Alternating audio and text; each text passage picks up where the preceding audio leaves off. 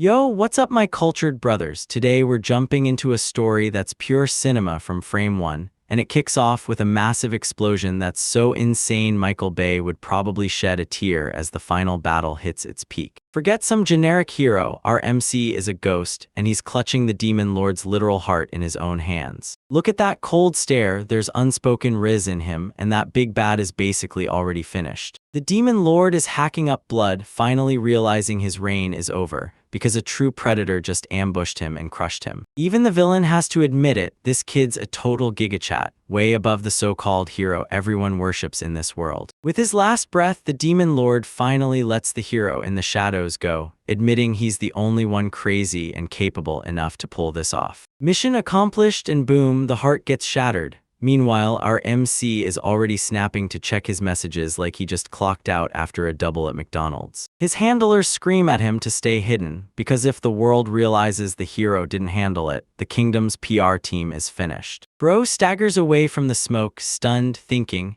how am I even supposed to live a normal life now that I was raised as a literal weapon of war? Right as he's lost in thoughts about his own existence, the war finally ends, and he strides off into the sunset like a legend. Back in the capital, the whole place is throwing a party and the shops are slashing prices like crazy, because they think the hero saved them, but really, they're just sucking up to a fraud. Our boy slips into the royal castle through the back door, because the front entrance screams trouble and he's built to stay invisible. And then bam, Chris shows up and Lord have mercy. Check out the secretary, those glasses, that uniform, and that step-on-me energy we all secretly crave. If she's out here sprawled like a queen, gloating about how the hero's victory news is going to explode and spread like wildfire, our MC just stands there looking dead inside like always, despite the fact he's the one who carried the entire raid. Chris slams a mountain of documents onto the desk, and the impact hits harder than he expects. Because sure, he's a god-tier assassin, but he's still just 15 years old. She starts yapping non-stop about the hero and Demon Lord war, and by the time she's done, you realize this same deadly cycle has been replaying for 30 straight years. Sure, humanity won again, but it's all one cold, carefully engineered lie, spun for the NPCs living out there on the streets. Yep, every 10 years a brand new hero suddenly shows up, and this fourth-generation legend burst into the spotlight right inside their own kingdom. If the hero wins, the whole country rakes in money. So yeah, the government is basically milking him like a cash cow. But the leaders feared the so-called hero was nothing but a total scrub, so they formed a secret organization to pull him out of the shadows. Step into the Special Mission Army organization, the crew that handles all the brutal dirty work while the hero's busy snapping selfies. They're the Shadows, an underground crew that doesn't care a bit about legality, as long as the mission gets nailed. 4 years back, it turns out our hero was a total beta, couldn't even wipe out a mid-tier demon. The hero kept getting smacked by one L after another, even with the best knights in the land riding in behind him. He was straight up about to meet his maker, then bail on humanity and watch everything burn, because he didn't have the stats. Just then, right on cue, our MC burst in at the last second, like the darkest night finally had a spotlight. Chris snaps at him to drop the act, stop pretending you're nothing, and just admit you're the one who carried all the weight. She says it right to his face, because yeah, he's the one who actually slammed the Demon Lord into the dirt. MC just stands there, hair dangling over his eyes, and you can almost see him spiraling through what he's gonna eat for lunch. Chris finally admits it, she was the one who ordered the organization to stop playing support and start running as the main carries. Our boy starts bawling, saying he's stuck doing all the work while the hero steals the spotlight.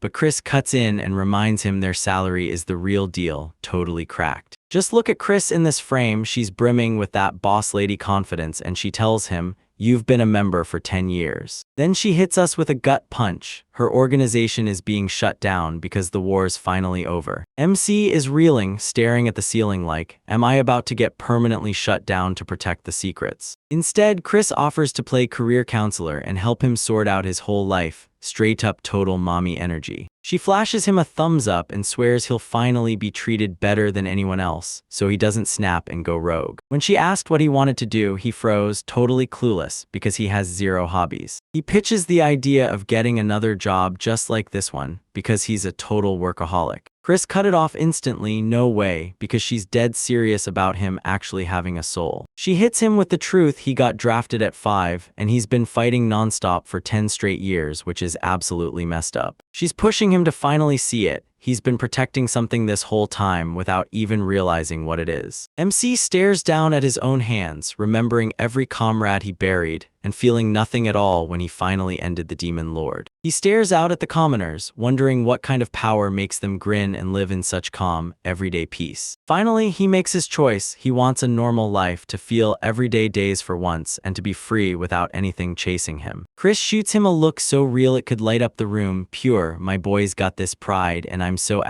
proud of him. She looks him in the eye and says, "Don't worry, I've got you. I'm completely on your side." Her brilliant plan: dump this 15-year-old killing machine into an academy so he can blend in and hang with kids his own age. Because he's been treated like a number his whole life, they've got to slap a real name on him, something that sounds like a normal NPC. She lands on Tweet, a slick little pun on his old number, 28. Chris barrels out the door like he's on fire, ready to lay out his whole life story, every detail of his education included. And right before she walks out the door, MC actually stops to thank her for everything. Like, that hits hard, because emotions like that are rare as gold for him. Chris bursts into tears like a proud big sister, because underneath that damey mommy tough girl act, she's totally a softie. She tells him, "Call me if anything goes wrong," and just like that, Tweet's brand new life kicks off for real. He arrives at the Royal Academy builders for the opening ceremony, looking totally out of place. But within 5 minutes, the legendary assassin is already totally turned around. No sense of direction at all. He's staring at a gigantic mansion, convinced he took a wrong turn, when really, the sheer size is just crushing him. Turns out the academy is massive, and our overpowered MC is about to kick off his normal school life, right in a sea of NPCs. Suarez, yo homies, we're back with another banger. Our MC's out here trying to play it normal, but he's built different, FR.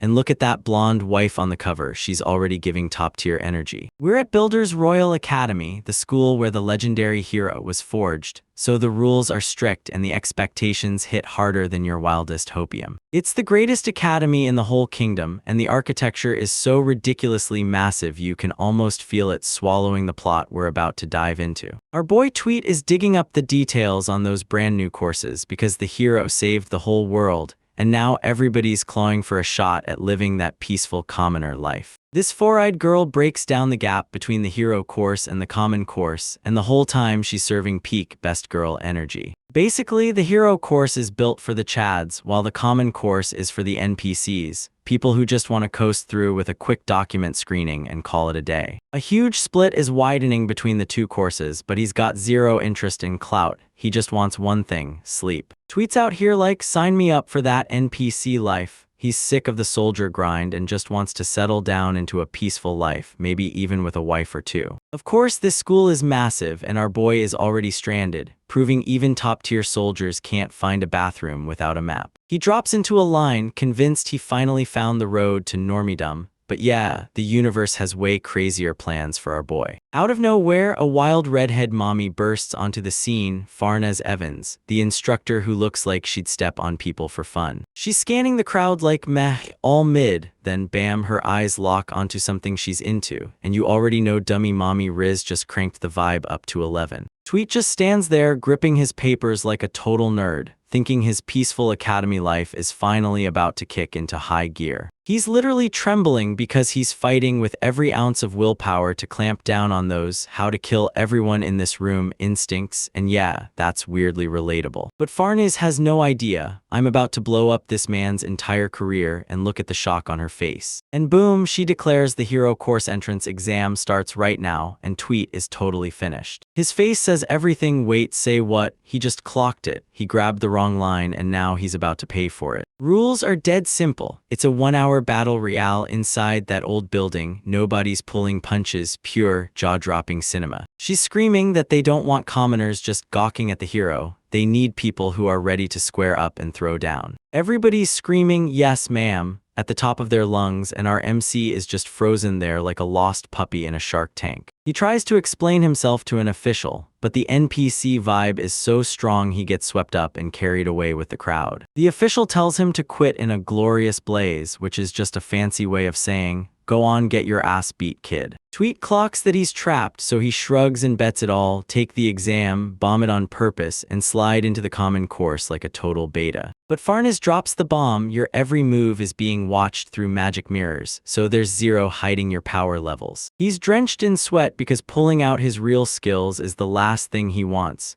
Yet somehow he's got the audacity to stay hidden and try to pull it off. The exam kicks off and the building is instantly going up in a wildfire of magic. Turns out these students are total menaces. Tweet's been hiding like a pro, praying that if he calls it quits too soon it won't look suspicious. So he's gotta stay cool and play it safe. Out of 1,000 people, only 100 make it through, so yeah, the odds scream that he has to survive the carnage. He decides to half-try beating up 5 people, then speed dips out, and he kicks it off by instantly teleporting behind some helpless NPC. One chop to the neck and the guy's out cold, dreaming about his grandma, while Tweet's already hunting down his next victim. He's slipping through the world like a shadow with a heartbeat, and the NPCs don't even get a second to react before they crumple to the floor. He thinks he spots a shadow, but before his brain can even catch up, he's already shrieking and begging for his life. He's scanning the area like he's the lead in a horror movie, totally clueless that a gigachat in a hoodie is hunting him. He tries to bolt, but at this point Tweet isn't chasing, he's toying with his prey, like it's dinner. That poor guy charges straight into a bomb trap boom, and it's not just speed. Tweet's got that top-tier high IQ energy, the real Riz. He towers over the defeated fodder, demanding to know if they're finished yet, because he's got a schedule he can't miss. All he needs is 2 more people to smash his quota, and he's racking it up with zero effort, straight up pure Chad energy. Then bam, Farnes shows up out of nowhere and starts puffing right there while the students stare like, yeah, she's taking this over. Because apparently the kids don't get to have all the fun. Tweet calls it childish for an instructor to jump into a battle royale, but Farnes just throws his head back laughing, because life isn't fair, kiddo. That's when our blonde wife, Elisha, steps in. She yanks her sword free with lightning speed, fast enough to make your head spin. She collides with Farnes in a blur of lightning-fast sword strikes, so quick even most eyes can't track a single beat. Elisha is holding her ground, but Farnes is a whole other monster, and that blonde beauty is starting to feel the weight crushing in. Tweet strolls up like it's nothing and casually drops that her skirt's rolled up, straight up man of culture energy in the middle of a war zone. She freezes in embarrassment, blurts out pervert, and goes for the slice. Yet he just stands there calm as day like he's waiting for a bus. He casts a fixation spell and slams her to the wall, and she just stares at him like he's the final boss of her worst nightmare. He's seconds away from knocking her out to complete his 5-person goal, then she screams, "Wait," and reveals she's got a plan. She pushes the idea, let's team up and take down the instructor, then I'll hand you the whole 1 million gold prize, and trust me, that's basically a gotchapole mountain. She straight up admits she just wants to clock that smug instructor right in the face, and honestly, I respect the hustle. Then Tweet realizes this deal isn't so bad, he gets paid, and he can finish the exam without looking like a total mess. He takes the deal and lets her slip away, but the second he's gone, she clocks the truth.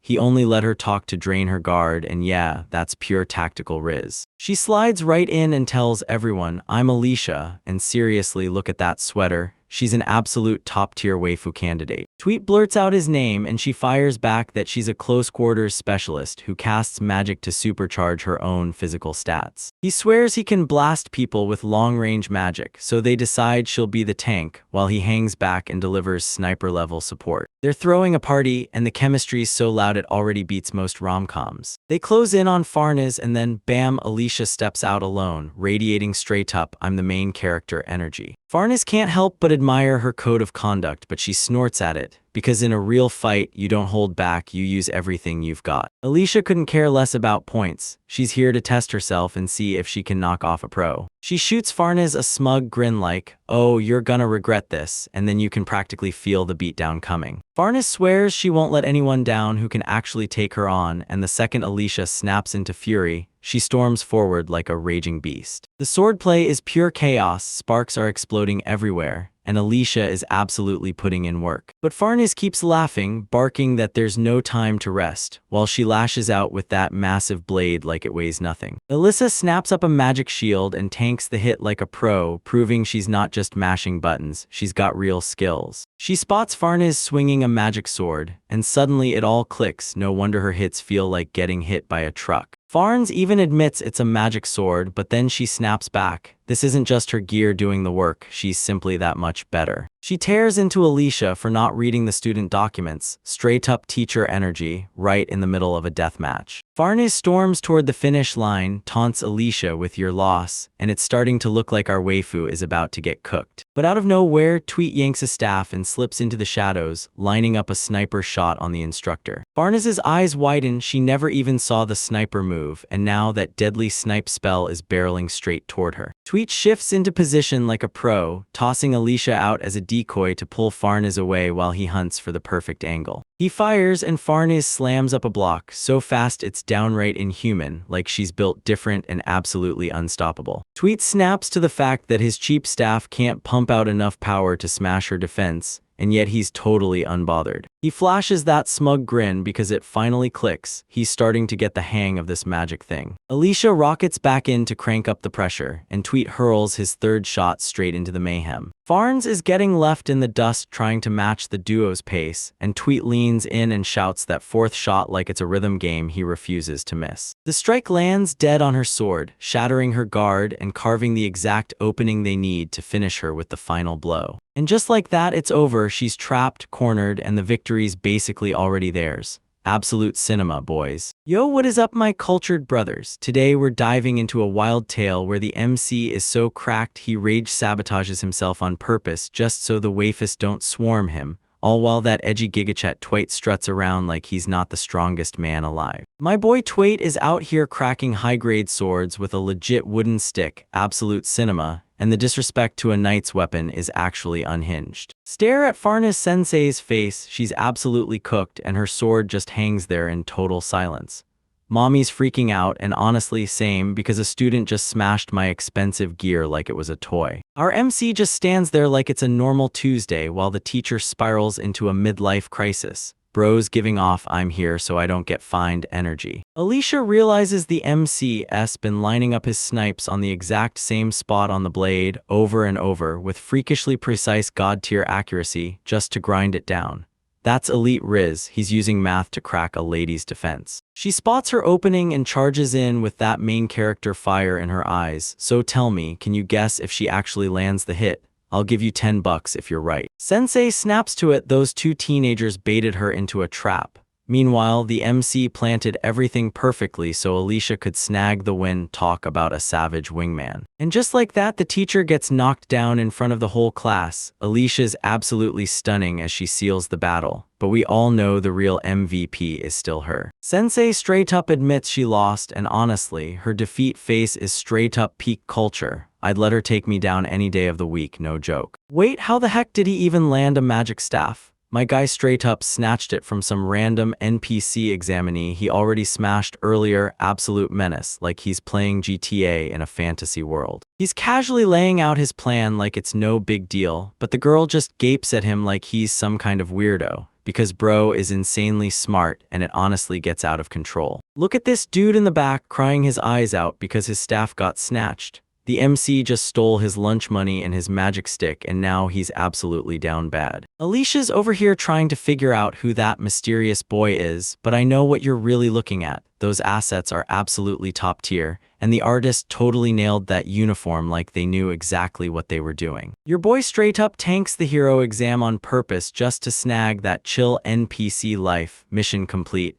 And now he's storming into the loser course like an absolute literal god. He's rocking that black commoner uniform now while Alicia trains in the white hero course, and the moment you see that contrast, you can feel it. They're totally about to accidentally cross paths every 5 minutes. Hold up, who's this new girl? Sylphia Makina just strolled in, and yep, she's another certified mommy with the glasses buff, like this school is packed with top-tier waifus. She's straight up saying they're both taking classes together anyway. So much for the MC's plan to disappear. He's basically stumbled into a herring homecoming. Alicia refuses to let him go, yanks him in like she already claimed him, and check out the dude in the back mouthing hard, basically a total beta. She's dead set on filing an official complaint because she's convinced he belongs in the hero course, And honestly, she's basically riding his hype at this point, but can you really blame her? Right when the moment hits, Farn's sensei bursts in out of nowhere and crashes the conversation. Two moms in the same hallway. And yeah, we're eating good today, boys. Sensei finally tells the real reason he tanked it, because the magic surveillance mirrors had zero footage of him. Like bro was such a ghost, the cameras couldn't even spot his shadow. The official records claim he wiped out nobody during the whole exam, and the sheer audacity is wild. He's basically hiding his true power like it's a game of prop hunt. He says it's just a habit he picked up from his old organization, dodging cameras, but you can tell he's a retired assassin, and those eyes, man, that's "I've killed God" stare. Alicia's out here going to war for his honor, pure loyal waifu energy, because she knows he's a Chad even if the whole school still sees him as a scrub. She wants him in the hero course so they can level up side by side, but she keeps pretending it's not for him. Classic tsundere move, and honestly, it's delicious to watch. MC finally stumbles into the dorms, ready to crash and unwind. Then some wild bro shows up out of nowhere, and the peaceful life instantly sounds like a fairy tale. Meet Glan, the turbocharged gym bro who's been absolutely abusing that treadmill, and now he's straight up crumpling from the grind. Then they strip down for a chat, and boom, check out the map etched across my boy's chest. Scars everywhere, like he's survived straight up nightmare after nightmare. He tells Glenn, yeah, I'm just a town janitor, and claims those are workplace injuries. Then he acts all proud like, sure, and I'm a rocket scientist. Bro's capping so hard right now it's honestly hilarious. Glenn honestly thinks that cleaning job is some death trap, straight up NPC energy, the kind of guy who'd buy a bridge if you told him it was for sale. In class, the teacher starts spilling the lore behind the Great Hiroshima War, and the MC just sits there, forcing himself to disappear among the background students. This smug C guy acts like he's the main character just because he knows a little history. Look at that face. That's not quirky, that's a mid-tier villain in the making. The teacher fires off a follow-up question, and that tweet just dumps the entire military encyclopedia like it's nothing, leaving the whole room staring in disbelief at that commoner's brain. Sensei's totally impressed, and those noble students are crumbling because the moment they realize a janitor's smarter, their whole pride starts cracking. Sieg, he starts acting like a total scrub the second he gets upstaged. Man, you're just a commoner. Go ahead, bro, keep whining while the MC slides in and takes your girl. He pushes for Alicia to say yes, but she shuts him down cold, doesn't even spare him a second.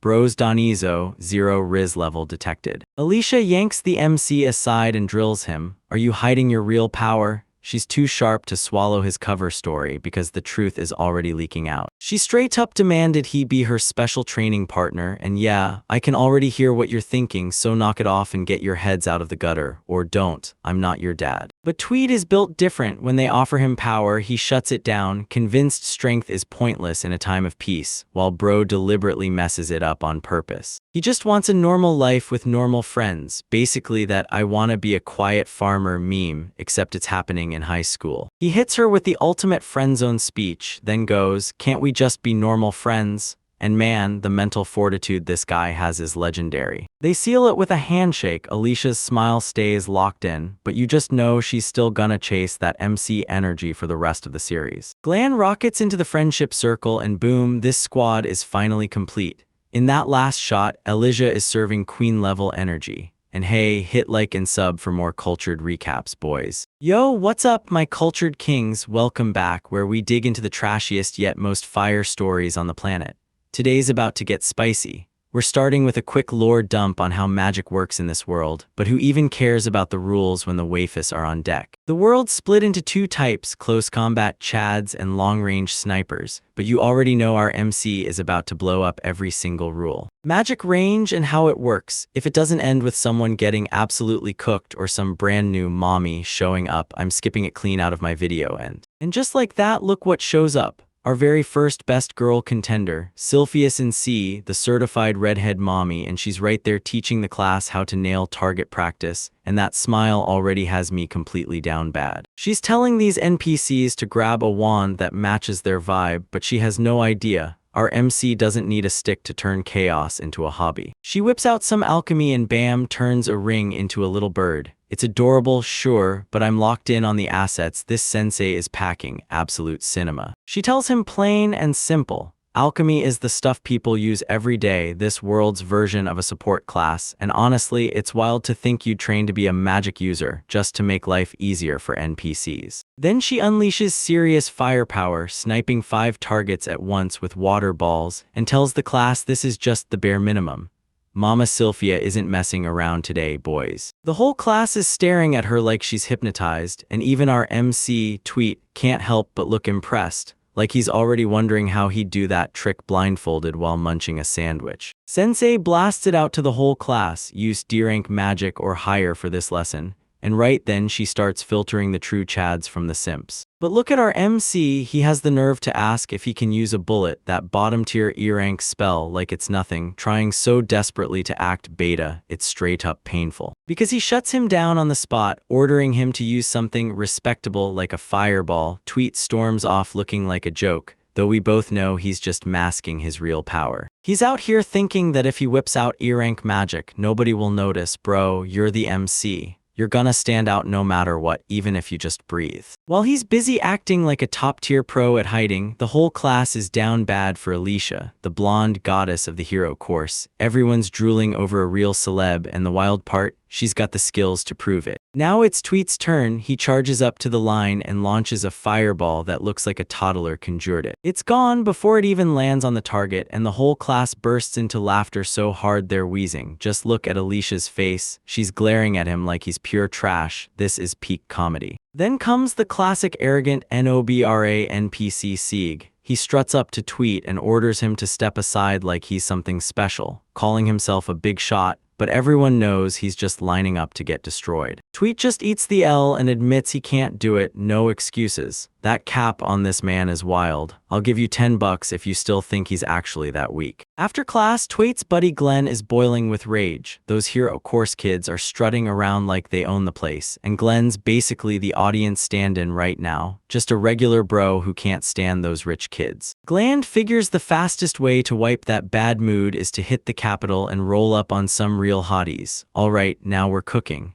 Let's see if these two actually got any riz or if it's all talk. Glenn kicks off a rant about how the capital is packed with hotties, and you better act like you've done this before if you want them to even look your way, because right now, he's basically teaching a masterclass in how to get brutally rejected. He's telling Tweet that in the capital, you've gotta make them believe you've done it 1,000 times, because he's all about that fake it till you make it energy. Glenn bolts off to hunt a target, and our MC is left standing there alone, while Tweet stares at the past, buried in some secret organization he'd rather forget, just trying to live like a normal 15-year-old. Too bad for you, kid. He finally clocks that he needs to chase new experiences for real, like talking to a girl without turning it into some mission. Glenn shoots his shot at a girl and gets the most glorious straight-up bitch slap I've ever seen, with his face distorting like a broken filter the second it lands. Dude's got zero riz. Tweet just sits there watching him get absolutely roasted, thinking Glenn's only ever been good at living out fantasies. And yep, Tweet, the answer is exactly that. Glenn's got a taste for pain, so he charges back in for round 2. This guy's spirit won't quit, even if his face is probably bruised to hell. He tells Tweet it's his turn, and Tweet's eyes light up when he remembers something a former colleague once told him. So he dives in and gives it a shot. Brace yourselves, boys, because Sherlock Riz is about to hit the scene. Tweet spots a girl and starts clocking her like it's a full-on boss battle, studying every detail, locking onto those ear piercings from a specific kingdom. Then he smirks, ready to use it as his perfect first strike. He points out her shoes are caked with mud, even though it hasn't rained in town for 2 whole days, so he clocks that she just slipped in from outside the castle walls. And this isn't some cheesy game to pick up girls, it's a straight-up criminal investigation. The girl is totally blown away and snaps at the bait. She's ready to follow him straight into a shoe shop, but then Glam sneaks up behind them, acting like a full-on pervert, and kills the whole mood in an instant. The girl locks eyes with Glam's creepy face and bolts like her life depends on it, because it does, and I can't blame her at all. Glan is a Rids killer. Tweet's jaw drops. Turns out he's got serious talent for this, and he swears it's because he used to work as a janitor and deal with customers. Yeah, sure, buddy, keep telling yourself that. Glan's sobbing because he's never once felt the need to cut ties with a friend like he does right now, and he's just bitter that Tweet is a natural-born Chad. They spot another cute girl at 12 o'clock. Tweet pauses because she looks way too familiar. "Oh man, I swear I know exactly where this is headed." He strides up to her and wow, she's a total cutie, flower tucked in her hair, looking lost and wiped out. And that's exactly the perfect moment for our MC to step in and become the hero. She flashes a perfect top-tier smile, and Tweet suddenly offers to take her to a shop. It's going way too smoothly, like something's off. Tweet offers her anything she wants, but his pushy intensity hits hard. She looks totally overwhelmed, and now he's panicking, terrified he grabbed the string too tight. Then a voice snaps from behind, "Sure, why not?" And right away, that familiar silhouette steps into view while the boss music blasts to life. Alicia is here and she looks downright terrifying, like that "I'm gonna murder you" grin, and you can tell it. Mommy's furious boys. They finally land at a cafe and Alicia just grills them, pure disappointment in her voice because they're out here acting like playboys. Tweet starts talking, but Alicia isn't listening at all. They both lower their heads in shame, because even the OPMC can't stand up to a disappointed blonde goddess. The other girl is Mize, and yep, she's in their class too. Tweet is so used to brushing off NPCs that he didn't even realize his own classmate. Glenn clocked her from the start, and he even let Tweet try flirting with his own classmate just to watch him crash. Glenn's a straight-up menace. Mize is basically an idol to the regular students, sweet, modest, and adorable, and that's exactly why Alicia guards her like she's got to protect her from the whole world. Alicia fires off a lowlife jab at Glanna, and honestly, she's dead on. Tweet's stuck in the blast radius of Glan's stupidity. Then Alicia's whole vibe flips serious mode. She demands to know why Tweet held back during the magic lesson because she's already clocked that he's a sleeper build. Tweet's trying to shut it down again. He's saying he can only run snipe and bullet, and he's sticking to that claim like a total pro. Then it hits him, his instructor's voice rings back. "Those two spells, that's all you need."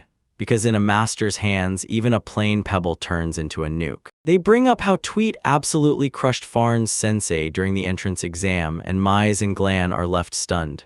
Then bam, the secret starts leaking out. Just as they're about to speak again, boom, there's a commotion, and it's Sieg back at it, shoving and bullying the poor shopkeeper like a menace. Seriously, this guy's a walking L. Sieg smashed a fancy decorative sword, and now he's flat out refusing to pay for it, calling it trash. This beta noble's audacity is absolutely unreal. The shopkeeper's freaking out because those decorative swords are secretly wildly expensive, and Sieg's just cashing in his status to be a total jerk. Tweet and the girls hover on the sidelines, watching. Alicia looks seconds away from drawing her sword and cutting this guy's whole career short. She flashes that icy stare again, saying nobles like him would kill without even blinking. "Mommy, mommy." Sieg is seconds from pummeling the shopkeeper, but Alicia lunges in and snaps, telling him what he's doing is murder, and Sieg still on phase, convinced he's untouchable. Glan jumps in and tells Sieg that he doesn't get to pick the punishment, but Sieg just bursts into laughter and calls them all commoners, like he's speedrunning his own downfall. He glares at Tweet and spits that he's a failure who can't even use D-rank magic. Bro, you're talking to someone who could wipe you out with a snap of his fingers. Sieg starts patting himself on the back, bragging that he's the Baron's heir and that his judgment is ironclad. He flashes a smug nod to Alicia, the fellow Hero Corps student, like he's impressed, while acting like a total condescending jerk anyway. Alicia shuts him down with a brutal stare, flat out telling him his confidence is anything but solid. She's swinging for real today. Then she throws the bombshell, "Tweet is stronger than you," and the silence that follows is so loud it feels deafening. Sieg loses it and blasts lightning magic into the air like a poor man's Sasuke, totally seething because he got outshone by a girl and thinks he's weaker than even a commoner. He charges in screaming that he'll erase them, but Tweed's already in motion, so lightning fast the NPCs can't even spot him. A Tweet slams right into Sieg's face and orders him to shut down the spell. Bam, that chilling cold aura hits instantly. Absolute cinema. Sieg lunges to strike anyway, but Tweet is already charging a bullet spell. He gives Sieg one last warning before it all explodes. The Tweet rips through the air because this isn't a normal shot, it's a specialized piercing blast that punches clean through Sieg's hand, and blood goes everywhere as the MC finally stops messing around. But Sieg's down on the ground shrieking like a stuck pig, and Tweet just stands there telling him, "Do this first before you split, pay for the sword, savage." Sieg swears he'll get revenge as his buddies drag him out. then you just know he's gonna slip back later for round 2 and get cooked again. Alicia's jaw drops, she demands to know what she just saw, and Tweet only fires back that it was an E-rank spell bullet, while Bro scrambles to play it down. He says it's a custom build bred for speed and piercing, then Alicia fires back, "Who are you really?" And he drops the legendary line, "I'm an X-Down janitor." The cap's so astronomical it's basically unreal. See you guys in the next one. Yo homies, I'm back with another certified banger for the men of culture. Today we're jumping right back into the life of our favorite shadow pro who's begging for a normal day, but the NPCs just keep poking the bear, and look. These two cuties are calmly munching like nothing's happening. This is literally the calm before the storm, and yeah, in this genre, that normal life vibe is a flat-out lie. Even the MC's homie is way more pumped for lunch than he's worried about his own future. Yeah, that's a whole mood. Meanwhile, our guy starts clocking it. The local blonde is nowhere in class, like she's still huddled in some corner, crying her eyes out. MC is replaying yesterday. He literally punched a hole straight through Sieg's hand, and Bro is crazy lucky he's still alive after messing with a shadow pro who earns a living wiping up everyone else's mess. Alright, here comes Alicia, the main waifu of the day, and yeah, that uniform has her looking straight up lethal. She's freaking out because the blonde simp didn't show up, not realizing her new crush is the one who already packed him up. She starts ranting about the social hierarchy between the hero course and the common course, and I'm like, look at those boots and that skirt. She's already giving step on me confidence, and yeah, I'm totally here for it. But our MC is an absolute savage. He straight up asks her if she's got any friends in the hero course. The look on her face is priceless. She's a lone wolf trying to act cool, and honestly, that makes her even more elite. She calls it being independent, but come on, she's just coping hard with zero riz, and her reactions, absolute cinema. That's best girl energy for this whole series. She lays it out, those hero course kids are nothing but toxic elitists, sneering at everyone below them, and yeah, she's way too clean for a dump like that academy, but good news, at least she's sharp. Yeah, the hierarchy is real, and that's why the MC's collar is a total disaster, because he couldn't care less about noble, proper rules. Alicia can't stop herself either. She's already moved in, playing housewife and fixing him up like a mission. MC kicks off his story by admitting he worked as a shadow janitor before he ever enrolled. So yeah, that cleaning floors act is really you scrubbing up bodies and trying to sell it like a cover story. He says his old boss would have taken his head off for something as small as being untidy, like, that's not a workplace, that's a death sentence, and that's exactly why this guy is built so different. Alicia decides to fix his collar herself, and she gets way too close for comfort. Seriously, look at that distance, fellas. This is the exact kind of tension we live for, and it's spiking way higher than my blood pressure. She's locked onto his eyes like, how are you staying this calm? I'd be losing my mind at this distance too, but our MC's got the ultimate Sigma grind set. Then she blindsides him with the ultimate question, don't you have any interest in the opposite gender? And at this point, she's practically begging him to look her way. She's absolutely down bad. MC slides in, snatches the ultimate, and blazes, what if I do this? Move. Because the truth is, Bro's got hidden riz that could end world wars, and just look at her face. Her face transforms into a literal tomato in 3 seconds flat. She never saw that alpha energy coming, and now she's totally cooked, and she knows it. Then he blurts out that she's got long lashes, and boom, he's got her wrapped around his finger like a song because he's playing her like a fiddle and she's falling hook, line, and sinker. She's totally flustered, hiding her face like some shy NPC, and you know you can't help but love watching a dummy mommy get humbled by a real man of culture. She's dead set on digging up his real side, no matter the cost, so yeah, good luck, sweetie. He's the shadow hero for a reason, you're just the side quest. She jabs a finger at him and calls him a shady guy, then the scene snaps to the next day, and yeah, she's not wrong because that's exactly why he's a total Chad. The very next day in class, guess who crawled out of the hospital? It's Sieg, strutting around like a total beta, trailing that little squad of lackeys behind him. That clown genuinely thinks he's him, and he challenges our boy to a duel right in front of everyone. Yeah, it's about to turn into a full-on massacre, so grab the popcorn because violence is about to blow the roof off. Still, he's in tears over his noble family like it's going to save him. Your reputation means nothing when they're about to pack you up in 4K, no matter how fancy your last name is. Alicia jumps in to talk him down because she can see he's seconds from getting demolished. She's literally trying to save his life, but he's too blind to notice the obvious red flags. Sieg snaps at her to shut up, then goes off on how commoners don't stand on the same level. What a walking L for real. Somebody needs to smack some humility into him. And he straight up raises a hand at her. Yeah, that's a huge no-no. You never lay a finger on the waifu, especially not one that's that thick. His buddy shuts him down in seconds, and Sieg is lucky, because if the MC wanted, that disrespect would have ended right there. Just look at that punchable face, he's practically begging for a beatdown. MC tries to play it cool and blurts out an apology just to end this fast and guard his secret, but he's barely staying low-key before that blonde NPC won't drop it. So Sieg shoots him down with that psycho grin, like this guy actually believes he's the main character, and the nerve is absolutely wild. He's trying to publicly humiliate the MC in front of the entire school to make an example out of him. Bro, you're basically asking for a viral fail video that's gonna haunt you forever. He's yelling about justified revenge like some bargain bin anime villain, and the best part?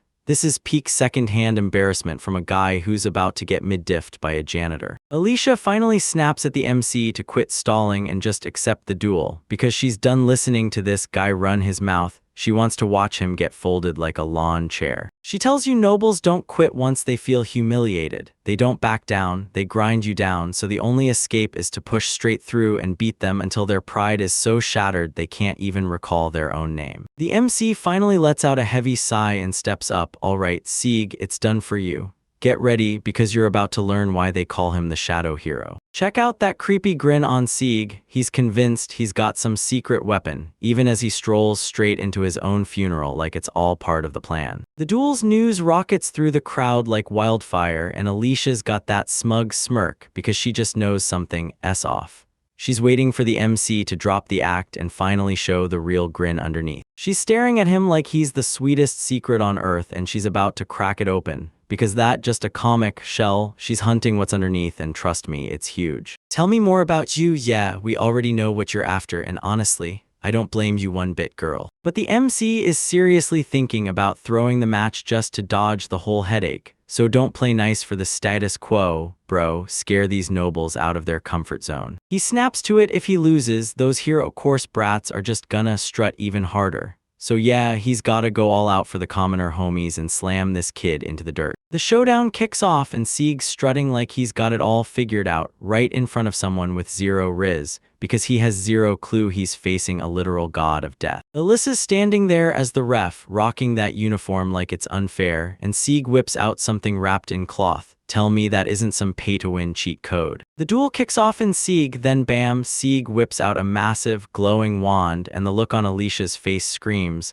that's military grade, and it has zero business being in a school duel. It's the Erd Kaiser, a legendary wand forged in the Great War, and this blonde loser actually shows up to a fistfight with a rocket launcher. Talk about the ultimate beta move. He blasts a lightning spear right away, trying to drop our boy with one clean shot, because that power is absolutely unhinged, and he's basically trying to straight up kill him in front of everyone. Sieg's cackling like a full-on maniac, but the MC weaves out of those bolts like it's nothing, just a Sunday stroll, so you can't hit him, you blind blonde NPC. MC is tearing across the arena in pure panic mode, while Sieg just rage spams attack after attack like some button masher on autopilot.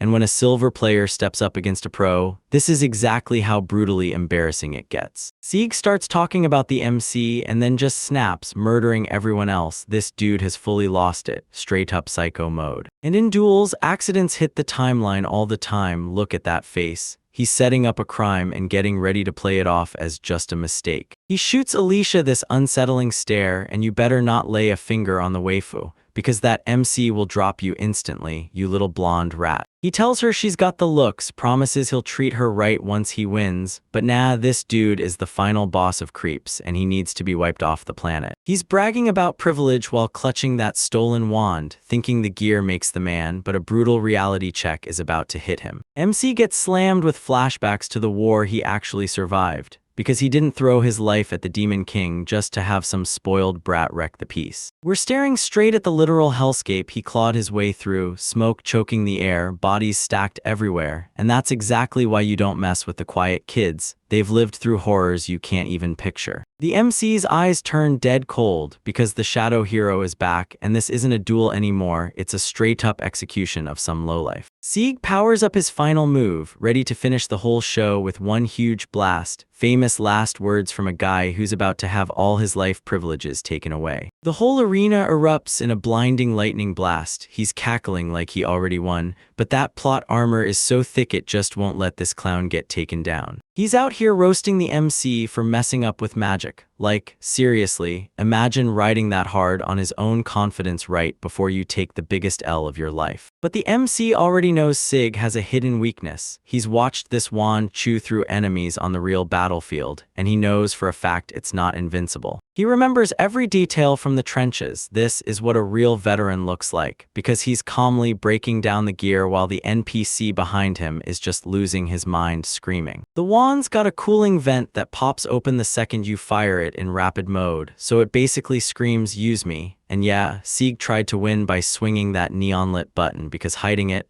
dude was too dumb. The MC nails the vent in one clean, pinpoint move, and when the wand hits, it literally detonates, shattering the whole thing as Seg's hands get crushed. Sieg just glares at his shattered toy like his whole world imploded, and now he's frozen, helpless, and the sweat starts pouring down. Boom, smoke explodes everywhere. When it finally clears, the MC is right there, blade pressed to his throat, and yeah, the turntables have turned absolute cinema. He's trembling and he spits Sieg's own words right back at him, shaking aside. He laughs that accidents are normal in duels, and the irony tastes downright delicious. Sieg trembles like a leaf, a blade pinned to his neck, then it hits him. He's not the main character at all, he's just the tutorial boss. MC straight up lays down the rules: stop bullying the commoners and stay away from Alicia. Our boy S finally stepping up for the homies, and it's straight up glorious. Sieg tries to fire back, but the next thing he knows, his face gets slammed into the floor. No words, no excuses, and definitely no permission to talk, loser. The only word you're allowed to say is wise, and that gigachat energy, it's maxed out, like he's shredding this guy's whole soul from the inside out. He vows to rip Sieg's limbs off unless he follows the new rules. Yeah, our boy isn't messing around anymore. When he snaps, he turns into a full-on menace. Think hard, bro is shattering his will piece by piece, and I'm eating up every second of it because Sieg is officially traumatized for life. Yo, what's good, my cultured brothers? We're back with another banger. This time the MC is a straight-up god trying to play it like a background NPC, but the universe refuses to let him chill.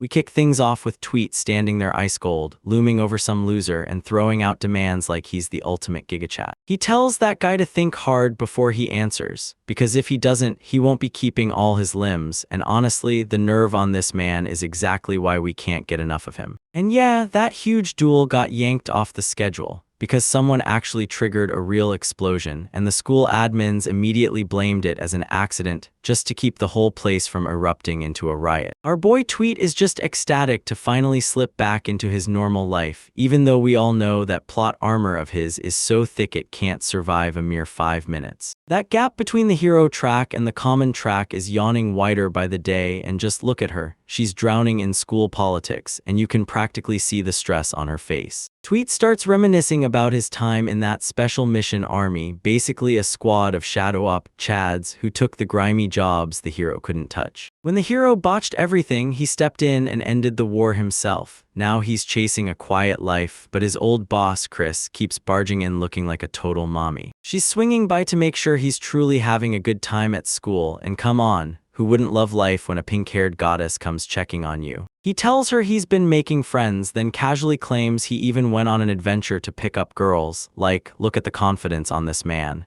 And he says it with zero shame, dead serious. Chris is frozen in shock because she can't wrap her head around it. Her tiny shadow assassin is out here trying to play the playboy. He's out here flashing a thumbs up like he was born for it, but you and I both know that intensity is probably scaring them half to death. Chris is straight up losing it, trying to process the fact that Tweet just turned into a Rizzler. She's starting to regret letting him enroll because if he turns into a total degenerate, what did she even sign up for? But yeah, deep down she's just jealous she's not the one he's getting picked up by. Chris cracks that she's still tied to the bureau, and every time she strikes a pose, the culture meter just shoots through the roof. She tells them the bureau is basically the parent crew of their old shadow unit, keeping the kingdom safe from human chaos now that the demon lord is finally, officially gone. She's ranting that humans are even more of a nightmare than demons, and Tweet just stands there taking it in, loyal as ever, the loyal simp hiding in his bones. She whips out his legendary sniper wand and declares that nobody else can touch it,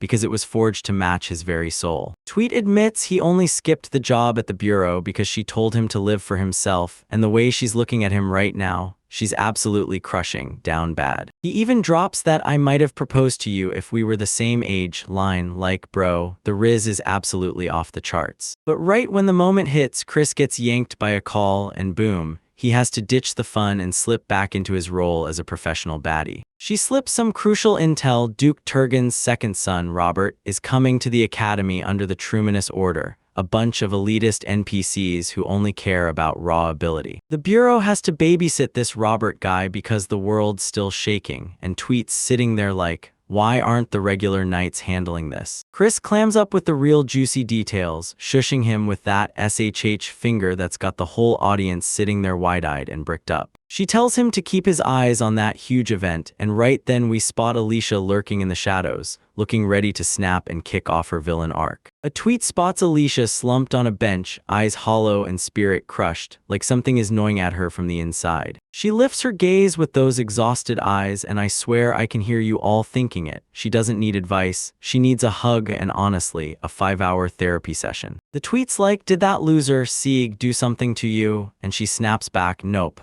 It's the other way around. Sieg turned into a total beta after the explosion. Tweet swings in with some words of wisdom, like his old mentor used to, and before he can even finish, Alicia snaps back, because he's clearly into older girls. She's gripping her skirt like it's the only thing holding her together, visibly breaking down, and she snaps at Tweet, asking if he thinks revenge is just plain ridiculous. The whole vibe flips to ice cold darkness, and you just know she's plotting something that has zero chance of ever showing up in the school curriculum. Tweet doesn't give her some lazy NPC line about revenge being bad, he actually weighs it like a real Chad. He says revenge isn't ridiculous at all, it's the spark that keeps you breathing when you've lost everything. Alicia's stunned. She thought he'd launch into one of those power of friendship speeches, but our MC is built different. Tweed lays it out straight. Chasing revenge usually traps people on a self-destructing road, where they don't even care what blows up after. Alicia flashes back, blood-splattered, grin stretched wide like a lunatic, and I swear that moment is straight-up absolute cinema. He says it's a heartbreaking outcome to end your life right after the revenge is over, and Alicia finally looks like she's getting the recognition she's been craving. He flat out admits Sieg's revenge wasn't just chaos, it actually meant something to him, and yeah, that's a wild take, which is exactly why he's the GOAT. He locks eyes with her, then growls, if you're going for it, make it count. He blurts her name, and the air turns so sharp with tension you could slice it like a blade. He just straight up demands, who are you? And bro, when the camera zooms in on her bow, it feels downright ominous. Alicia flashes a fake smile and swears she's not about to do anything crazy. Yeah, sure, we all know that's a total lie. Tweet watches her drift away and realizes he should have grabbed her and stopped her the moment it happened. He finally clocks it. Ordinary life is way more fragile than he ever imagined, and it hits even harder for someone who grew up right in the middle of a war. He's starting to spot the first cracks in the academy's peaceful facade, and it doesn't look like it'll hold for long. A few days later, the teacher, the other top-tier waifu, rolls into class and drops some seriously amazing news. She spills the real luminous order and drops the bomb that the Royal Knights are rolling in for joint drills because the students, they've completely lost it. Tweet clocks it. This is the big moment Chris warned about, and you can practically see his exhaustion as the drama starts creeping in. The drills kick off in just 10 days, and the students are even getting a shot to chat with the legendary knights. The girls in class are already swooning for Knights, probably praying he'll marry them into a high rank. Alicia rises to her feet with a stone-cold stare and demands, so the Luminous Order are the only ones showing up. Tweet keeps staring at her, and you can practically feel the final boss energy blasting off her like a warning signal. The teacher confirms that Duke Turgon's son, Robert, will be there too. Alicia's smile vanishes instantly, and the look on her face screams, "I'm done for." She looks like she's 1 second away from either collapsing or wiping someone out, and yeah, it's probably both. The teacher straight up tells them the students are about to be picked for the executive committee, so they'll help run the drills. Every NPC lanes in and hisses rumors about the Duke, while Tweet is just trying to vanish before anyone notices. The teacher calls for volunteers, and you already clock exactly who's about to shoot their hand up. Alicia steps up and says, "I've got it," and the whole class instantly exhales, because nobody's got to do the work. The teacher hands it to her and orders her to show up in the school building during lunch. Tweet watches from his seat, realizing this is the moment the massive disaster is about to explode. Alicia's wearing that terrifying look again, and Tweet can already feel it. He's about to have to carry the whole school on his back. From the very next day, Alicia flips completely, like a switch, and this time it's definitely not for the better. She starts ditching class, and the other students quickly clock that something's off, real weird. Maze panics. She says Alicia keeps showing up to committee meetings, but totally shuts out everything else. Even when someone tries to talk to her, she cuts them off fast with a sharp fine, like, "Yeah, this is the kind of classic, I'm about to commit a crime" energy. Tweet snaps back and realizes she stopped studying altogether. Now she's locked in, going all in on leveling up her combat skills. He can read that terrifying look like a warning label. She's absolutely planning to assassinate someone during the event. The story yanks us into a carriage flying across the countryside, and the tension just keeps exploding higher and higher. They roll up to the Turgon Dachai. This massive mansion screams that only top-tier nobles live here. A knight leans in and tells Robert Sama, "The capital's guards are here at last." And would you look at that, here comes a girl who screams cultured maid or secret agent, sent to escort him. Robert Turgon's silhouette flashes on screen, and you already know he's about to be a total menace. One Tweet is gonna have to smack down to the ground. But will Alicia finally get her revenge, or is she walking straight into a trap? Find out next time. Yo, what's up, my cultured brothers? Today we're jumping back into the life of our secretly op homie who just wants peace and quiet, but the wafus won't let him breathe.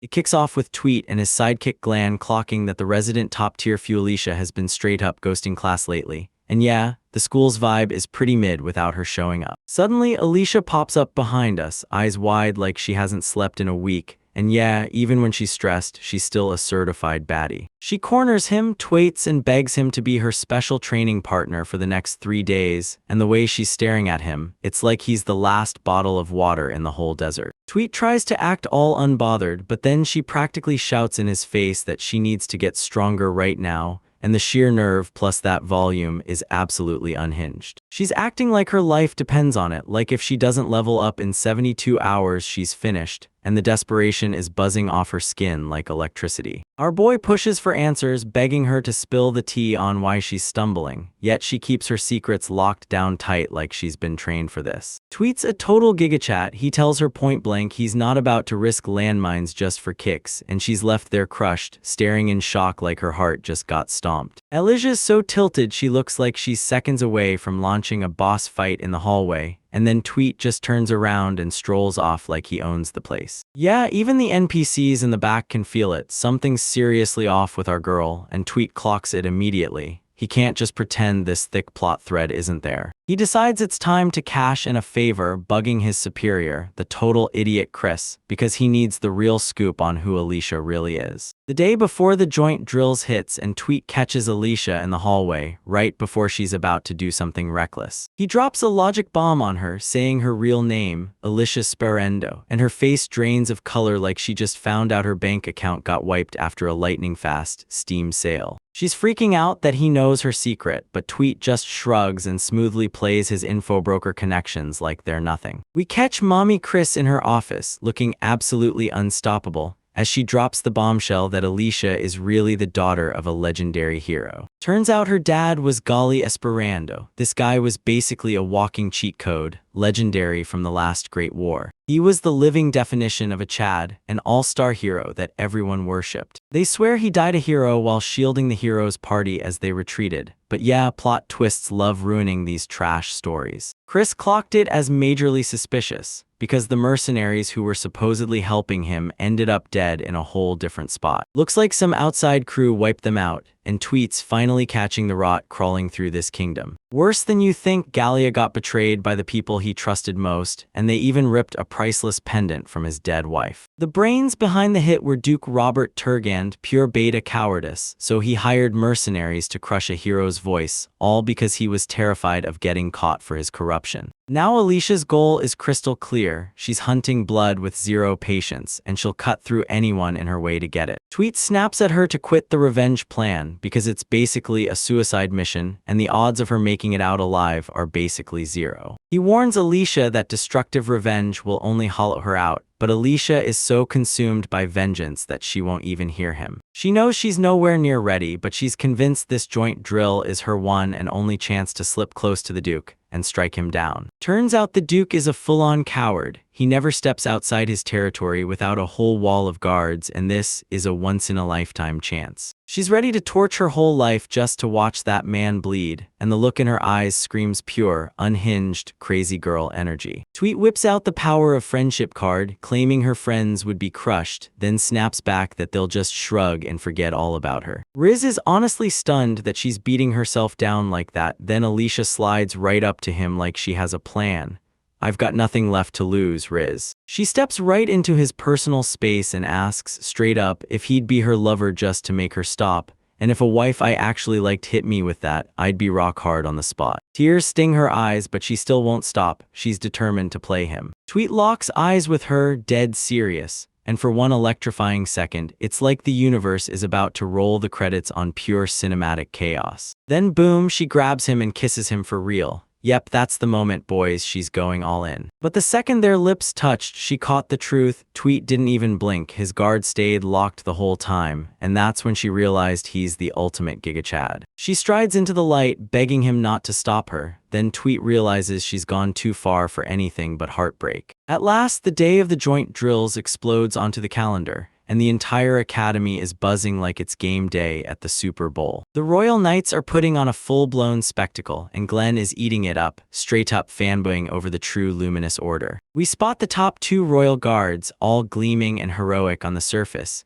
but you better believe the real muscle is lurking in the shadows. Then right on cue, we finally see Robert Turgand himself, pure greedy energy, like a walking NPC who desperately needs a hard reality check. The executive committee throws down mock battles for the students and the knights, then Tweet clocks it. Alicia is absolutely biding her time, waiting for the perfect moment to strike. All the students are daydreaming about getting scouted, but our boy Tweet is laser-focused on studying the field like a total pro. Glenn's bursting with energy to prove his skills off. He's probably just trying to wow a few cute girls in the crowd. Tweet jumps in too, grabbing the adult sword and swinging like he knows he doesn't need a real sharp edge to demolish these guys. He finally comes face to face with Lauren Delight, the Order's captain, and everyone says she's an absolute monster. Tweet's trying to size up how strong this surface hero really is compared to the shadow world he crawled out of. The captain snaps, "Come at me," and you can practically taste the disaster, because that overconfident move is about to come back to haunt him. Tweet sparks rage, rockets forward at insane speed, and the captain can barely even follow, pure top-tier MC speed flex. He's a blur in motion, and the captain's attitude flips from "I'm in charge" to "Wait, what the hell is happening?" Their blades slam together, and the shockwaves hit so hard that everyone instantly knows this isn't some run-of-the-mill student showdown. That Tweet is straight up roasting him, showing off moves no normal student should ever be able to pull off. The captain finally snaps into full seriousness, launches an all-out attack, and makes it painfully clear he's been toying with the whole time. Our boy S holding back so hard it's basically disrespect, and he's baiting the captain straight into a trap. He spots a hair-thin opening in the captain's guard, and now it's time to strike and deliver the sauce. The captain's pride ignites because a student is shoving him around, but the truth is, he's already been outplayed in the mind. He tweets it like a confession. Turns out the sword was pure bait, and now he's lining up the next move that's going to knock the captain out cold. He shuts him down with a brutal fixation, then lands a strike so hype it practically explodes the room. The captain is absolutely rattled. He just realized he's gone toe-to-toe with someone on a whole other level. Tweet lands a punch, then grumbles to himself that it didn't smash as hard as he'd wanted. The ref blows the whistle while the captain just stands there, stunned because he can't believe he almost got cooked by some teenager. The whole crowd goes dead quiet, like their brains brains are buffering, trying to catch up to the absolute cinema they just watched. Next, Tweet shrugs it off like a true pro, admits he forgot to hold back, and drops the ultimate flex. The captain's a real sport, admitting he'd be honored to spar with someone that skilled felt like a trophy on its own. He asks for Tweet's name, and our guy just drops it like it's nothing, cool as ice, then strolls off. Tweet clocks that the captain is a beast, but his thoughts are already sprinting back to the mission and the Duke. Chris talks to Mommy again, pressing her about whether the Bureau is finally going to crack down on the corrupt Duke. Chris points out that even with a criminal on the loose, the higher-ups swear he's good for the kingdom, and honestly, classic NPC logic at its finest. Chris rocks that uniform like it was made for her, then the vibe flips fast because Grim Elisha is coming for her tonight. Tweet finally realizes her hatred won't calm down until the Duke is dead, and right now, he's made his move. He's not letting her stop, he's going to unleash the chaos, then swoop in and fix the mess like the gigachad he is. Tweet's out there trading blows with the captain, and bro's moving like he's got a lag switch. This is the peak of the mock battle, and he's standing there like a total chad. The captain's sweating buckets because he finally realizes, way too late, that Tweet is built different. One perfect hit, and this ancient NPC is straight up cooked. Spurring S over, and Tweet's suddenly playing humble like he didn't just wipe the floor with that guy. Sure, they shake hands, but let's be real. The real gigachad is standing right there. The captain demands his name, and our boy drops Tweet like an edgy MC. Yeah, you just know he's gonna be stuck in that guy's head rent-free. And everybody's freaking out because Tweed actually clipped a top-tier captain. Now bro's riding him so hard it's almost painful to watch. But look at Alicia in the back, she's way too quiet. Tweet finally clocks it. She's been acting suspicious and still hasn't made a move. We pan over to this absolute unit of a noble, Robert Turgand, basically a Discord mod with a title, and his security is locked down harder than my jeans after Thanksgiving, so nobody's getting anywhere near him. Tonight, Alicia's finally ready to shove this fat pig straight into the Shadow Realm, because she's doing it for her father, and the audacity of that guy is so insane it's about to get him wrecked for good. First, lock in on those eyes, boys. She's gone full psycho mode, like, don't ever mess with a waifu who's got nothing left to lose. Brace yourself, this backstory is gut punch material because every villain needs a tragedy. Gallia wasn't just her father, he was basically her entire world. They said this man was the legendary captain, the sword's demon, an absolute chad who was the strongest in the whole order, and get this, he's also a top-tier girl dad, which makes what comes next hit even harder. Little Alicia was out here swinging her sword like a storm, while the other NPCs just messed around with dolls,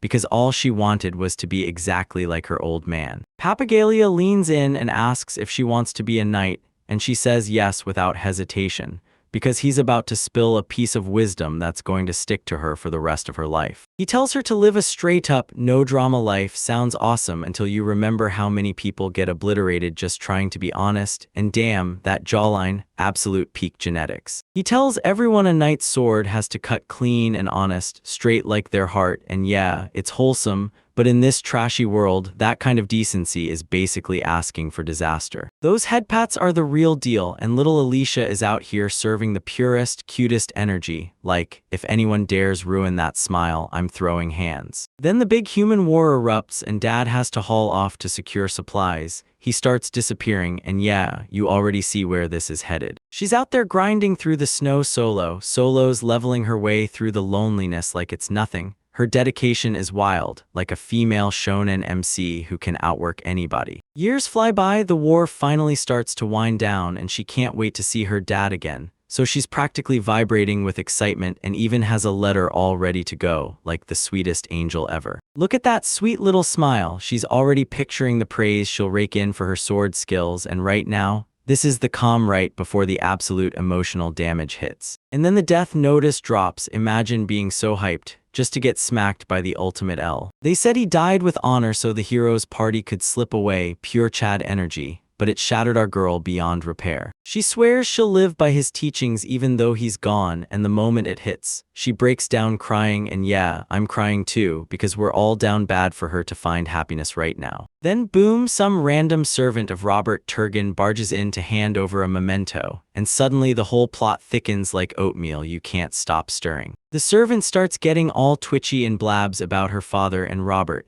only to reveal they weren't exactly best friends. He caught them arguing inside a room nobody was supposed to enter. Turns out Robert was running some shady business, and Dad wasn't about to let it slide. They tossed the whole embezzlement and silence story aside, and now the servants convinced Robert killed her dad just to shut him up. So this betrayal, it's personal as hell. She heads to the other knights and they all agree the whole situation reeks. No one's holding anything back because they've got real reasons to like her dad. Robert basically hired mercenaries to back him up, but they ditched him mid-battle and left him for dead. Then Robert had the remaining knights executed for betrayal because this dude is a full-time hater. It hits her like a truck. Her dad's death was a cold, calculated move by Fat Noble. And yeah, the absolute cinema, the revenge arc is officially lit. Her father lived clean and honest, then a twisted monster murdered him and she's crumbling right now. Honestly, I can't blame her for wanting blood. She decides she's still going to survive and she goes straight for Robert's throat.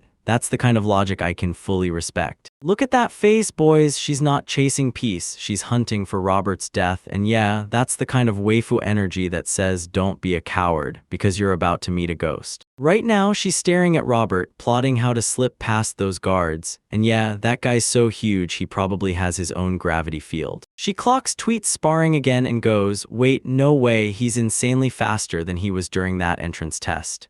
Yeah, bro's been hiding his real power this whole time. Now she's freaking out if Tweet throws her support to the enemy. Her revenge plan is dead on arrival, and she can't afford that because Tweet is pure chaos and nobody, not even her, can predict what he'll do. She keeps telling herself to stay cool because if she misses, it's over. And the tension is so intense it's got my body reacting before I even know why. They're going to shove their way into the castle by using the equipment transport as a smokescreen, straight up stealth mission vibes, Solid Snake style. Robert is rolling up to a dinner party without his full squad of bodyguards, and that's exactly how the Eat the Rich chaos gets its perfect opening. I'm ending it today. She's trapped in there and you can practically feel it. Somebody's about to lose their head. She strides off and Tweet just stands there staring after her. Yeah, he feels it for sure. The vibe is pure. I read the script. Like he already knows something S about to hit. Look at those eyes. Tweet is basically the human wait for it caption, and he's not simping. He's just watching the chaos unfold. The moon hangs high, the air turns brutal, and now it's time to pull off an assassination where one wrong move means instant death. She's out here slipping through the crates like a legit ninja, like if they catch her in his game, it's game over. But somehow she's got plot armor and she's not going down. Watch that tactical skirt, boys. Maximum mobility, maximum murder is coming, and she's closing in on Robert, heart pounding like crazy. She leaps out of the wagon and sticks the landing like it's nothing. Because honestly, the castle's security is so weak that a student can just stroll in. There he is, the target himself. Robert strolls into the castle alone, acting like some free pick, begging to get ganked. Hold up, he's not going inside at all. He's rushing straight for the garden, and it's even better than she could have ever dreamed. Under the moonlight, the garden looks gorgeous, like the perfect spot for a quiet stroll, right before something brutal goes down. He's completely alone with 0 guards. Elijah's right on his heels, staring like she hit the jackpot, while this guy keeps marching straight into his own grave. I can actually end him. The thought slams into her and panic starts to crack her from the inside. That smile right there, that's where the trouble ignited. It's terrifying as hell, and honestly, I'm completely hooked. She's chanting, I can kill him, like it's a cursed spell, and yeah, we've officially hit full psycho waifu mode. She's storming in like it's Robert's dumb ways to die, brain-dead nightmare, and the whole thing is absolute madness. Her inner voices are shrieking at her to just go for it. She's drawing her sword, and there's no backing out now. She refuses to slow down because her rage is the only fuel keeping her moving. Just wait. Robert's about to get the surprise of his life. Boom, one sharp swing and Robert's head is tearing through the air like a cannon blast. This isn't just a kill, it's a work of art. Blood splattered everywhere and she panted like she'd just run a marathon because the deed was finally done. She starts cackling like a lunatic because she literally sent his head flying. This is straight up Joker level mental collapse. I'm freaking delighted. She's blushing and there's blood everywhere. Do I run in fear or do I walk up and try to get her number? She replays Tweet in her head and realizes she's still here, still breathing, still kicking, and yeah, she actually beat the odds. The adrenaline's fading and now she's feeling every ounce of what she just did. Because murder, that's the kind of high that'll swallow you whole, boys. So what now? She finally snapped to it. She'd spent her whole life chasing this one moment. and then realized she had absolutely nothing left. She fed her whole life to revenge and never once wondered what came after. So how is she even supposed to live a normal, straightforward life now that she's an assassin? She shrugs and storms back to the academy like, yeah, she didn't just decapitate a high-ranking noble. No big deal. The next day rolls in and she's back at school like nothing ever happened, until you see him waiting there, the man, the myth, the legend. And he just blurts her name and you can practically feel the tension snap in the air, because he knows he's got to know. She tells him she's cut everything off for good and he just shrugs like, I figured,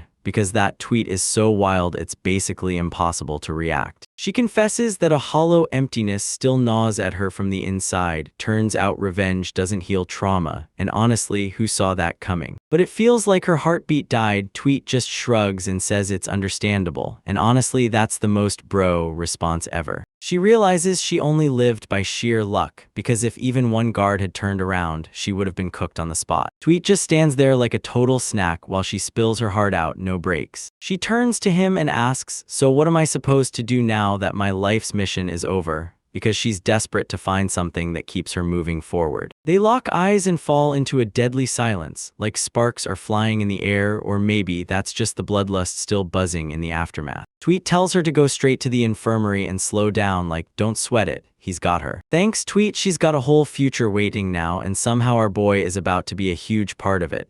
Absolute cinema. Yo, what's up my cultured kings? Today we've got a spicy one. Alicia finally thinks her edgy revenge arc is over, but the moment she looks around and cracks, you can tell she's empty inside because turns out playing murder hobo doesn't exactly pay the bills. Yo, check out those eyes, she looks totally wiped out. I'd let her lean on my shoulder, but I'm glued to this absolute masterpiece right now. Back in class, the teacher looked straight up fine as hell, sorry mommy. And Glenn over here was whispering like a damn snitch cause Alicia is skipping class again. That Tweet just sits there acting like his usual beta self, while Alicia admits that dropping her target didn't make her feel like a gigachad, it only left her hollow to the bone. She finally storms in late, looking like trouble in the best way, and the teacher acts like it's no big deal, while I'm sitting here thinking Tweet's completely flustered just from watching her walk in. Glenn's over here playing it cool like he's some kind of bro, but we all know he's secretly in over his head and the plot's got him completely down bad. The whole squad turns to her like, you good? Eyes locked, checking in, ready to jump in and help, and I'm just thinking, if I had a waifu squad that loyal, wow. Elijah flashes them a smile that could melt depression, thanking them for nodding like absolute NPCs. Then Mai steps in like, wait, what are you doing here?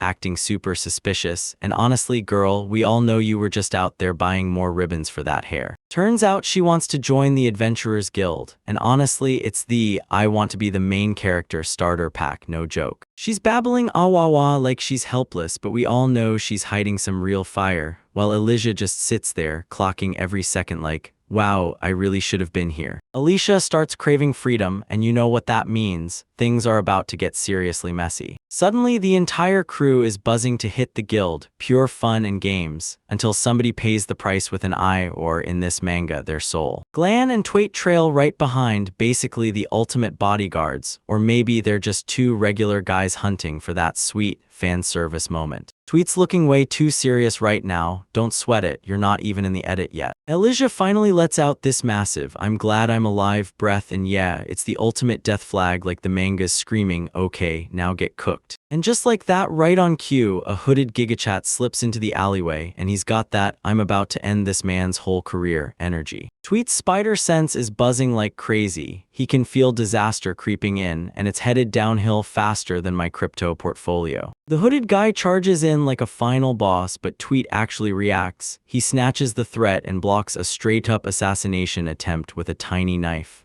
Absolute riz. Look at that speed, bros, finally shutting down every beta allegation. A casual tweet spills that Alicia was 1 second away from getting decapitated, until he stepped in like a hero, because yeah, that vibe got murdered. The assassin yanks out a blade stolen straight from the royal castle, and Alicia stares at it like someone just exposed her browser history. He asks if she recognizes the blade, and Alicia starts shaking like crazy, because this isn't some random mob, it's personal. She's practically shaking out of her skin with fear. Yeah, I'm seeing the panic. And for the record, some of you people are going to have some wild thoughts, you absolute degenerates. Tweet clocks the mismatch, tells her they need to bail right now, and finally Finally, a smart MC shows up to shut down the endless talking for 3 whole chapters. They sprint off fast, leaving the gland and mice in their wake. Sorry, bros. The plot's got room for just the main couple right now. Gland tries to play hero and cut down the pursuers. Big mistake, pal. You're just an NPC and you don't get plot armor. Glenn tries to throw down, but the assassin shrugs it off like nothing. Glenn's getting absolutely cooked. That assassin doesn't even spare a glance for the side characters. He's laser focused on our thick waifu, Elijah. Tweet fires off the order, everyone run, while he takes the crushing weight on his own shoulders, and bro finally snaps into full-on Chad mode. And Mize is freaking out because she knows she's just dead weight right now. So go, girl, run and save those moves for the next volume. The tweet hits them with that "I believe in you" vibe, basically screaming,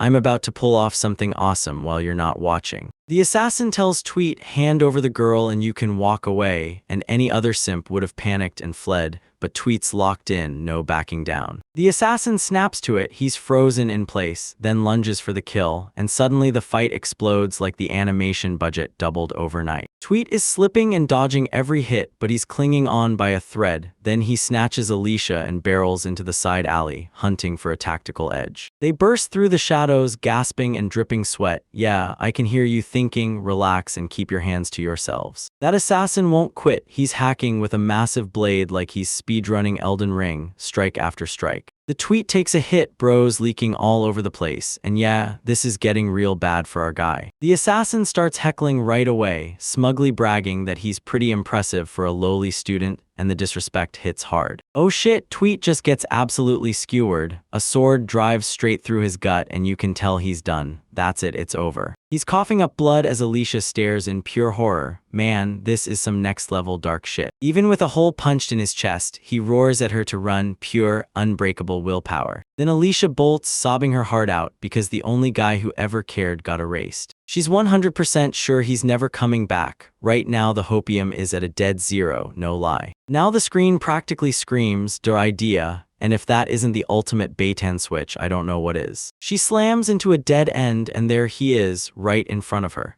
That hooded menace is already waiting, and man, that's the worst possible timing. Wait, Tyvio's in this too. Those annoying little pests were blocking his path and he's basically saying, yeah, of course they're here. Please don't tell me it's true. They dump Glan and Mai's bodies right in front of her, pure brutality, and the worst part is, they wipe out the entire support cast in a single chapter. Just look at them, crumpled in the dirt like it's over, and this manga is already screaming 0 to 100. Elijah is spiraling into a full-on mental meltdown, and this is raw, peak suffering. She's bawling her lungs out at the sky, demanding to know why they had to pull something this cruel. Girl, this is a revenge manga. What did you think was gonna happen? The assassin flips his armor wide open, and then the real light, the real luminous, bursts through. This isn't some random thug, he's part of the entire Night Order. Alicia's paralyzed, then it hits her. She's not the only one out for revenge. Yeah, we're the same. This is that real talk where you and I realize we're not as different as we pretend. She trips and smashes to the ground, utterly shattered, and the assassin demands, "Why are you running when you knew this was coming? Karma's a beast, and tonight it's collecting." He starts spilling the lore. Turns out they're war orphans the guy Alicia killed once saved, and wow, what a gut punch of a plot twist. They spent their entire lives chasing a way to repay him,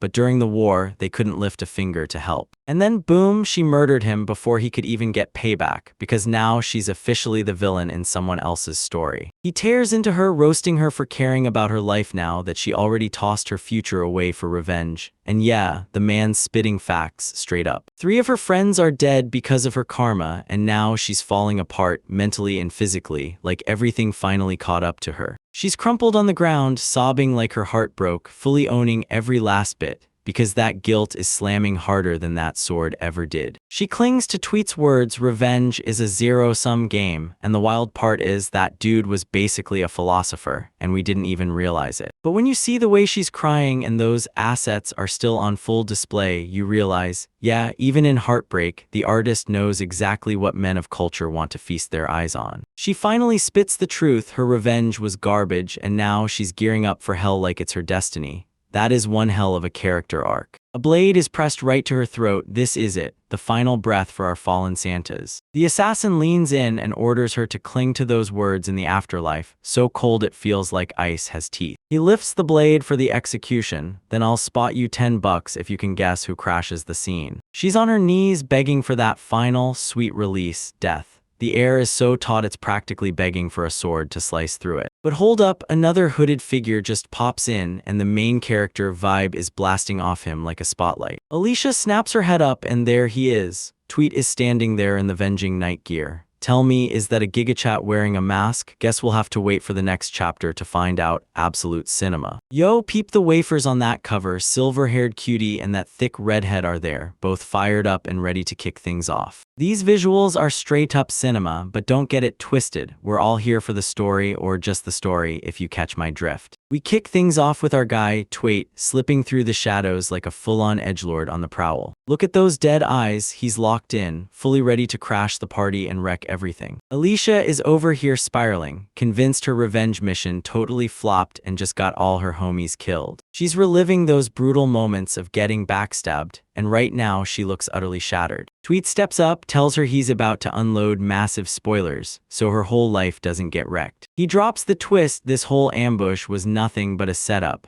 a ridiculous farce he cooked up just to teach her a lesson. She's staring at him like, bro, are you seriously doing this right now? As her whole reality starts cracking in half. Yeah, he fired up alchemy to whip up fake heads of her friends. Talk about nerve from our MC. He tells her the attacker was his old coworker and the whole day was a setup, just to prove in front of her how badly she's failing. She's completely stunned. She got played so hard by a guy she thought was nothing. He tells her point blank the dude she thought she murdered is still alive, still breathing and living his best life. Turns out she just straight up stabbed the doll he'd prepared in advance. Seriously, Riz, how does a guy like him have that endless prep time? He basically tells her to calm down, quit the simp for revenge act, and the artist just blesses us with a top-tier view of her thighs. They both look like they got tossed through a blender, and they'd better sprint straight to the dressing room for fresh clothes. We cut to a calm park scene because even shadow assassins need a breather after hours of gaslighting. A tweet pops up like it's fresh out of the box, and meanwhile Alicia just sits there, stunned like, wait, she's still not a murderer. He finally admits he may have gone way too far with the psychological warfare, and it's a rare moment where he actually sees himself. He admits that even if it was just a play, it nailed exactly how her self-destructive spiral would have played out for real. She stands there with her head bowed, stunned by the fact she nearly tossed her entire life away for absolutely nothing. She breaks down in tears, swearing she still feels empty, like revenge didn't fill the hole at all, even after she finally got it. She never once dared to picture a future for herself, like, that's next-level main character syndrome, honestly. After she watched her friends get wiped out, she felt it in her bones. Only a brutal death awaited her in the dark. But now, all that's left in her head is crushing regret. She realizes she was so stupid to fall for that trap. Tweet finally thinks the revenge fever is gone for good, so she believes she can live a normal life with him at last. He tells her that revenge belongs to the prepared, not the amateur, because amateurs let hatred rip the wheel out of their hands with no plan at all. He's basically saying that's why you hand the killing to the pros, because they come with real after-sales service. He struts off looking like a full-on Chad, bragging that this time he's really gonna take out the trash. Alicia's stuck there, staring at the ground, freaking out over what kind of monster she's really got herself into at school. Suddenly, Chris shows up. Look at those glasses and that outfit. She's got cultured dummy mommy written all over her. Tweet plays it cool while Chris sweeps him for bugs because she already knows he's up to something shady. She hands over a mysterious case packed with a gigantic ring, and Tweet flashes that it's go time, smirk like trouble's about to strike. We cut to this flashy noble's mansion, and sure enough, the villains are inside, pulling villain moves and acting way too proud while they lap up their own glow. Inside the royal castle, everything's gold-plated and spotless, but the vibe is dead, like the whole place is just waiting for disaster to snap. This fat noble Robert is being a total jerk. He makes his servant taste his wine for poison like some sad, classic beta. The servant's trembling like a leaf because Robert's a certified scumbag who doesn't give a damn about the NPCs. Robert is strutting, bragging that his security is so tight no one can touch him inside the royal walls. Knight Lauren is pressing him for answers. What in the world is he terrified of when he's standing right in the safest spot in the whole kingdom? Robert's skin breaks into a cold sweat and you can practically feel it, someone from the other side is on the way to claim his soul. He brings up the Special Mission Army, the kingdom's dirty little secret, the boogeyman nobody wants to bump into. These guys are basically ghosts, cold, silent killers, using techniques that no human should ever have. They say one of those guys even took down Imagine by himself, while the hero couldn't.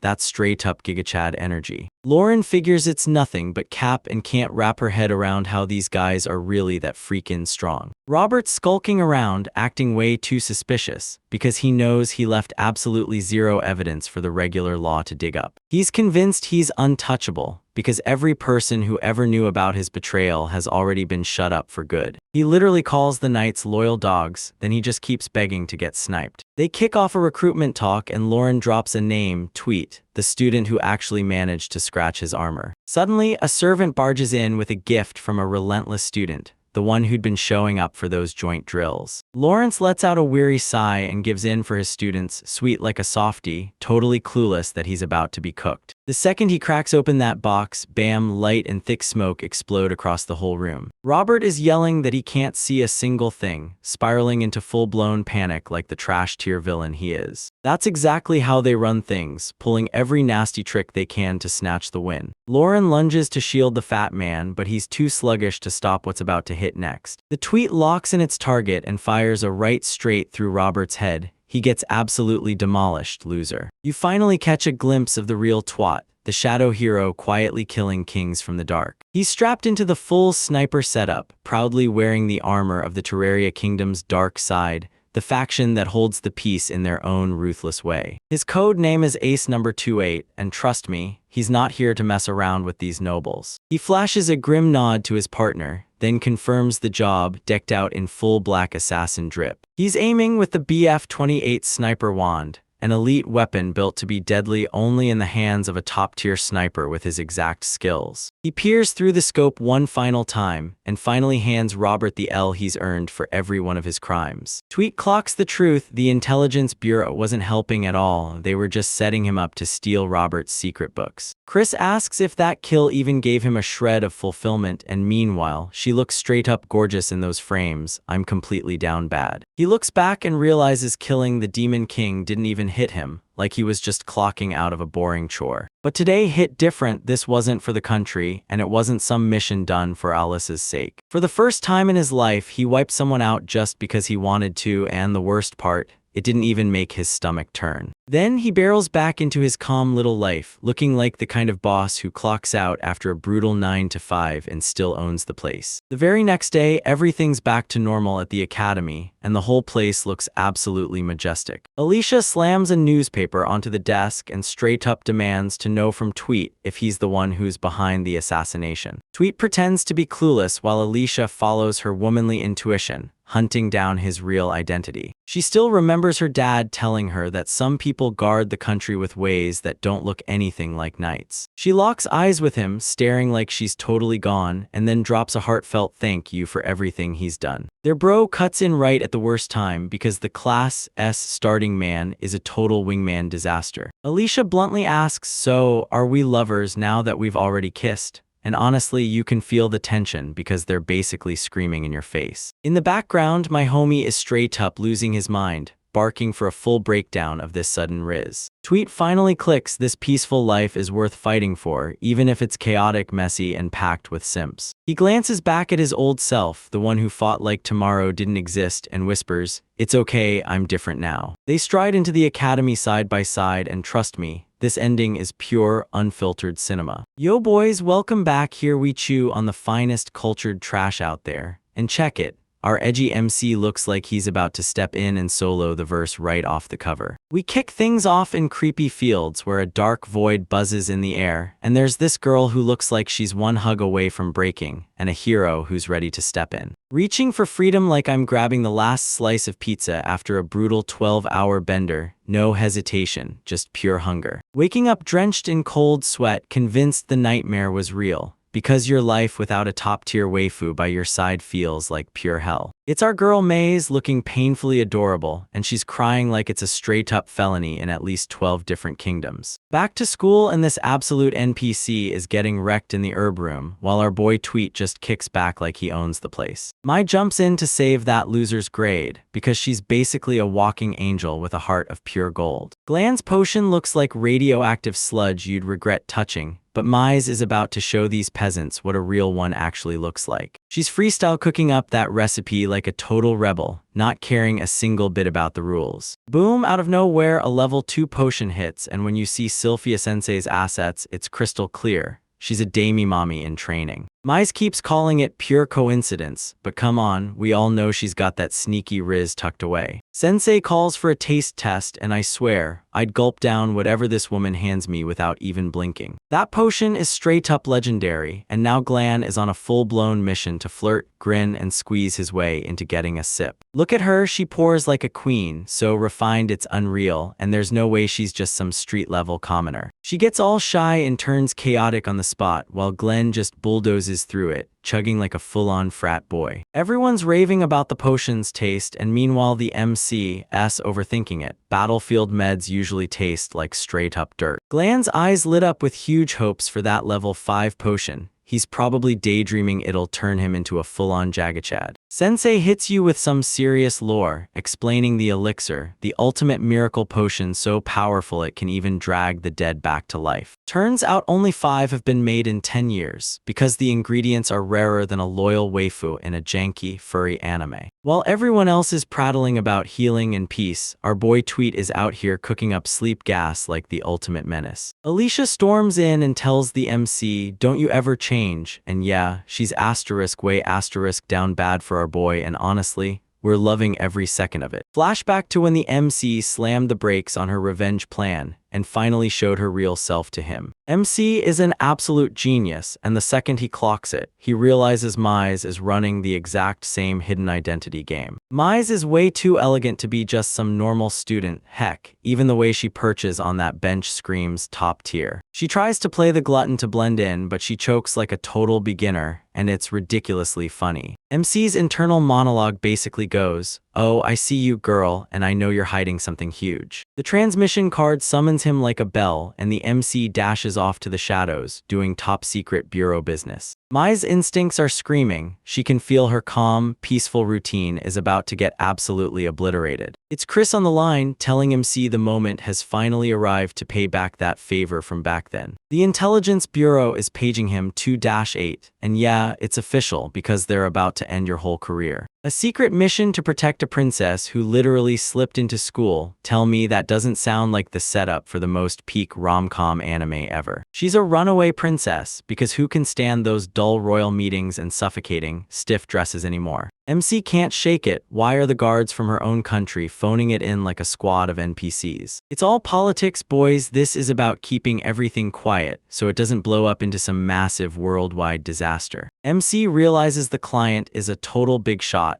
and he refuses to owe anything to another country. Rule number 1, the princess must never figure out he's her secret bodyguard, so he slips into full stealth mode, no traces, no tells. And yeah, some criminal crews are cooking up a ransom kidnapping, so tonight the MC's about to break some skulls. And the princess's name is Michelier's Arcadia. Sounds so fancy it screams trouble. At school, she goes by Mai's Howance. Then the plot kicks into overdrive like Sensei's thighs in the afternoon sun. MC is completely rattled. Turns out Mai's isn't just some mysterious face. She's really his friend, and yeah, this is peak cinema. Chris is losing it because MC somehow charmed the princess out of nowhere, like it just happened, and he didn't even lift a finger. MC finally gets the green light to bring his beloved partner into play. No, not some waifu, I mean his massive sniper rifle. Chris sends him off with a grin, and MC looks like he's about to harvest souls, while somehow looking insanely cool the whole time. Next morning, and some hooded NPC is already lurking in the shadows like a straight-up creep. MC clocks him lacking on the spot, and you just love watching that pro-level skill unfold in real time.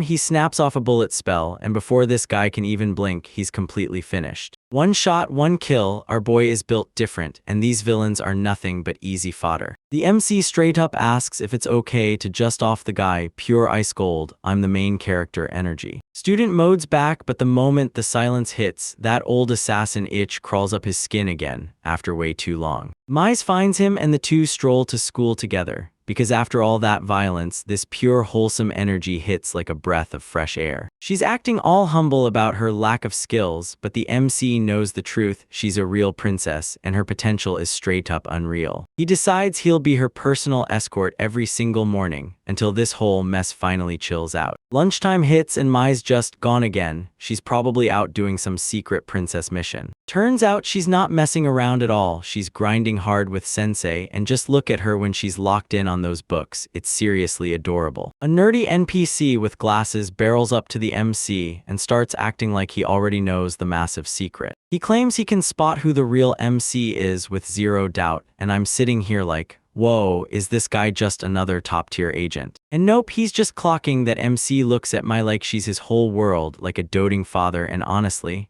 that's a savage roast on his riz. Turns out it's basically a whole fan club full of simps, and Glenn's already one of the main guys. Mize is spiraling into embarrassment over the fact she's got the makings of an idol. Her blushing face is basically screaming 10/10 culture. MC can't figure it out. Why does nobody recognize her face in this whole academy? It's like she's the ultimate hidden gem, slipping past everyone's notice. He tails her to find out what she's doing, and there, he hears her quietly humming the tune like she owns the night. She's backstage by herself, hammering out her idol intro, Dessous Dessous, over and over, and I'm not even joking, my heart can't survive this level of pure culture. MC blanks for a heartbeat, yet he stays locked onto the trail like a seasoned bloodhound with zero hesitation. She's at the training grounds, pounding her magic into shape just to get stronger, because we love a dedicated queen. She's putting in the grind, training hard to master self-defense spells so she can stand on her own. MC is genuinely blown away by her own grind. She's carving out her way with royal blood in her veins, but moving like only she can. But the rats are still swarming the school gates, biding their time for the perfect moment to strike. MC snatches one assassin by the collar and growls, "Don't you F this up."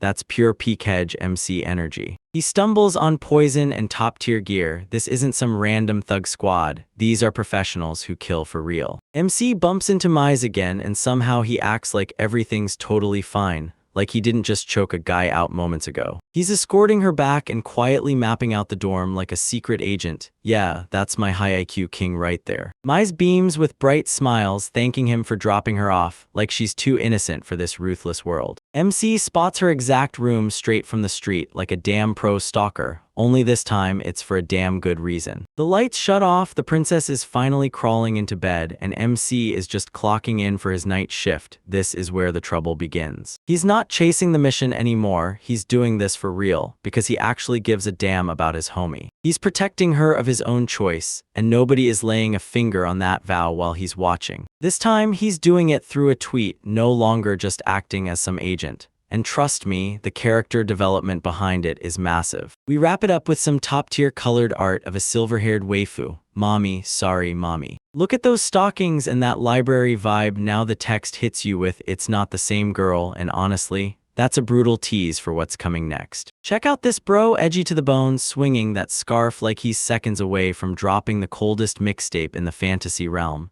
He's trying way too hard to act like some throwaway side character, but we all know he's secretly the hidden goat. So our boy Tweet is playing the long game. He's secretly Mai's bodyguard, even though she's the runaway princess. Can you imagine being some high-tier royal and choosing to ditch the palace life just to hang out with a bunch of losers at an academy? Your boss is basically telling the MC, keep your riz on low, because if anybody figures out who you really are, this mission is done. It's the classic I'm secretly a god but act like an NPC setup, and I'm obsessed with how bold that whole audacity is. The squad pulls up to the academy. Yeah, it's basically the same generic fantasy school vibe, but at least the buildings don't have the MC's social skills. Look at what our squad's packing today. Boys, cute Princess Mize and absolute mommy tier Alicia, no debate. Mize wants to hit up the Adventurers Guild, and if she told me to go anywhere, I'd be down bad in a heartbeat. The whole crew's buzzing to go register, but the MC's stuck in the back of his mind replaying the dumb farce he had to pull earlier, while he's playing literal 4D chess and his friends are just thrilled to be in the room. They finally slam into the Adventurers Guild, basically a fantasy temp agency, where you clock in, get paid in copper coins, and spend your days wiping out rats. So yeah, super glamorous. Mai's freaking out, probably praying her plot armor is thick enough to survive a rank F quest, while Alicia chills in the back like she's already living in a way better manga, main character energy and all. Inside this place, it's louder and livelier than a Discord server right after a new wife drop, like a classic tavern smell of sweet drinks, cheap spirits, and shattered dreams baked into the air. Suddenly, the whole vibe dies when some blonde NPC steps in, just looking at his face screams beta, and you know he's about to get absolutely roasted. This is Sieg Falchion, and hero course student acting like a total gigachat just because his dad is a baron, and the way Ross Glaze and him try to flex is so painfully forced it's actually embarrassing to watch. Sieg starts firing off mad trash about commoners like he's untouchable, and then, surprise, our MC already wiped the floor with him in a duel, so now he's just salty and embarrassing himself. The bully clocks that he's totally outmatched and scuttles off like he just got kicked. Glenn, though, is genuinely disappointed there wasn't a proper fight, like, bro energy turned up to max. Hold up, check this receptionist.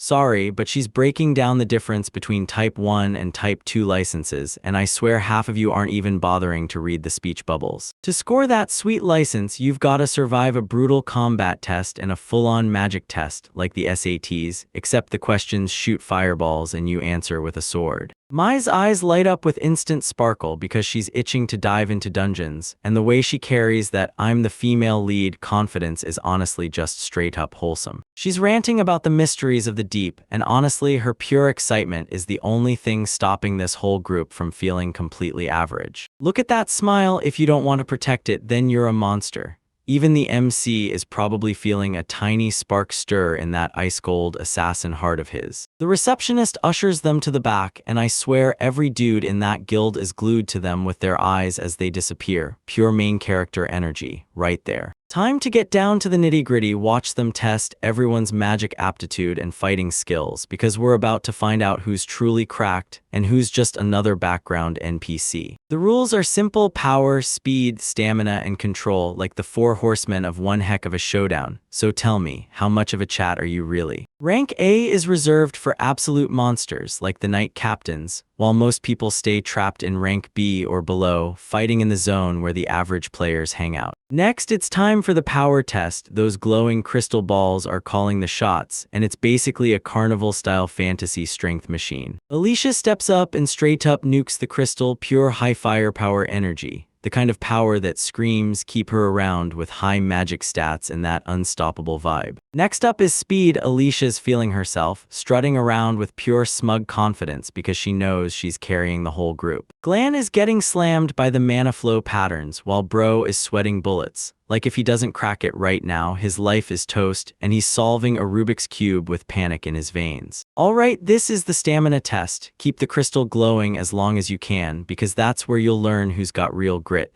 the kind that actually goes for the dog in M. Glenn's straight up a stamina monster. He's not even sweating, while the receptionist stares at him like he's some freaky natural disaster. And yeah, stamina Chad is absolutely confirmed. And finally, control. This is the make or break moment for an assassin, because one wrong spell and you either torch your cover instantly or drop your own head. It's a mana maze, touch the walls and you're instantly done for. Total scary vibes from the 2000s, except you don't get that terrifying jump scare at the end. Glenn is fully spiraling. He's got a truck's power, but his aim is pure toddler chaos, and watching him fail this badly is honestly brutal. The MC just stands there dead-eyed, bored as Glenn rages and screams in the background. And honestly, that "I'm too old for this" vibe is hitting hard. Glance at the scoreboard. Mize is getting absolutely demolished, but the MC is pulling straight B's and CS, and that dude S sandbagging so hard it's hilarious.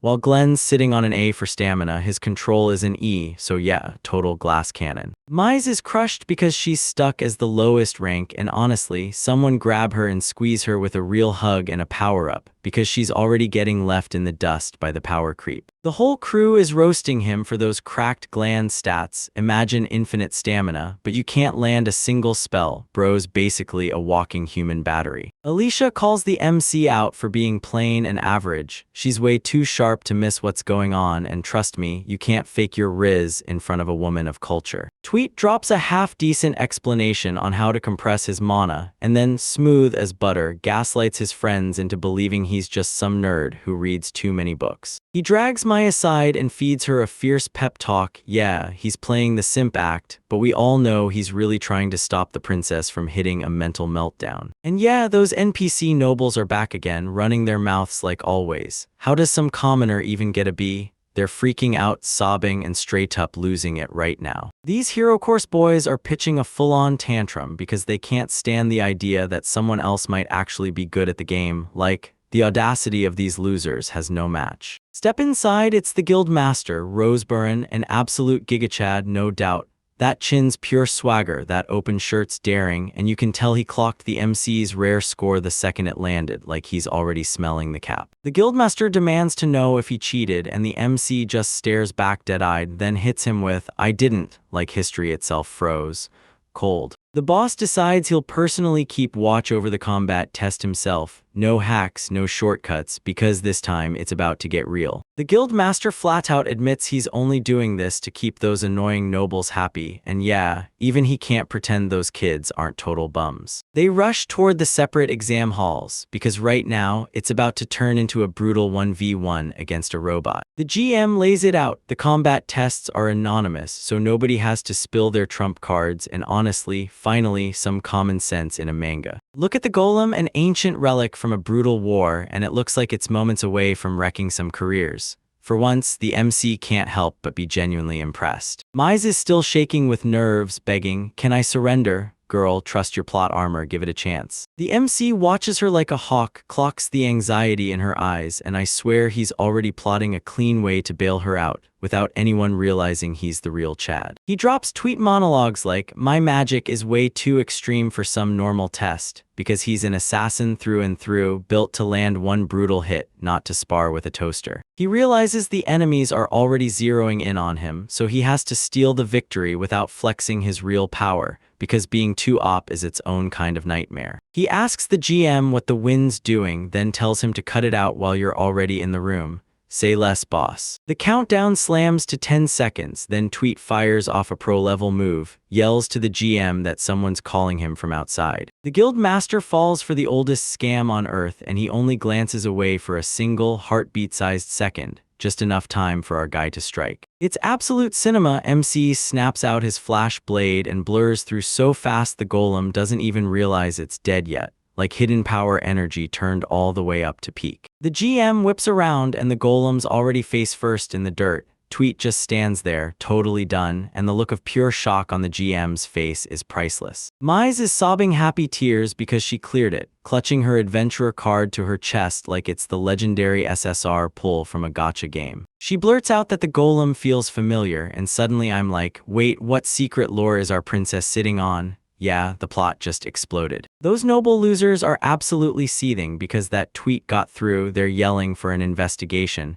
but the GM just cuts them off and tells them to shut it since he saw the results with his own eyes. The GM straight up calls their stuff trash and tells them to stop dumping their failures on everyone else. Pure gigachad energy. The squad strides through town, riding a wave of good vibes, and Mai's pure happiness is the only thing that matters to the simps watching. Maze feels totally free as an adventurer, but the MC suddenly senses danger and bolts away from the group. Meanwhile, bro's back on his full Batman grind. The friends are freaking out about how mysterious Tweet is. Seriously, the dude straight up one-shot an ancient relic while everyone else wasn't even watching. Mize can't stop thinking, should she just corner him and ask what his problem is? Because if she does, she's probably only going to get some half-baked excuse about reading books. Elisha drops straight up wisdom. Whatever I'm hiding doesn't matter. If I care about you, that's what counts. Mommy Elisha, and yeah, she's got emotional intelligence on lock. They all nod in unison and soak up this warm, wholesome moment together. Yeah, and I swear it's the calm before the storm. I can feel disaster lurking in my bones. The MC creeps through the dark all by himself, and those shadowy figures creep right behind him, Finally, it's time for our boy to get into action. Tweet spots the enemies doubting him as the bodyguard because he looks like some NPC, so he smirks and turns their doubt into his secret weapon. Those noble bullies come back to pester him and Tweet grins, because these clowns are basically handing him the perfect cover story on a silver platter. We hear scuffling in the alley, something nasty is coming, and this beatdown is nothing like you expect. Tweet literally lets those scrubs beat him up so he looks weak, then takes a dive like a pro wrestler to fool the real enemies. Talk about dedication to the craft. He's sprawled on the floor acting so pathetic that the nobles are roaring with laughter. Bro, he's acting circles around half the Hollywood stars. They're lurking in the shadows and they buy it hook, line, and sinker because he's too weak to even be the bodyguard.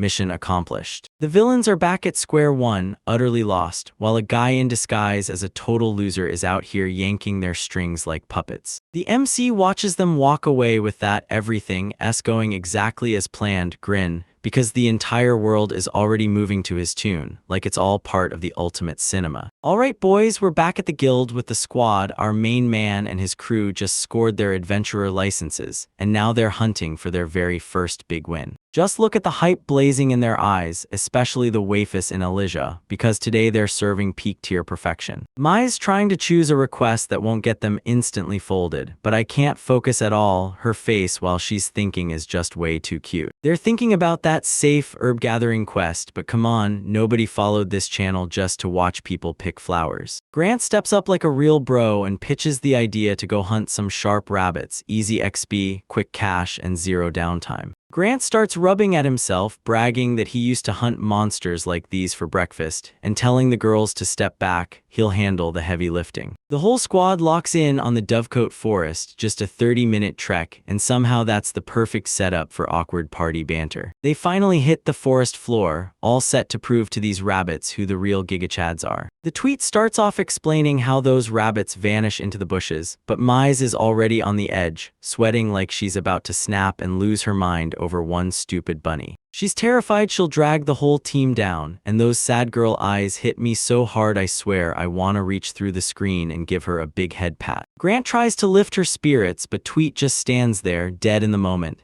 Then I catch her god stare out of nowhere while the whole group finally spots their very first target. And there it is, a sharp little rabbit, minding its own business, clueless that its normal day is about to end in a full-on cooking disaster. Grant decides to flex, sneaks up on the little guy like he's dropping in from Metal Gear Solid. He cranks up a skill called Rage and blasts a flying kick straight into the rabbit, like, bro, it's literally just a bunny, you really didn't have to go that hard. Grant is strutting like he just slew a dragon, and Alicia is roasting him non-stop for being a total tryhard. Tweet spots May still trembling like a leaf, and then, boom, he decides it's time to step in with one-on-one coaching for our shy princess. He orders her to fire off long-range magic while he drives the rabbit out, setting her up with the perfect moment to finally feel confident. Tweet slips into the bushes like a ghost, and again the message is clear. His stealth stats are completely busted. The rabbit darts to escape, but Mies snaps his grip on tight and whips up a water ball, ready to blast that bunny straight into the shadow realm. Direct hit, Rena gets blasted with the splash, and then Tweet slams her with a good job Riz, like, welcome to the real adventure. Look at that grin, Mize is officially back in the game, and she's feeling herself. Then Tweet goes full classic Mystery Man mode, drops that he's gotta vanish and handle something else for a little while, and the whole group just has to roll with it. Alicia locks eyes with him like, yeah, I know you're lying, but Tweet's too cool and smooth, he just shrugs it off and waves it away. He rockets away like he's late for a date, but we all know real action is about to explode any second. Turns out he's on the phone with his handler, Chris. Chris tells him that 10 assassins are closing in on Maze's location. Tweet spots his ordinary life on the verge of getting wrecked, so he yanks out the big guns, literally. He whips out the massive sniper rifle Blackfeather 28, kicks into full gigachad mode, and drills the enemies in the shadows with a cold, iron-lock aim. The assassins strut around like they're the main characters, completely oblivious that a true pro is watching their every move. One of them thinks it's strange there's no escort around, and that's exactly how Famous Last Words starts. Boom, Tweet erupts and blasts one clean out before they even register what just hit them. Absolute cinema. The bandits start freaking out, no cover at all, and that ghost is picking them off one by one. They scramble to figure out where the sniper is hiding, but Tweet is already 10 steps ahead, like these NPCs are standing still. He's up on that hill just staring out, counting the survivors down one by one like it's Warzone, and he's locked in for the final round. The assassins sprint straight at his location, only to smash headfirst into a trap. He detonates a massive explosion, blasting them through the air, and that's when the truth hits: never bring a knife to a magic bomb fight. Only 2 remain, and Tweet decides to end it before the smoke even clears. This tough guy wannabe tries to play it cool, but Tweet snatches his weapon right out of his hand like it's nothing. The last assassin thinks he's playing it cool because he knows Mize is a princess.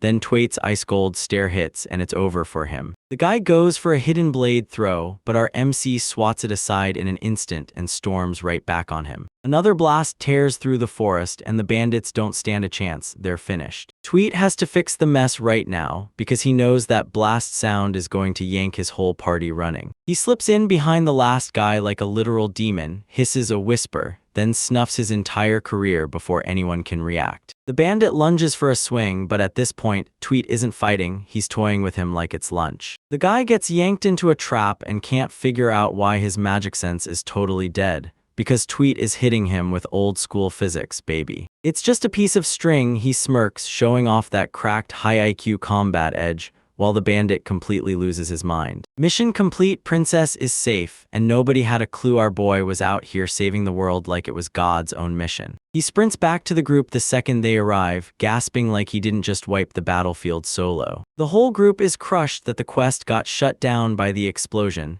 Then Tweet digs into his bag and pulls out the souvenirs he found. He tosses over a whole pile of rabbit claws and boom, quest complete, like he grabbed the prize while they're still standing there totally lost and confused. Maze is blown away, but Tweet is quietly punishing himself inside, because the moment he tries to live normal, he can't stop roasting his own hypocrite soul. He realizes that trying to guard Maze by himself is going to be a real headache, especially if things keep spiraling like this. Back at the tavern, the squad throws a celebration for their very first win, clinking drinks while Mice is looking absolutely adorable, sipping her juice like it's the sweetest reward. Gran is absolutely devouring food like a wild beast, and everyone's freaking out, trying to figure out what the hell caused that massive explosion earlier. Tweet slips into the hallway to call Chris again, because he knows this is bigger than him and he needs real backup. Chris tells him she's already sent in a squad with serious firepower, and just like that, a stranger slips up behind Tweet and clamps their hands over his eyes. Meet Oz, new girl, troublemaker Grin, and she's absolutely serving Major Shortstack energy. She's bursting with energy and starts calling him Tweet, and the second he hears it, his calm school life goes from chill to terrifying. The Tweet is already done with her and she begs Chris to swap her out for someone way less annoying, but Chris is stuck babysitting the real problem child. Chris basically tells him, just deal with it, and slams the phone down, then drops Tweet in the middle of this total chaos storm. He figures might as well and decides to bring her to the group, fully knowing it's about to crash and burn. They stumble back into the pub and the rest of the crew is getting absolutely wasted like there's no tomorrow. Drunk Mize is stumbling around, shouting she's an idol like it's fact, and I swear, this is exactly the kind of chaotic culture I signed up for. A tweet pops up claiming Oz is a former coworker, and it's technically true because both of them were government killers. Oz flashes that high-tier smile and begs to join the party,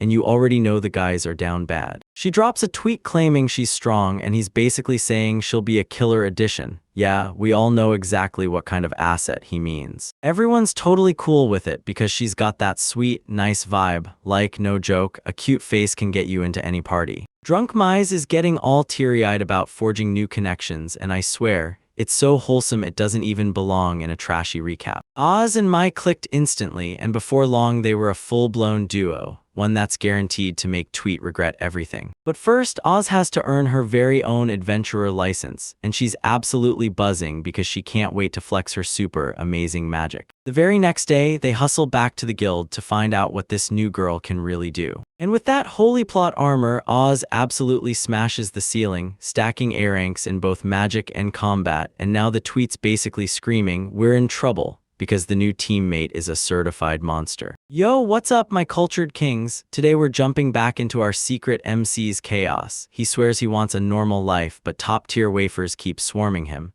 We kick things off with Tweet and his crew rolling out on a brand new commission. They're bouncing along in a carriage, and the whole ride feels electric because they just got their licenses. But wait, check out the new team upgrade. It's Oz, a fresh-faced, all-re-ranked adventurer who's totally new to the game, rocking short hair, raw energy, and just enough bratty attitude to be a full-on certified man of culture icon. That bro is losing his mind because the girl's got rank magic stats. She's basically a walking nuke in a sundress. She's out here begging for head pats, and honestly, same. If she's carrying my party, I'm absolutely glazing her too. But Tweet has the truth. Oz isn't some random talent at all. She's a former co-worker who came straight from the Shadow Realm. She's straight up in the kingdom's special ops, basically a pro assassin with a personal grudge, the same kind of menace as our boy. Loki's playing MC and doubling as a secret bodyguard for Mai, the second princess.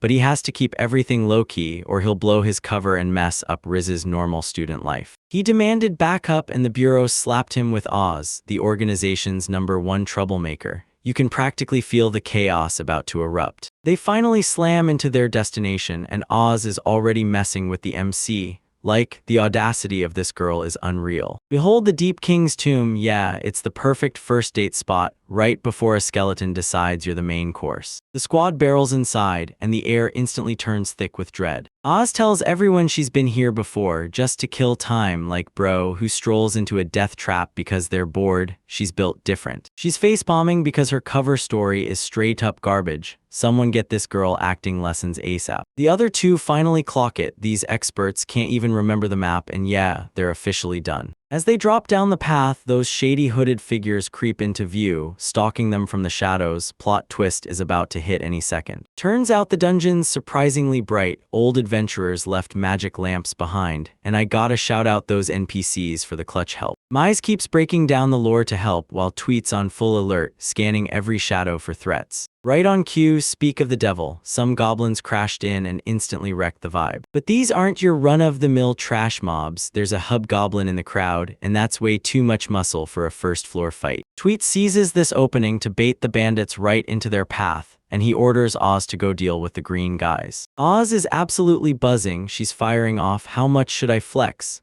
Like she's got main character energy loaded in her veins. The MC tells her, keep it simple, no synthesis, no outburst magic. We have to stay undercover. Oz barrels into the chaos like an absolute Chad. She doesn't even flinch. Leave this to me, she says, and that confidence hits like a punch. She starts dual casting like it's nothing, 2 fists, 2 magic circles, and suddenly it's pure absolute cinema. Boom, she slams them with a double whammy, and those goblins instantly crumple, totally outmatched. She's out here living her best life, while the monsters get wiped off the map in a flash. It's over, she flashes a peace sign and says it like a mic drop, so if you're not head over heels for her yet, I honestly don't know what to tell you. The party's freaking out. He's dual casting 2 C-rank spells at once. That's next level swagger. They explode into nerd mode over her parallel activation technique, because this move demands brutal stamina and lightning speed. They bust into the 4th layer and the floor just vanishes, leaving a brutal straight plunge straight into the abyss. During the earthquake, the bridge shattered and dropped out from under them. No way to leap that gap, so they're trapped. A tweet hints he should take a detour, but then boom, something feels off and his spider sense starts screaming at him. He shouts for everyone to stop, because something is sneaking through the walls right now. It's a chimera, lion face, goat face, and a snake tail, and honestly this is the ultimate no thanks. The party's instantly spiraling into panic, because this hallway is too tight, and their bodies aren't built to take on a boss-level monster. Suddenly, another hobgoblin pops up behind them, pinning them in place. Oh no, this home team is in serious trouble. They're officially trapped, monsters closing in from the front, another wave creeping in behind them, and a nasty pit looming to the side. Oz assumes she should leap right now, but she knows she needs a moment to power up her massive guns. Then Mai spots a sneaky hidden foothold. How in the world did she clock it? Yeah, plot armor is straight up addicting. She charges forward and drops down like an absolute boss, and now the whole squad is just scrambling after her lead. That tweet feels off. He can't stop staring at how she somehow knew about a path that isn't even on the map. They touch down safely on the 5th layer. Mai swears it feels like she's been here before, And I'm telling you, this is screaming Higurusi vibes, boys. She swears she always knew, like she could read every move of the golems the moment they were tested. Is this deja vu, or is she secretly a gigachad, hiding a power she can't afford to show? So yeah, they try to rationalize it. Maybe she learned it from some book. Sure, keep coping, guys. Tweet clocks it instantly. The bandits are losing it because the party just pulled off something nobody saw coming. He fires a command at Oz, protect the others, while he launches his own move. He goes for the oldest trick in the book, boom, I need to use the toilets. Classic move. And the girls are just like, okay, weirdo. Cut to the bandits, pure chaos as they tear the place apart, desperate to find those brats. They burst through the halls, totally clueless that some predator is stalking them. The lights suddenly cut out, boom, lights out for these NPCs, Twitter S in the building, and it's all going down. He whips out 2 of them before they even realize what's happening. Stealth mode Riz is straight up unreal. One bandit scrambles to find him in the pitch black, but Tweet is already right behind him. Guess you never learned how to sneak. He hands the guy advice right before he wipes his career off the map. Yeah, that's ice cold. Tweet snaps to it, these aren't the real threats, they're just scouts, and he knows reinforcements are on the way. He grabs the magic radio and calls Oz. He tells her the enemies are everywhere, and he needs her by his side because teamwork is what makes the dream come true. He drives the bandits into a trap inside a giant room, and Oz is already waiting, ready to unleash whatever's coming next. The bandits think they've finally cornered him, then they march straight into their own funeral. They spot Oz standing there and assume she's just some helpless little kid. Oh, you sweet summer children. She's smiling like she knows you're seconds away from meeting your end. She yanks out these gigantic magic guns, and I'm telling you, this is what real culture looks like. Goodbye, she says, and then they let loose because the firepower is straight up unreal. The bandits are getting obliterated, and they don't even have a clue what kind of magic is raining down on them. She gives us a fast rundown. She's using synthesis, which basically means she mashes different elements together into one massive blast. Because she can't aim with precision, she unleashes a raw burst of magic that blasts everything in one direction. It's all because of her special TD-02 wands. Yeah, not just wands, these are magic lock 40s. She's a battlefield tyrant. When it's her against a crowd, nobody even comes close. Look at this panel, she's basically a walking dragon of destruction, pure peak. After the slaughter, they slam back into the group like nothing ever happened. Mize beams, saying she had the time of her life. Little does she know the bodies are piling up in the basement below. The party breaks apart for the day. Gran and the girls head home, while Tweet stays behind. He hooks up with Oz again, and during the chaos of that fight, he catches something that changes everything. He wants to break down the bandits in the bureau. Yeah, this is going way too far now. They're still in the city, but the vibe has flipped completely from before. Oz can't believe Tweet didn't end the guy she grabbed. She's stunned that Tweet is actually showing mercy. He's side-eyeing that bureau info hard, convinced they're playing him, like this whole thing is a setup. He's itching to interrogate the survivor, but Oz keeps stalling and won't give in. MC can't shake the feeling these enemies are way too well equipped to be some random crew of criminals. Somebody's bankrolling them. Oz finally cracks. She admits she fibbed a little, and now she's torn clean in half between obeying her orders and protecting the bond she has with the MC. Tweet just dropped a bomb. I'm I's friend. He'll even turn against the organization just to protect her. Absolute Chad. He brings up Maze's deja vu, and the moment he does, it's crystal clear. Something is messing with her memories. He can't shake the feeling there's something bigger about her, something she doesn't even realize herself. And yeah, the story just got way more intense. Tweet tracks down their old boss, Chris, and calls him up just to get the green light to interrogate the prisoner. Permission denied. Now that's totally not suspicious. Chris orders them to kill the prisoner, and she freezes over, cold as ice. Oz catches a wild shift in the tweet and realizes he's not the emotionless machine he used to be anymore. She tells him point blank, if she spots him on the battlefield like this, she'll have to pull the trigger, yeah, because that's just peak toxic work culture. Huh? Tweet just laughs it off, grinning like it doesn't faze him. His reflexes stay razor sharp, even if he's starting to get a little soft around the edges. Oz flashes him a cheeky grin, saying, if you're too gutless, I'll beat you up good. I love this girl. She storms away, snapping at him not to waste his mind on unnecessary things. But Tweet knows he's not the same anymore. Now he's got people to protect, and that changes everything. Alright, we're cutting it here for today, and if you want more of these powerful mages and sneaky shadow agents, hit that like button. Yo, what's up boys? Your favorite man of culture is back. Today we're diving into straight-up peak fiction because Tweet's out here running a secret identity and juggling a full-on harem of absolute top-tier waifus. Just look at this squad's lineup, sheesh. We got pink-haired glasses Mommy Chris and high-energy Shorty Oz, former comrades to the bone, and you can already feel the tension so thick it might as well slice through you like a blade. Oz is out here causing a scene, pushing hard to get Tweet yanked off the mission. And yeah, you can tell Oz is seething because he's the one hogging all the close-up time with the princess. But Chris isn't buying it for a second. Tweet is the literal gigachat of the whole group, and there's no way some random NPC could ever take his spot. Oz is seething, baring those fangs like a warning sign and telling the new guy, 30, to back off or she'll end his whole career if he even dares to go for Tweet's spot.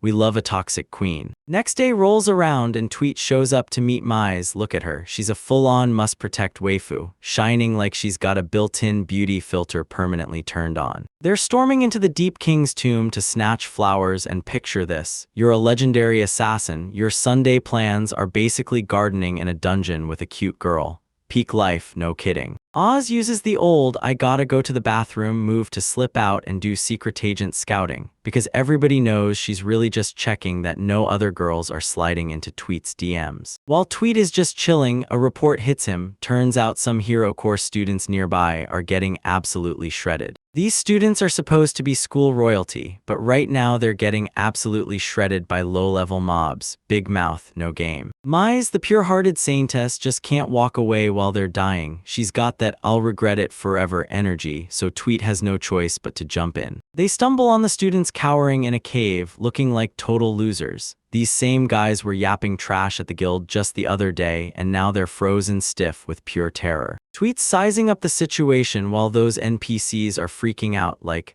imagine being an elf and still getting outplayed by a commoner like our boy. These students are so pathetic they can't even brew their own potions. While Tweet is out here sweating through manual labor, they're just stuck watching, helpless, and crying. Suddenly the ground starts to quake. ORCS are charging in, and it's not just one, it's three. These students are about to lose control, right where they stand. Tweet just stands there like a walking tank, then tells the elf leader Sayeg, don't worry, I've got the monsters. That kind of insane confidence is exactly why we can't get enough of him. Sayeg is spiraling, freaking out like, how is some D-rank loser supposed to stand up to orcs? Bro, chill, just sit back and watch a pro handle it. Sayeg finally chokes down his pride and drops to a bow, because the second Tweet's gone, he knows they're all officially cooked. Tweet snaps at the other losers to shut it, radiating that don't talk to me NPC energy turned up to 11. Sayeg's starting to clock it. Tweet isn't just some random student, because that aura hits way too heavy to be an accident. That smirk, oh yeah, that's overspigs, and one tweet away from turning this dungeon into pure movie magic. He tells Mai to stay back. No way is he letting her get a single drop of blood on her dress while he's out here racking up bodies. The orcs barrel in, convinced they're the stars of the show, and they have zero clue they're about to become nothing but bait for Tweet's next highlight reel. The students are screaming at the top of their lungs in the background, and it's honestly so embarrassing. A single Tweet locks in the focus, and he rockets forward so fast the camera struggles to keep up. No magic, no tricks, just raw, unstoppable skill. He's out here skateboarding over rocks and jamming knives straight into orc skulls like he's living out a Tony Hawk fantasy. Pure legend. He ends them in a split second with a compressed bullet. These orcs don't even get the chance to scream. One pig tries to tiptoe toward Mai, but she doesn't budge. She stands her ground like a wall, fearless and totally locked on as the main love interest. Tweet spots the danger, ice cold focus locking in. Yeah, you don't touch the waifu. Right before the orc can even blink, Tweet is already on him. His speed is so illegal it should get him arrested. He rips out his flash blade and slices the beast clean in midair. This is peak bodyguard Riz, boys. Mai stares at him like she just hit the jackpot of destiny, and yeah, the down bad levels are blasting straight past critical mass. On the ride back, Mai's instincts kick in fast. She's not just a pretty face, she's got a full-on detective brain. She hits him with the blunt question straight up, have you ever worked as an escort?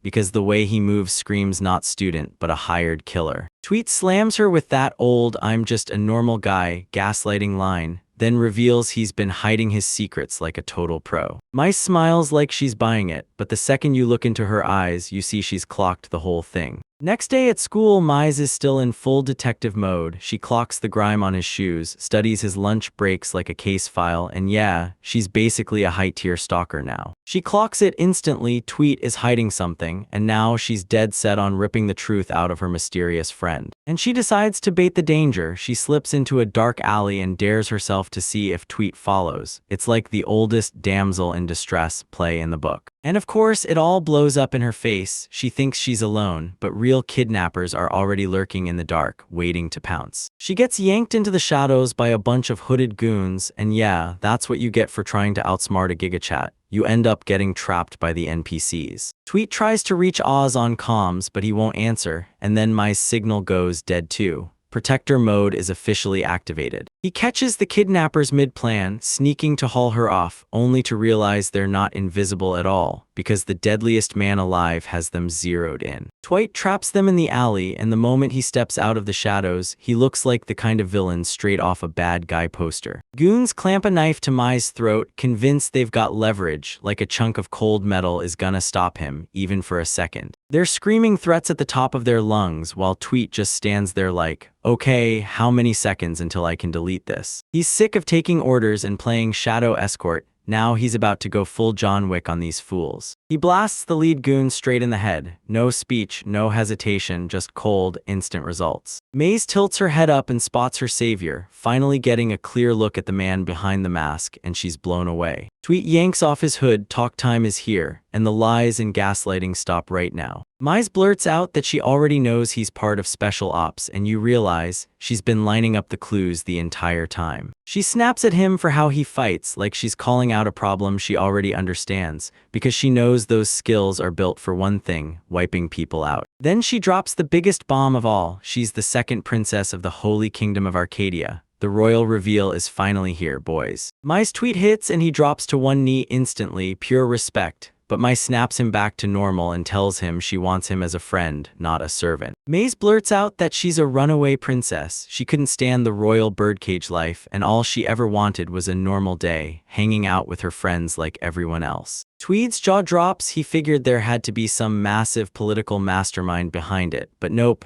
She only wanted one thing: freedom. She looks him in the eye and says she trusts him with her life, and the vibe between them is pure electric, like you can practically feel the spark in the air. She blurts out that she's a burden, but Tweet shuts that down fast. He says protecting her is his job, and once again he's all in on the waifu. Mize grabs his attention and tells him to keep treating her exactly the same. She doesn't want a single night, she wants her Twait sand. Tway nods and the mission barrels on. Only now they're closer than ever to the finish line. Look at that smile. She just found her freedom and her gigachat protector. She's done being trapped in that icy stone tower. Tweet is the key that can break her cage open, and this is absolute cinema, boys. Hit like and sub for more cultured recaps. Yo homies, we're back with another banger. Jump in with Tweet as he runs wild and check out this week's high-tier waifu, Princess Mize. Look at her standing there. She's straight up top-tier culture, and she tells our guy, "I trust you," then begs him to treat her like a normal person instead of worshipping her royal status. She's straight up craving a normal life with the squad and Tweet because this absolute chatterbox is loving every second. Then he leans in and tells her, "That's the plan." I know what you're all staring at, but just lock in on the plot for a second. Thinks Tweet is straight up unhinged, and somehow he's being weirdly chill about it. She tells him that in this kingdom, every NPC usually just showers her with fake compliments,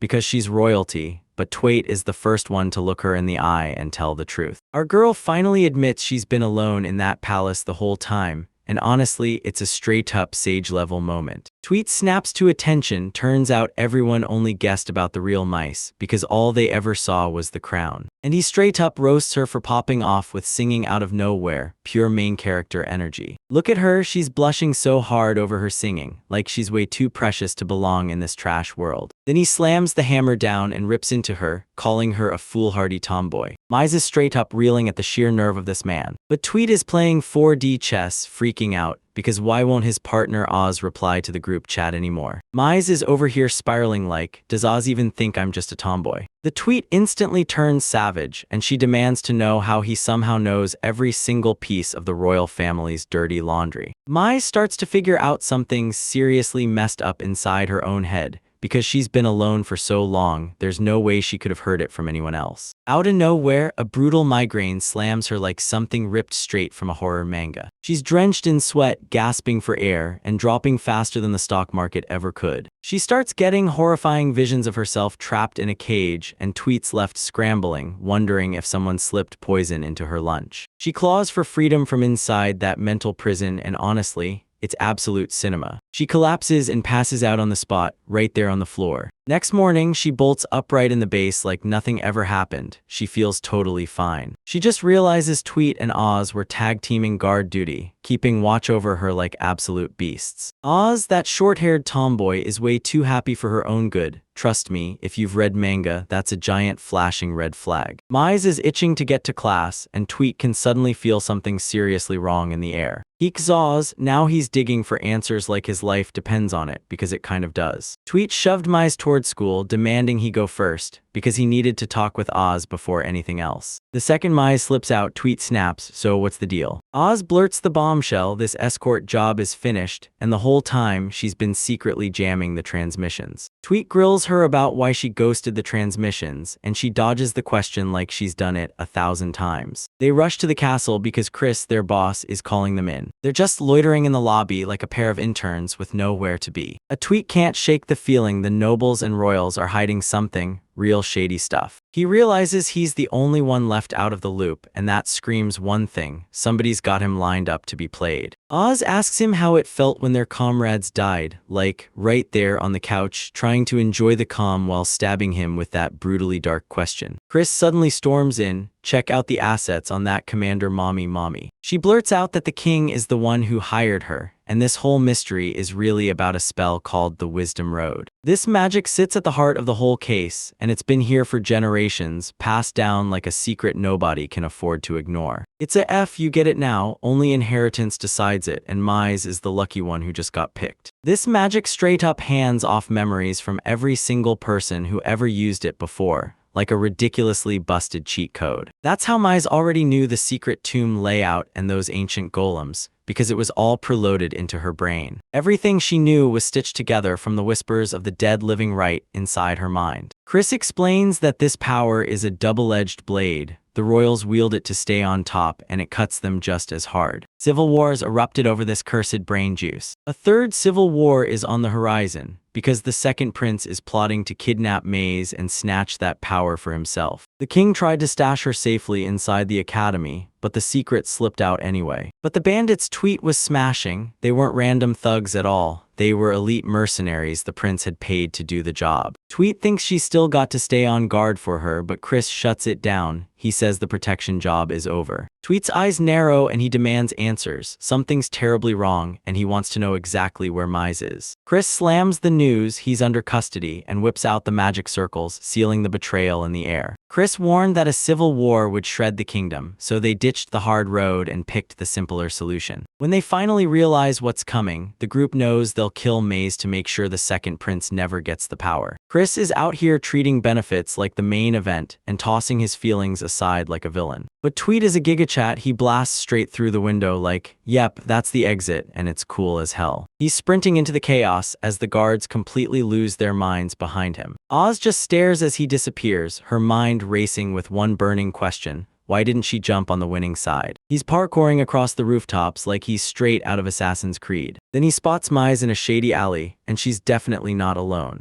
An assassin tightens the noose, and then Tweet crashes in like a total boss, right on time. He barks for her to drop and slams himself in front of the blow to shield her from the strike. He hauls out the trash, then rushes to check if she's really okay. Mize spits out this chilling truth: someone who claims to be his comrade snatched her into this trap. She posts a TLDR about the whole Wisdom Road mess. Maze snaps to it. Her own father and the kingdom are hunting her for death. She locks eyes with him and demands, "Are you with me?" And Tweet totally serves the ultimate Riz response: this is the whole plan. Maze pleads with him to get her out of this nightmare, because if he doesn't, we're taking this to the streets. Absolute cinema. Yo, what is up, my cultured brothers? We're jumping straight into some straight-up cinema where our MC finally stops acting like a royal lapdog. Look at that glasses-wearing commander. She's fuming because her prized agent just snapped the leash, and with that kind of power, Yeah, I'd let her put me on a leash too. That tiny lolly sidekick is strutting around like she's about to swing into action, barking orders like she's the main character. But we both know she's basically an NPC, while our real Chad is long gone and miles ahead. Glass's mommy is freaking out because she knows our MC, number 28, isn't normal. He didn't just leave, he disappeared like my dad when he went for milk. So the lowly's catching feelings or whatever, moping like 28 straight up ghosted him. Bro, he was trapped in the system, so of course he'd bail the second a top-tier wife rolls in. She's out here glazing his past self, swearing he never broke a single order, then calling it never. Girl, he was just biding his time, waiting for the perfect moment to show off his real riz. Now she's finally taking responsibility, and in manga land that usually means she's about to get absolutely destroyed later.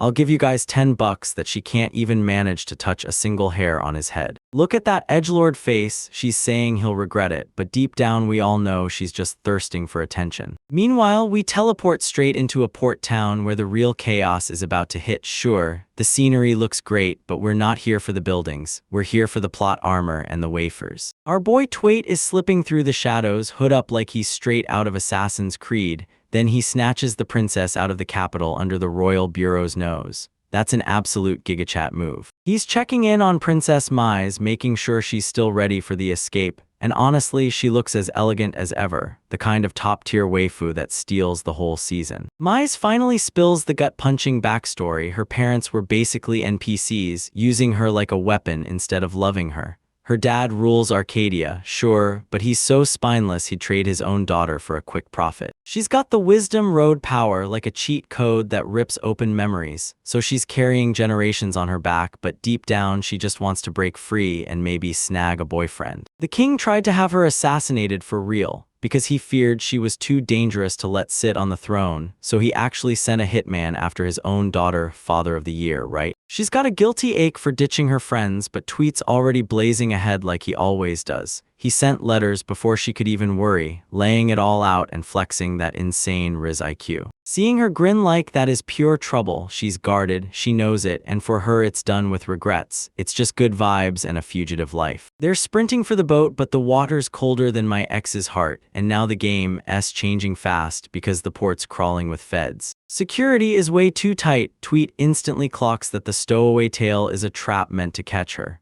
So she decides, fine, we're hiking straight to the Republic, even if that means a princess doing what sounds like a whole mountain trek. He spreads out the map, points to the route, and makes it crystal clear they've got to cross into the very kingdom that's hunting her to the brink of death.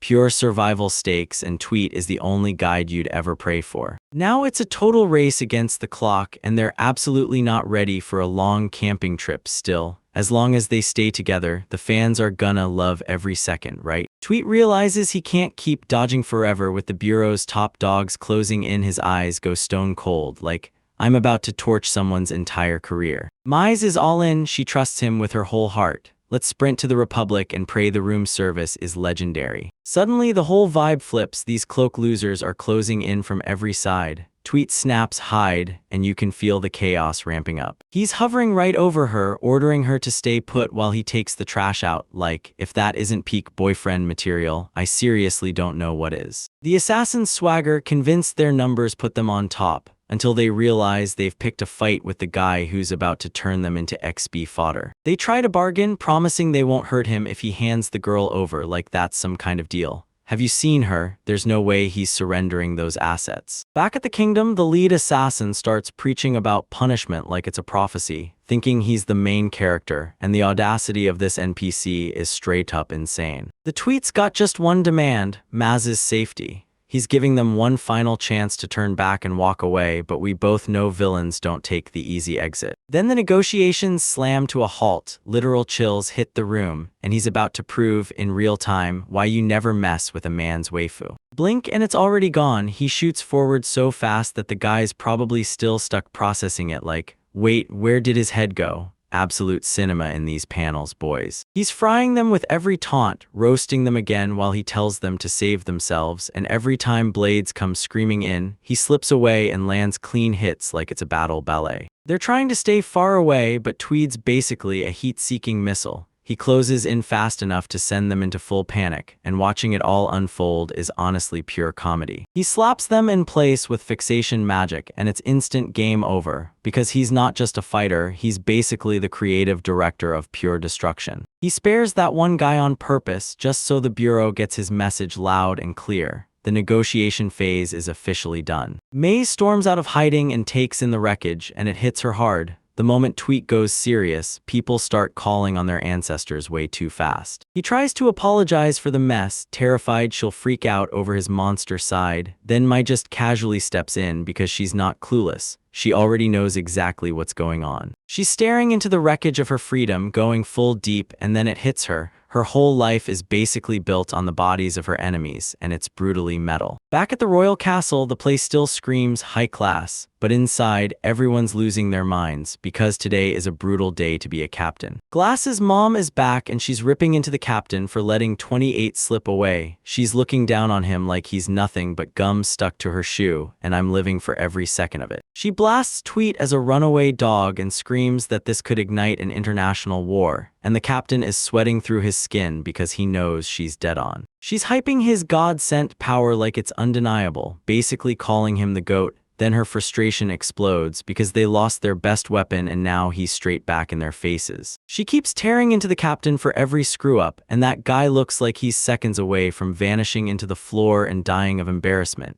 Yet you can't help but love watching a strong woman drag mindless NPCs back into their place. A soldier hauls back Tweet's message. He won't fold as long as that assassination order is still standing. Straight up declared war on the entire bureau, the absolute Chad. The captain freaks out and barks for double the soldiers, then orders the magic tools hauled out now, because even tripling the numbers still won't be enough to stop our boy. Glass's girl slams the ultimate bombshell, because the guy standing in front of us is the very man who killed the Demon King, and the whole room instantly feels like their souls just got ripped clean out of their bodies. Meanwhile, deep in the woods, yet another assassin steps up and gets absolutely annihilated. Tweet's basically out here collecting souls, and at this point, nobody's safe. He strides back to the carriage where Maze is waiting, acting like he only took a quick jog. While blood soaks him, he shrugs it off like it means nothing. They're running dangerously low on food and supplies, so they've got a slam and a pit stop. Because yeah, even legendary heroes still need to eat. For days, they've been dodging and outpacing assassins at every turn, and you can practically feel the exhaustion creeping in. Then they ripped a carriage straight out of one of the attackers, and that's some premium, top-tier loot. Tweet barges into town to grab medicine and supplies, acting like the picture of responsibility, while Mai stays back, lounging around looking downright stunning. The innkeeper hits him with the golden question, 1 room or 2, and Tweet, the absolute legend, picks 1 room to cut costs. We see you, bro, that's a clean move. Mize is totally losing his mind, convinced this is finally his shot with her. She's blushing like crazy, and that 1-bed situation is officially happening. She's trying to talk herself into thinking it's just luck, but her heart's doing backflips in her chest. She says she needs rest, yet we both know she's screaming with excitement. The tension in the room is so thick it feels like you could slice it. Both of them are sprawled there, and that brutal silence is screaming louder than words. Mize can't fall asleep because those inherited memories hit again. She's getting visions of every past Wisdom Road wielder, and trust me, it's not exactly a story you'd want at bedtime. She tells him her power was supposed to back the hero, but the royal family twisted it, grabbed it, and used her whole line as living libraries, then chained the women away behind locked doors. Even with her eyes shut, she can still hear them screaming for freedom. So yeah, it's terrifying, and it makes total sense why she wanted to bolt. Freedom isn't just a wish, it's a scream rattling inside her skull, and it weighs her down like a cruel crown on the head of a truly gifted princess. She starts doubting whether her feelings are real or just ghosts from the past, and it turns into a full-blown existential meltdown. Then Tweet is the only one who can talk her back from the edge. Tweet's gaze drags her back to every grueling day she fought through just to become an adventurer. He's watched her break, watched her glow, and he refuses to let her sink into self-doubt. He tells her straight up that those feelings are hers alone, nobody gets to touch them.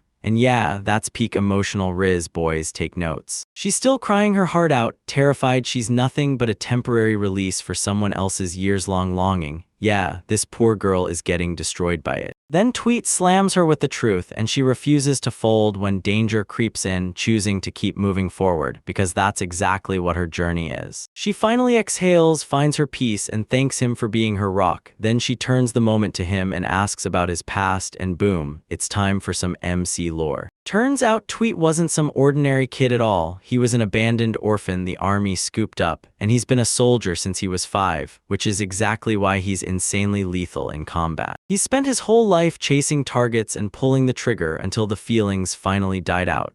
He's basically a walking weapon, and now, for the first time, he's starting to find his humanity. Mise is so overwhelmed, she crawls right up to him and wraps her arms around him from behind. This is the kind of content we showed up for, boys, pure culture. She straight up asks if he hates the idea of licking each other's wounds. And honestly, that's some elite tier dialogue, like she's down bad in the funniest, best way possible. They drift off to sleep tangled in each other's arms, and honestly, it's the sweetest thing we've seen yet. No more brawling, just two shattered hearts finally breathing in some peace. Of course it doesn't last. The trap's twitchy Twait set starts firing off and he jolts her awake because the enemies are already breathing down their doorstep. They slam the carriage, ditch it, and sprint straight into the woods. Vacation's officially dead and the grind comes roaring back. Tweet feels wrecked from not getting enough rest, but Mise is a true trooper. He's staying right beside her, ready to keep pushing no matter what. She blurts out the ultimate question, will you still come with me? Because she's hunting for that forever kind of love, even while they're sprinting for their lives. Tweet doesn't even pause, he blurts it out like it's the most obvious truth on earth, then keeps playing the role of her guardian angel all the way to the very end. And Mise is grinning like nothing can touch her, even with the feds breathing down her neck because she's already decided, if it means dying together with him, that's the choice.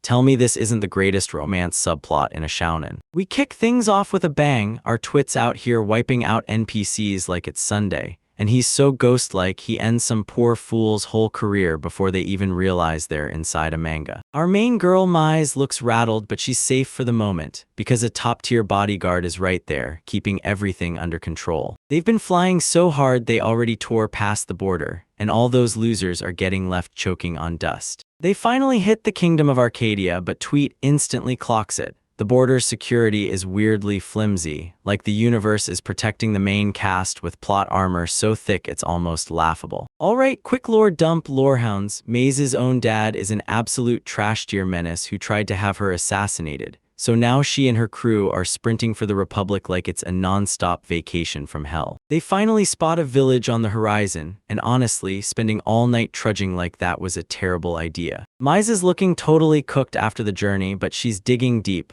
refusing to crack while she stays strong for her man. Tweet spots a stable and goes, alright, Grand Theft Auto Fantasy Edition, because losing their carriage absolutely wrecked their travel speed. But Mise is way too pure for this chaos, smacks him with a please don't rob the NPCs look, like that's the most beta move ever, yet she's so cute we'll let it slide. And she tells him, as long as we're together, this isn't an emergency, this is just us, living our best life. Look at that face, she's basically staking a claim on him as her new everyday life, and if that's not pure top-tier waifu energy, then I don't know what is. Tweet finally gets it. If he wants to keep his Riz levels high, he can't just keep running around acting like a common thief. They spot adventurers cashing in for monster hunts and Tweet snaps, why not, and decides to speedrun the local economy. He rockets into town and storms back with a literal eye patch like he's auditioning for Metal Gear Solid. Then he acts like a strip of leather can make him invisible. He didn't just register, he speedruns straight to C rank on the spot, and Mise is straight up losing her mind, because normally you have to grind like a peasant to even reach that level. She can't stop wondering how he cracked the system, like he's built from a different universe entirely. He basically tells her, I actually tried this time, and when you see those stats, the guy is an absolute beast, Knight Commander energy.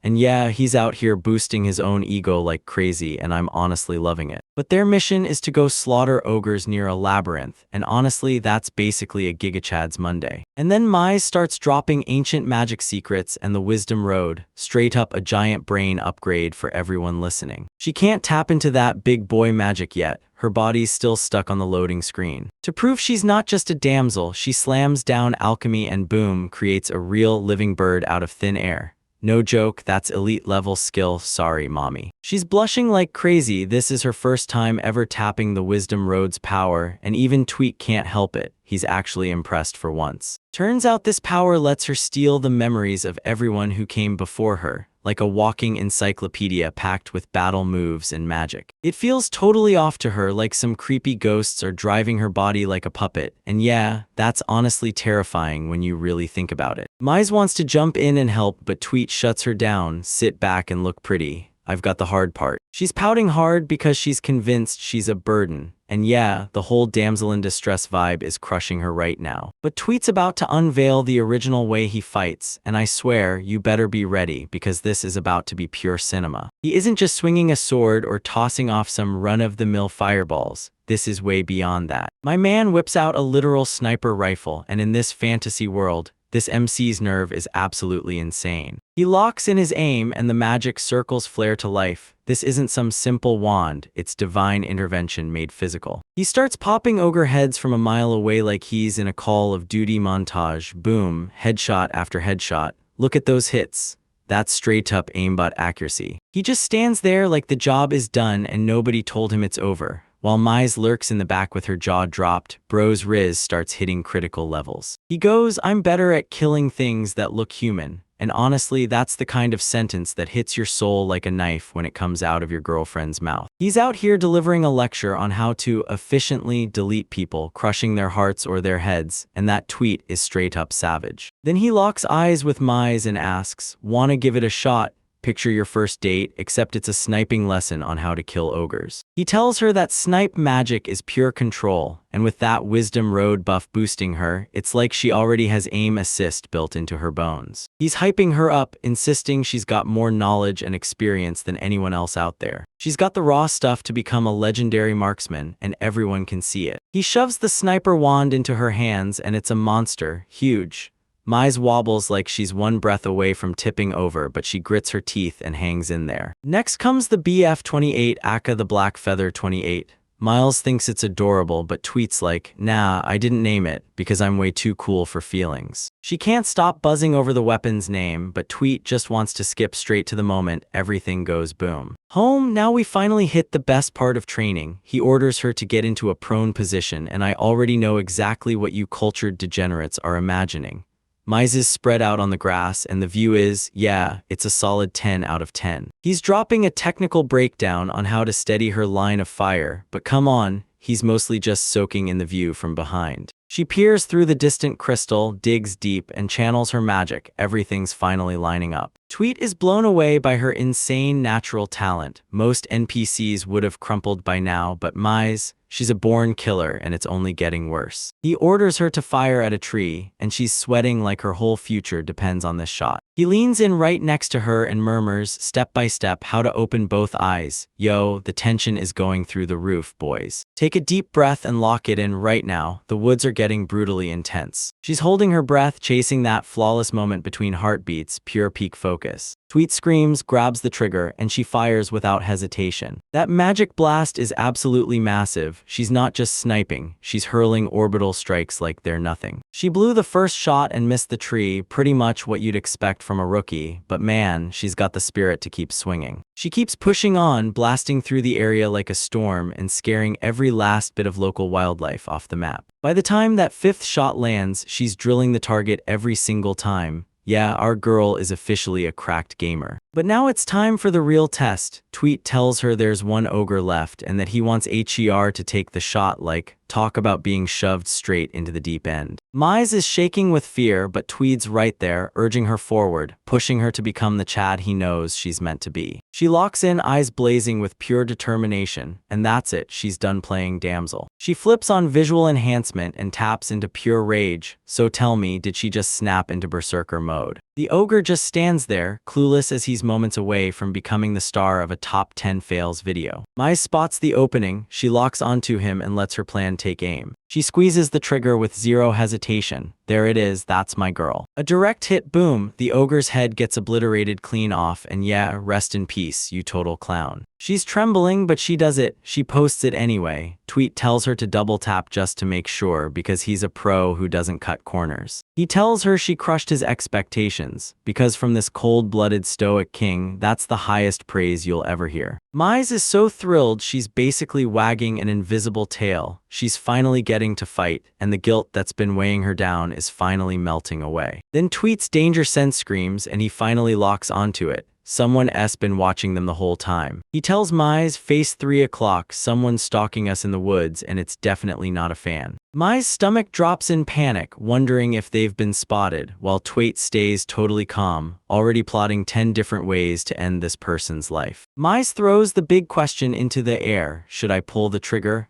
Because she's done playing nice and is ready to turn into a cold-blooded assassin for him. But Tweet cuts in and stops her cold, telling her that burden is his job to carry, not hers. Then he grabs the edgelord protector and turns it up to max power. He locks eyes with her and tells her, right now, no way, not now, this is not the time, pure gigachat energy. Mize gets it, she trusts her man with her whole heart, no doubts, no hesitation. She didn't pull the trigger, but her determination screamed that she's ready for a whole new day. Then they talked about it. They can't turn back to the village, enemy forces are shutting down the road. Time to break out and move. Tweet stares off into the distance, probably already plotting what he's gonna eat for dinner after all this brutal murdering. They're standing in front of a massive, ancient tree that looks like it just got ripped straight from an Elden Ring DLC. Their only move now, dive straight into the labyrinth because it's about to go full chaos, so stick with me for the next recap. Yo, my fellow men of culture, today we're jumping back into the secret MC's life with his top-tier wife, both of them surviving while they're dripping so hard it's criminal. Right now, they're sprinting on the run, straight into a twisted labyrinth to lose those pesky pursuers, because if those idiots chase them in there, they're getting cooked for real. This is called the roots of the divine tree, and the vibes are absolutely immaculate, but they're also creeping you out in the best kind of terrifying way. Look at Mai, she's an absolute cutie as they hunt for rare plants, and the way she's smiling says she's got tricks up her sleeve that we don't even know about. Turns out she's sitting on ancient cheat code memories in her head, every inch of this dungeon layout thanks to the Wisdom Road skill. She's taking the lead as the guide, and trust me, when a smart mommy steps in and calls the shots, that's a massive W for our boy. While she's busy busting her tail, our MC just sits there vibing with those medicinal herbs, probably thinking, can I turn this into profit? The MC hunts down a razor-specific mix of plants for his insurance, while his bro's cooking up something straight-up devious for anyone foolish enough to mess with it. Mize blurts out that a whole mob of demonic beasts is waiting up ahead, then tells him to dodge it by taking the long way, like a total PC. But our main character is a full-on certified gigachat. He smirks and goes, nah, we're charging straight through the front door. No beta nonsense. He's using the herbs he grabbed earlier, spinning up the same strategy he used in his old job, and it looks like these medicinal plants are finally about to pay him back. All the monsters are crammed together in that cave, blissfully clueless that they're about to get clobbered with the most disrespectful nap of their lives. Mize freezes at the sudden smoke, sure the MC just dropped the hottest mixtape of the year, right there, in smoke and all. It's straight up sleeping gas and he's telling me to craft gas masks with alchemy, like, talk about a power couple with insane riz. Even with that gas mask on, Mize still looks dangerously snack-worthy. Go ahead, I'll pay you $10 if you can find a more aesthetic duo in the dungeon. MC starts laying down hard facts, basically proving gas is the ultimate meta for dungeon crawling when you're stuck in cramped, underground tunnels. More beasts are still chewing up the road and the MC finally snaps, no more games, he straight up erases them. Maze tells them her memories are ancient relics, so she can't just spit out a perfect 4K live map of every single rock like it's nothing. They decide to dive even deeper into the labyrinth, hoping the heat will finally drain away, just long enough to buy themselves another hour. They trip over this giant stone monument, all packed with ancient ruins that look like a nightmare to decode. These relics are leftovers from an ancient civilization, way before the big hero versus demon war, pure, massive lore candy for the fans. Mai blows everyone away, she can actually read that ancient script, and it sends her waifu status through the roof. The inscription promises a hidden treasure up ahead, classic bait, but we're sprinting right into it anyway, because we're built different. MC felt something weird looming ahead, no human, no monster, and the tension is spiking so hard it's basically absolute cinema right now. It's a golem, and it looks like it's been standing there since the dawn of time, waiting for our MC to show up so it can scrap. It's literally hovering in midair, and it looks exactly like one of those top-tier test golems the Adventurers Guild makes you face. The bucket head starts charging up, and the MC yells at Mize to step back while he takes on that mechanical NPC himself. The golem snaps into a Beyblade from hell spin, but the MC barrels through it at insane speed, shielding Mize the whole time. This hunk of metal's got a wider view than any human eye, but our guy is so damn fast the sensors can't even keep track. The MC clocks it in seconds. This golem isn't hunting him at all, it's just posted up like the final gatekeeper, guarding one exact spot. Mize suddenly gets a light bulb flash and tells the MC to pin the golem down so she can dive in and hack the system. Our MC taps into that rage fuel and braces himself to tear into the machine, fully ready to show off for his girl. Look at the absolute nerve of this move. He's straight up hurling through the air to slam that smoke right into the golem's face. He slams into the golem and pins it down with straight up Chad's strength, while Mize rockets in to do her thing. Mize fires up with that main character energy, pure determination, and honestly, it's awesome watching her take control. She thrusts her hand forward and taps the machine, like she's channeling secret hacker magic pulled straight from her ancient memories. And just like that, the golem dies. She basically turns him off in an instant, like a broken PC after a blue screen. She suddenly clocked it. The golem was built by the same mastermind who once crafted her wisdom road and magic back in the day. Turns out they come with emergency shutoff switches. Only someone with her memories and a seriously high IQ would even think to find them. That seals it. Her magic is tied to the ancient world's tech way more than we ever dared to imagine. She's packed with 200 years of knowledge in her skull, like her brain came with a built-in cheat code for life. She gets this guilty feeling like she's cheating, but the MC leans in and tells her she's got every right to use that power any way she wants. Just look at her, she's blushing like crazy, totally down bad for the MC's support, and her face is going beet red. They finally crack the mystery of what that golem was guarding, the divine herb Axa, and it's screaming one thing: a massive payday is right there for the taking. This is the holy grail of medicinal plants, exactly what you need to brew the legendary divine medicine elixir.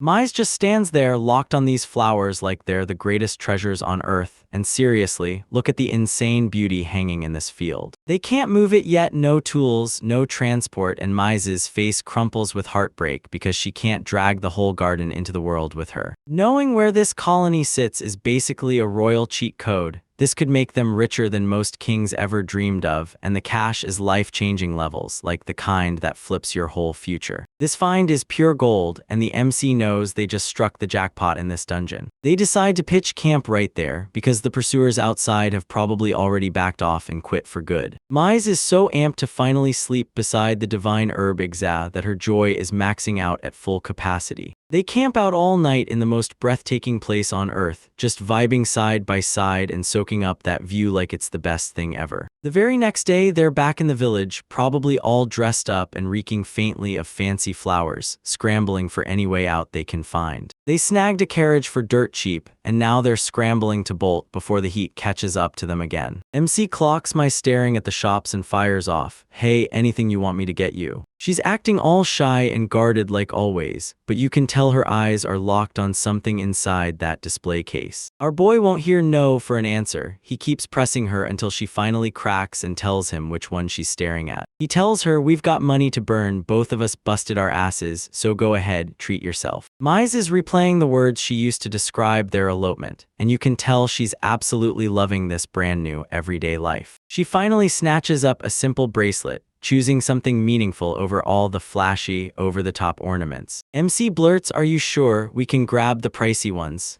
But she's locked in on that exact one no matter what. Wait, she snagged the matching set. Look at that grin, she's got that secret riz and she's absolutely itching to match it with you. The MC buys it on the spot, and even he looks stunned by just how damn cute she's being in this moment. The shopkeeper leans in and warns them, "If you're going into the western wastelands, be careful. because stuff is getting seriously weird out there. People looked up and saw a weird glowing pattern blazing across the sky, then boom, the roar hit like the world was about to end. MC snatches the info like a pro, and the glow in the sky screams one thing: another gigantic boss fight is coming fast. They set off straight through the crags, slipping toward the Republic of Carnarvon, determined to stay out of sight. Mize is giggling because she's clocked it. His plan is rock solid, and with him by her side, she feels completely untouchable. She's fully bitten by the adventure now, drifting through strange villages, pulling in guild cash like a total pro. This is the exact life she's been craving ever since they yanked her from the routine she relied on every single day. The MC admits it, yeah, that totally accidental dungeon raid was an absolute epic adventure for their very first trip out. But that look in the MC's eyes screams one thing: he's already spotted the real danger, and it's hiding nearby. And dude, look at that crater. Something huge just slammed into the ground, and the world is about to get scorched. Yo, what's up my cultured kings? Your boy is back with an absolute banger, because this MC is straight up a ghost and the waifus are on another level. We're diving right into the chaos. Tweet and the royal princess are locked on a road trip from hell. They're straight up vibing in a carriage somewhere inside the holy kingdom of Arcadia, but don't you dare get comfortable. The chaos is about to hit hard and fast. Tweet spots the terrain and goes, oh no, it's completely destroyed, like someone grabbed a giant spoon and carved the whole landscape out in one bite. Our guy is a straight up genius. He stares at the guild map and goes, this is worthless, because the entire world got rebuilt overnight. Look at the raw audacity of this magic. It's called extremism, and it chewed through the earth like it was nothing but a snack. We get a quick look at Chris, straight up the glasses mommy of our dreams, rolling out the kingdom's ultimate weapons like it's nothing and flexing the whole time. The tweet calls this magic a total power flex, but here's the catch: it can't actually take a person's life directly, which makes it the ultimate no-kill terrain buff. Just then, Mike clocks the ops barreling in fast, and Tweet yanks out the sniper wand,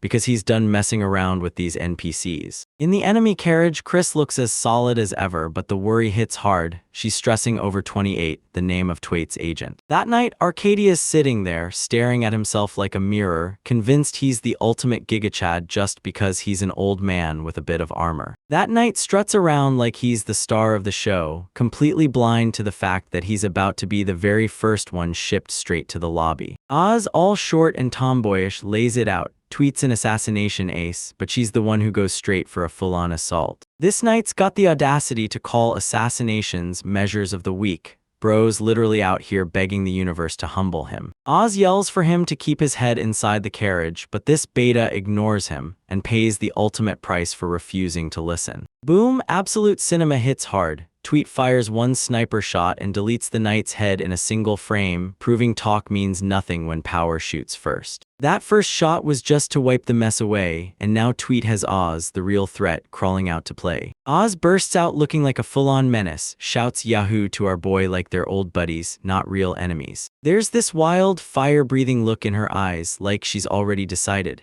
She's ready to kill her former comrade, no backing out. Oz doesn't pull a single punch. She starts unloading magic like an aimbot and blasts Tweet's carriage straight into the Smythurians. She warns him, don't you dare blame me if you die, but Tweet is a stone-cold Chad and he fires back, same here, we both feel that way. The fight is pure chaos, bro. Oz is cackling like a madman while Tweet keeps dodging beams like he's straight out of the Matrix. She laughs at his attacks like they're pea shooters, but he's not done. He's setting up the whole board while she's out here playing checkers. Oz is out here blasting magic in the sky, convinced she's got the high ground, until she's about to learn why Tweet is the strongest. She's convinced she's got the upper hand, but every real Chad knows even the most ruthless attackers always have a crack in their armor. They're pushing back the Tweet, and for a split second, it looks like our boy might finally get taken out by this pint-sized powerhouse. Oz calls him naive, and that's a huge red flag, because the MC never misses a beat when someone starts getting called out like that. She won't let up. She hammers Tweet with relentless pressure until he's forced to fire off his bomb traps just to survive the magic storm. Oz snaps, that's it, yanks out the meteor cannon, and it blasts with the kind of energy you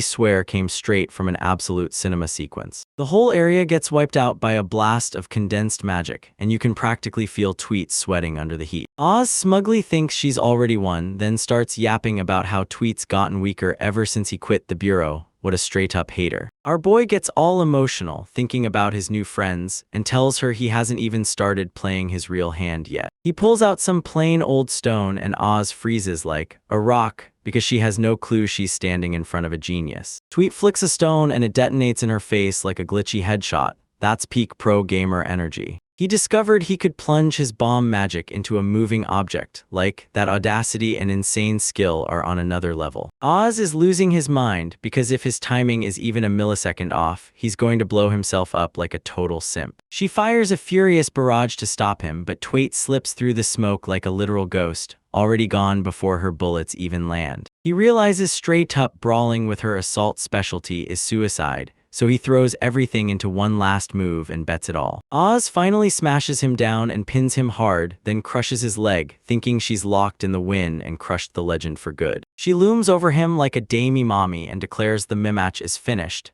then demands to know where the princess is. A tweet flashes her a bloody smirk, promises she'll learn the truth soon, and you can feel that nasty plot twist creeping around the corner. Oz snaps his head down, then freezes because the bracelet on his wrist is a full-on fake and the bro who sold it just used himself as the ultimate bait. While Oz was busy bragging, she totally missed the fact that she'd been standing right in the middle of a real-life kill zone. Look at me, she's trapped in there with the sniper wand, and this princess looks like a straight-up menace, poised to pull the trigger. Tweet broke it all down for her, gear, steps, everything, and now she's been counting down to this exact moment to rip in and save her man. She's locked in on the sniper's code: exhale, hold, and wait until the heartbeats line up, then strike for the perfect kill. The princess yanks the trigger with zero hesitation, bam, and proves she's not just a waifu, she's a certified shooter. Oz is totally blindsided when the beam rockets straight at her. She actually thought she was the only one battling alongside Riz. The shot lands like a thunderclap dead on target, and Mize just saved the day, dropping a cross-map snipe that would make any gamer lose their mind. That's how you deal with the ops. Maze snaps their chains, wins her freedom, and proves a princess isn't above keeping that loyal dog by her side. Yo fam, we're diving straight into the chaos. This man's bleeding outright before our eyes, but somehow that hair is still serving main character energy. Somebody's NPC got absolutely wrecked by a sniper from a mile out, pure, ruthless target practice. Speaking of snipers, look at this girl's focus. She'd let me step into the line of fire any day, if you know what I mean. Our boy Tweet isn't even breaking a sweat while that loser gags up blood. He stares at him like he's yesterday's trash. Bro straight up asked, "You not dead yet?"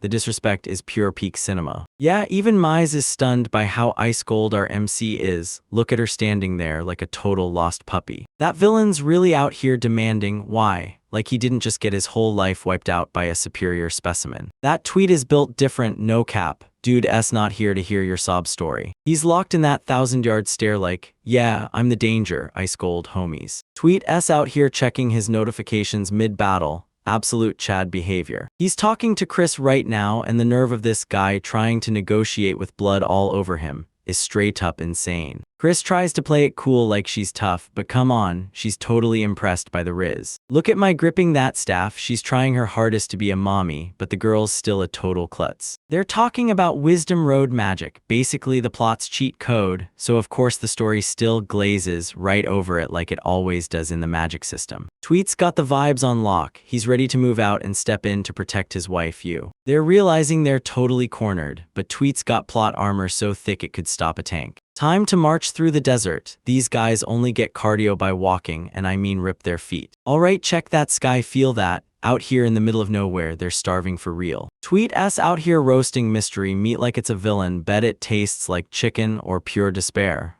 Bon appetit. Mize is out here chowing down like a proper lady, even while she's sitting in the dirt. Now that's respect, and yeah, she's the real deal. Bro's out here roaming the horizon like it's a K-drama, hitting peak drama for absolutely no reason. He stares at a carcass and the idea of maggots crawls through his head, gross as hell. But when you're fighting to live, you do what you have to, and somehow he's cooking it, literally. Mize feels the whole weight of this situation crushing her. She's way too pure for a world this cruel, and those watery eyes are giving her away. She's promising she won't let Tweet do all the heavy lifting. Yeah, that's my girl, standing her ground like a badass. But come on, she's 1 second away from face planting from sheer snack starvation, so somebody grab her a damn burger. Monologue time. Mize snaps back to the exact reason they bolted. And yeah, the kingdom is packed with L's and non-stop haters. They had no choice, so they dipped fast because the vibes were so rancid they couldn't stay a second longer. Even when hope is gone, they don't slow down. This grind never stops for our duo. Right here, this moment is peak romance. He wraps her in comfort as she breaks down and cries while the W eras looms in the wasteland. Look at that grin, she's totally caught on him, and honestly, I can't blame her one bit. Then she just drops to the ground, straight up stamina depleted. GG, mission failed, somehow it still felt successful. Tweet rolls up to the fortress all by himself, on a mission, and not a single soul gets an invite. The guards are totally baffled. Who in their right mind just strolls into a prison like they're the boss here? Tweet throws his hands up like, alright, take me to your leader. And the JIGACHAT energy is absolutely off the charts. He's down in the dungeon right now, getting hit with the enhanced interrogation, like this nightmare is just a normal Tuesday. They're raining hits on him, but he's probably only zoned out thinking, what are we eating tonight? 0 FS. He stares them down and demands they call the king. Fear gone the second those chains clamp him in place. The king steps in, then boom, check out this old man. He looks like he's been glued to the shadows since the prequel and hasn't seen a blade of grass in years. The Tweet's just smirking like he's got a scheme, and you already know it's gonna blow up in a big way, property damage guaranteed. The king's stunned. He actually finds out Tweet is still alive. Sorry, Pops, but in this recap, main characters don't die that easy. Tweet clocks the truth, this dude is Mize's dad. And suddenly the whole family dynamic screams red flags and toxic chaos. This pathetic excuse for a father snaps and calls his own daughter a thing. Someone cancel this guy right now, he's done for. He wanted her turned into a country's weapon, then told her, go to therapy and stop acting like a villain. He straight up says he needs her corpse, and honestly that makes him the ultimate beta villain.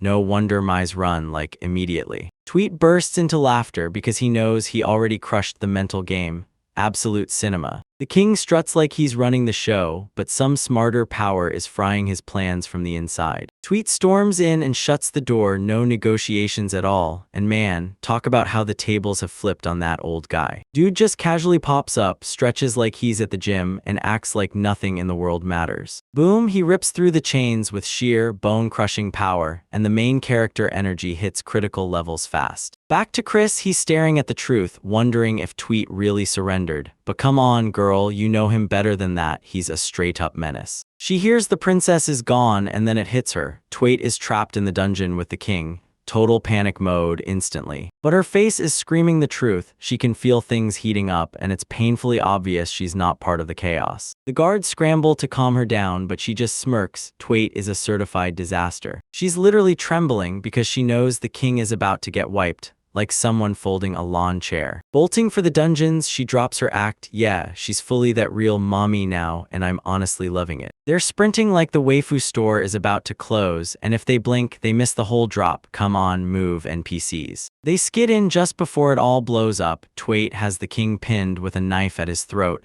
You're really late to the party, Chris. Look at Tweet's face. This is the expression of a man who's done with games, ready to negotiate or throw hands. Tweet's talking about how drained Maze is because he's pushing through all of this for his girl, and honestly, total respect. He finally gets it. Running isn't the answer. If you want freedom, you fight for it, no matter what it costs. And freedom means nothing if you don't seize it with your own hands. No tricks, no shadows, straight from the Chad himself. He ordered her to wait, and he didn't say it twice, not for a second. This guy lived by his word. The king's sweating buckets right now. Look at that terror in his eyes. I love seeing him this scared. He's trying to charm his way out, but Tweet shuts him down and won't hear a word. Chris lunges in, but she shuts it down. She knows she's at a huge disadvantage. Sit down, sis. Tweet snaps at her to stay still. Now that he's the captain, everyone else is just a passenger riding out the storm. Chris snaps, you're a dog that bites the hand that fed you, and Tweet just shoots back, nah, I'm the alpha. His one and only demand is simple. Maze stays safe, king of Riz, and loyalty on full blast. Then he drops the bombshell about the divine herb Ixa. This is the ultimate bargaining chip, pure gold. Look at these flowers, bro, they're practically a money printer straight into the plot. The king and Chris have totally lost it. because they never saw this 4D chess move coming. With that money, the kingdom could finally crawl out of the war's wreckage, and Tweet is out here straight up playing everyone like pawns. The king refuses to believe it's true, but terror pins him down. He's so scared he can't even bring himself to try. Chris tries to say what's on her mind, pushing for logic, but Tweet is out here acting like an absolute Chad. She snaps that Tweet might be lying, but the doubt is already dug in and taking root. If those negotiations fall apart, they get nothing, no herbs, no princess, and the king takes a brutal, massive L. The king's throwing a full-on tantrum, and don't even try to stop me, Pops, too late, you're already done for. Chris realizes arguing is pointless. One Tweet has them by the throat, and he's refusing to let go. He even claims he planted bombs. This guy's a full-on pro-menace, and honestly, I'm hooked. Now the king finally has a reason to shove his own life to the front,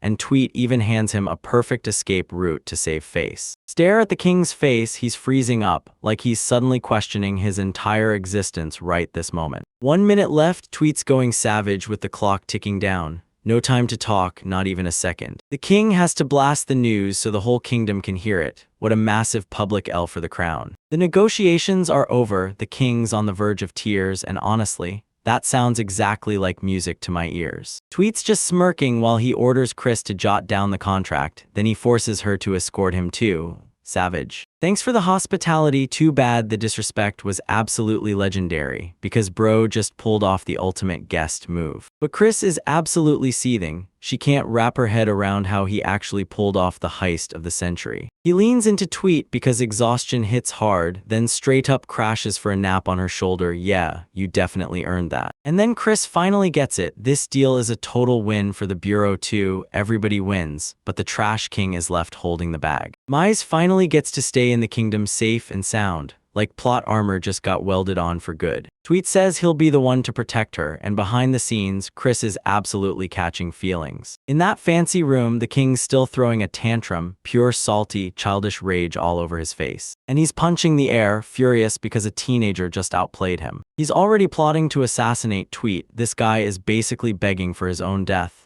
Seriously. He's itching to toss those herbs into a bigger war. Classic, I'm the villain. Clearly, NPC energy, and yeah, it's painfully boring. His subordinates are shouting warnings at him, but he's so drunk on his own hype that he refuses to listen. Don't be scared, he spits out, eyes probably trembling, then calls him a loser like it's the final nail. Suddenly, a hole rips open in the wall like something out of a comic, soaring through your shock, and then you realize it's not a bird or a plane, it's a message. Now the king finally clocked it. He's still trapped inside Tweet's absolute dominance range. He's slumped in his chair looking like a defeated boss, then someone growls, "Sit down, old man." Tweet spots my crashed out in the dirt, and holy hell, she really chased him all the way like a committed waifu. She's still alive and fully in the game, thank the plot gods. Just look at her, she's sprawled out like she's drained dry, like that whole week has been one non-stop nightmare of being a princess in distress. Tweet locks eyes with her, those soft, gentle orbs. Wait, is this Ice King's magic in the air? She's knocked out cold in the middle of the wasteland, and it's clear she's fully leveled up her toughness. She jolts awake and locks eyes with him. Let's go home. My heart's about to snap from all this summons. They're finally turning their backs on the desert arc and charging back towards civilization. This is the end of the line. A few days later, they're right back at the capital. Look at those buildings, straight up fancy. They're at Builders Academy. Yeah, it's back to school time. Now we're diving into that slice of life chaos. They look incredible in those uniforms. Mize is practically glowing with pure energy right now. Hold up, what did she just say? We could just have a child, like, right now. And you can tell she's dead serious about locking in the future. Tweet's face was the pure definition of Arachuator 4. He wasn't even close to ready for that level of straight-up riz. She's talking about fleeing together as a family like it's already locked in, because in her head, the whole wedding plan is set and done. Tweet is trying to play it cool, but inside he's panicking so hard it feels like he's screaming for help. He reassures her, don't worry, you're gonna be fine. Smooth recovery, bro. Suddenly, the squad locks eyes on them. Boom, the secret vacation is officially dead. Gran and Alyssa are tight friends. Alyssa looks like a top-tier wife, for real, don't you dare sleep on her. She's furious they vanished with nothing but a vacation note, because yeah, honestly, she's got a point. Tweet just drops a souvenir into her hands like it's nothing. Then we're like, bro, you almost died. And Mize is over the moon just to finally have a home. So you better believe she'd do anything to guard that smile. That bird busted out of its cage and won't ever come back, kind of deep, considering it's wrapped in the trashiest recap you could imagine. She finally gets to spread her wings and fly anywhere she wants, pure cinema as this chapter ends. Hepford, yo, what's up, my cultured kings? Today we're jumping back into the life of our undercover legend, just trying to keep it normal while top-tier wafers surround him like a curse. Then boom, we hit a spicy flashback to a war-torn country where people are literally starving right in the streets. It's a total wreck, Gran's just staring at the ruins like he's already finished. Then some absolute gigachad with a legendary beard rolls in and tells Gran straight up, their country is basically done for, so they'd better choose which empire's going to swallow them whole. He turns to Gran and asks which one he likes more, but the kid just freezes there, utterly stunned, like a glitchy NPC caught mid-script. Grand went all in on the Kingdom of Terraria because they didn't just show up, they helped rebuild, no scheming, no backstabbing. Bearded Daddy's jaw drops, he leans in and tells him they're hitting Terraria right now. The mission's dead simple, get over there, scout the vibe, and find out if they're truly laid back or just playing it up for the cameras. Grand tries to claim, I'm just a dummy card, but the old man refuses to listen. He's basically dumping the kingdom's whole future on this kid's shoulders, and the rain crashes down like the universe is screaming for drama. Man, that's a brutal weight on our boy's shoulders, but deep down, the MC spark is burning right there, waiting to explode. Fast forward to today, and we're back at the academy where this brand new mommy-tier teacher bursts in and announces the Magical Games Festival. This event's basically the Olympics for mages, where they show off every killer spell to impress the high society nobles and knights. This is about to be a 3-day banger, 9 wild games, and yeah, everyone's forced to jump in. There's a massive 100k gold cash prize sitting there, but apparently the tradition is you just toss it right back to the school like a bunch of simps. The hero course students are already losing their minds, imagining the moment they step outside and flex for the whole world. Teacher Mommy breaks the news, this festival is here to prove the war is finally over, so everyone can rip the sadness off their backs and start breathing again. But then she drops the real lore bomb, this festival is going down at the exact same time as a huge diplomatic conference. The leaders of Valabhar and Terraria are coming to watch the kids play, like it's a full-blown reality TV show. That means this year's school is about to be under an insane spotlight,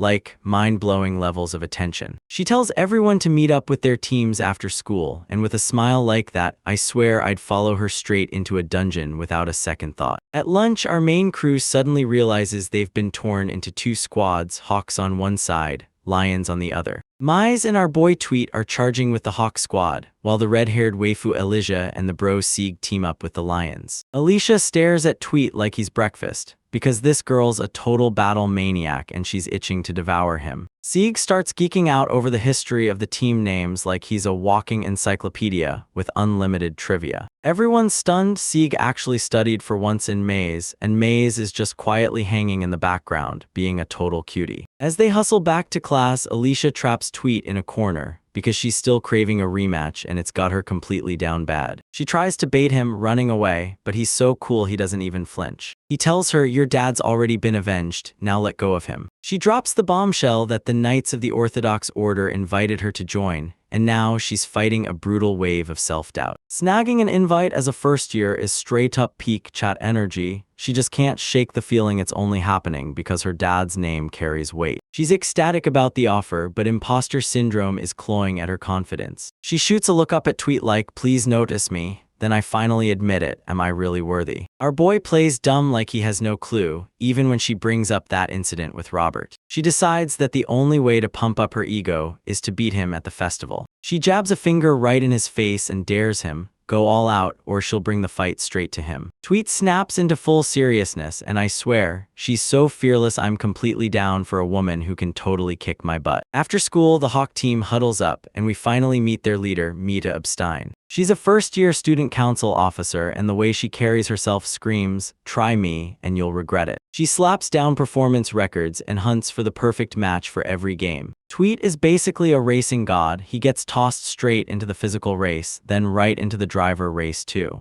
Mize is practically vibrating with excitement over these shooting star games in Exodus, even though she has zero idea what they're supposed to be. Mita blurts out an apology since the other student council member is nowhere to be found, and you can practically feel her stress crashing down in real time. But then some random hero course and NPC starts running his mouth, bragging that there's this massive gap between them and the commoners. He's convinced they shouldn't even train together, because those commoners will only yank them down. This guy is acting like a total pushover, and honestly, he's begging for someone to roast him. I'm just sitting here watching the drama explode, while the hero course students start hyping themselves up like it's the main event. Mira steps forward and snaps, "Shut your mouth, I'm the one running this." She tells them straight up, overall combat power isn't the be-all and all of this festival. She lives for teamwork because that's the one thing that actually turns the tide and wins the games. She slams him with a terrifying stare and warns him, "Don't you dare end up a burden yourself." Absolute cinema, she shuts him down hard and tells everyone to start practicing right now. The first match is a full-on physical relay race, and you can whip out close quarters magic to trip up and torment the people you're racing against. Then you've got the sledgehammer game, where you swing that tool with pure raw magic power and try to land it at full force. And yeah, Shooting Star is basically a magical sniper showdown, made for long-range killers who can hit anything from miles away. Mize is drilling her shooting nonstop while Myra, red-faced and furious, is yelling at some guy named Valen straight through her phone. She's losing it because he overslept, and the way she's staring, like she's one breath away from blowing sky high. Tweet just stands there awkwardly as she gets hooked up on and starts shaking with pure, boiling rage. She finally clocks that Tweet saw her lose her cool, and heat rushes through her until her face turns redder than a tomato. She blurts out an apology for the messy spectacle, then bolts to hide her embarrassment. But Mii shows up and blasts Tweet for sandbagging his speed during race practice. She knows he's way faster than he's pretending, so she snaps a quick kick into his shin for lying. The very next day, the whole squad slides into lunch together and spills everything, talking up how the practices are really going. The Tweet gushes that Myra is an absolute power leader, and honestly, everything's running like clockwork. Sieg basically shrugs and says, for now, the Lion team's just marching right behind the student council's lead. Mize brings up how Myra absolutely roasted that hero course guy, and somehow it boosts everyone's morale. He pauses mid-tweet and blurts, "Wait a minute, because something smells way too fishy." He drops the truth bomb, that whole fight with the hero course student was probably just a staged performance. The student council is running a mind-bending 4D chess match to weld all the classes together and keep everyone from getting too full of themselves. They're basically flipping the script with reverse psychology just to keep everything from boiling over. On the second day of practice, everything starts getting way more intense, and you can feel the story heating up. They're kicking the tires on the drive race, where riders blast through the streets on magical surfboards called wingboards. Tweet's got this down cold, he's the MC, and that's just how it all works. He decides to stay locked on the physical race instead. He can't risk standing out and drawing too much attention. He says he's scared he'll mess up because he's inexperienced, but come on, we all know he's just hiding his real power. He's freaking out that some of the top-tier spectators will clock his normal student, disguised the second they look his way. He just wants one calm life, but the plot armor won't let him breathe in peace. Next, we've got Exodus practice, and trust me, it sounds like the kind of nightmare you wake up from screaming. They cobble together outdoor training grounds and turn them into a massive, mind-bending maze. It's a high-stakes game of tag. One team lays deadly traps, and the other team scrambles to break free before they get caught. Each team rolls in with 5 members, and it all comes down to one brutal question: how many can claw their way out alive? Tweet starts firing off Mai's pro tips on dodging traps like he's been running dungeon crawls for years. Mai stares at him with pure awe because our boy's got that natural riz that just hits different. He leans in and demands to know, "Are you really sure you want to jump into a game this deadly?" She blurts out that she wants to be an adventurer, so this training is exactly what she's been waiting for. She's dead set on getting stronger, and Tweet can practically see that burning drive blazing in her eyes. He tells her to give it everything, and she answers with the sweetest, most wholesome smile you've ever seen. Tweet is trying to pass as a normal student, but he can feel it in his bones. Things are about to go totally off the rails. Once the practice for the final game is over, it's time to pack up and head home. Just as they're about to walk out, Tweet's spidey senses start screaming, and he spots a figure lurking in the shadows. He decides to walk all the way with Mize to her dorm, and she's blushing so hard her face is practically on fire. He shrugs it off like it was no big deal, but truth is, he's out here playing the ultimate Chad protector. He realizes that mysterious figure isn't some random student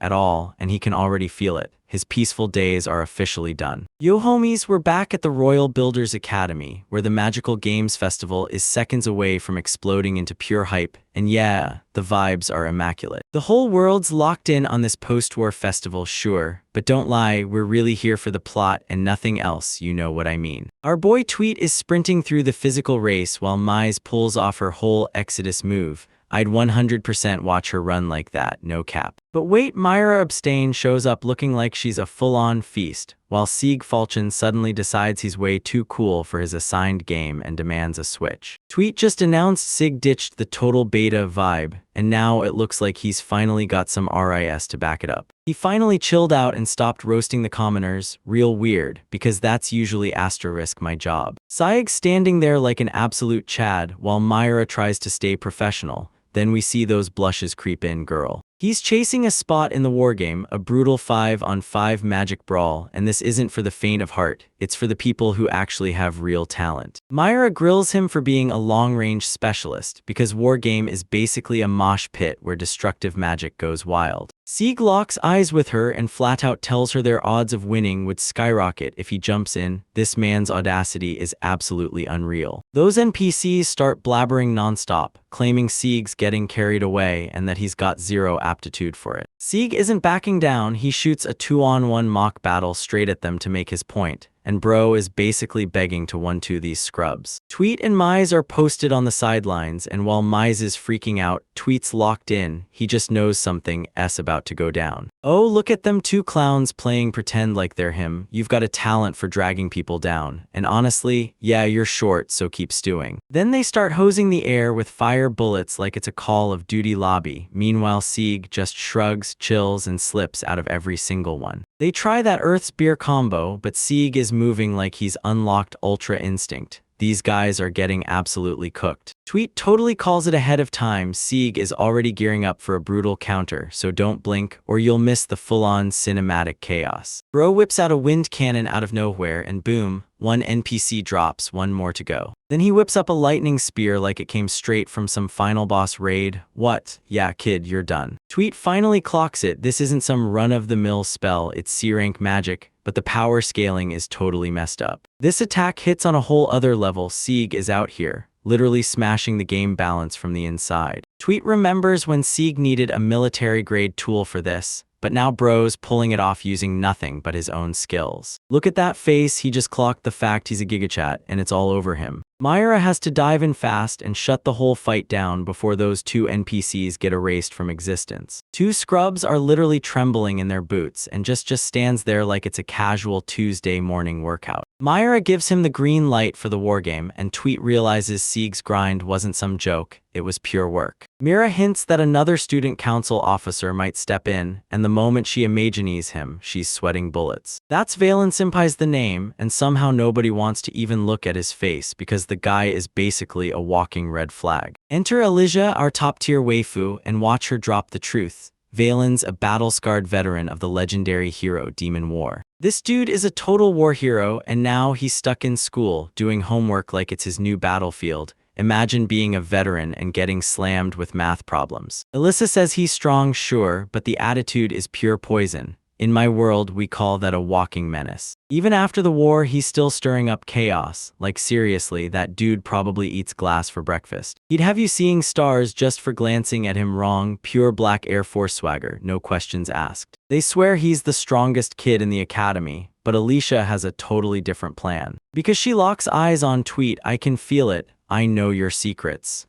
That grin tells me the glazing is about to hit critical levels. My shoots in and goes, yeah, I think so too. And right there, Tweet's got two absolute top-tier girls duking it out, fighting over who gets to simp harder. Look at this mood, Tweet's just trying to wolf down his lunch while the harem assembles right in front of him. Live and non-stop. Valen beat the noble's heir into the ground and got forced to repeat a year, because yeah, he couldn't be stopped.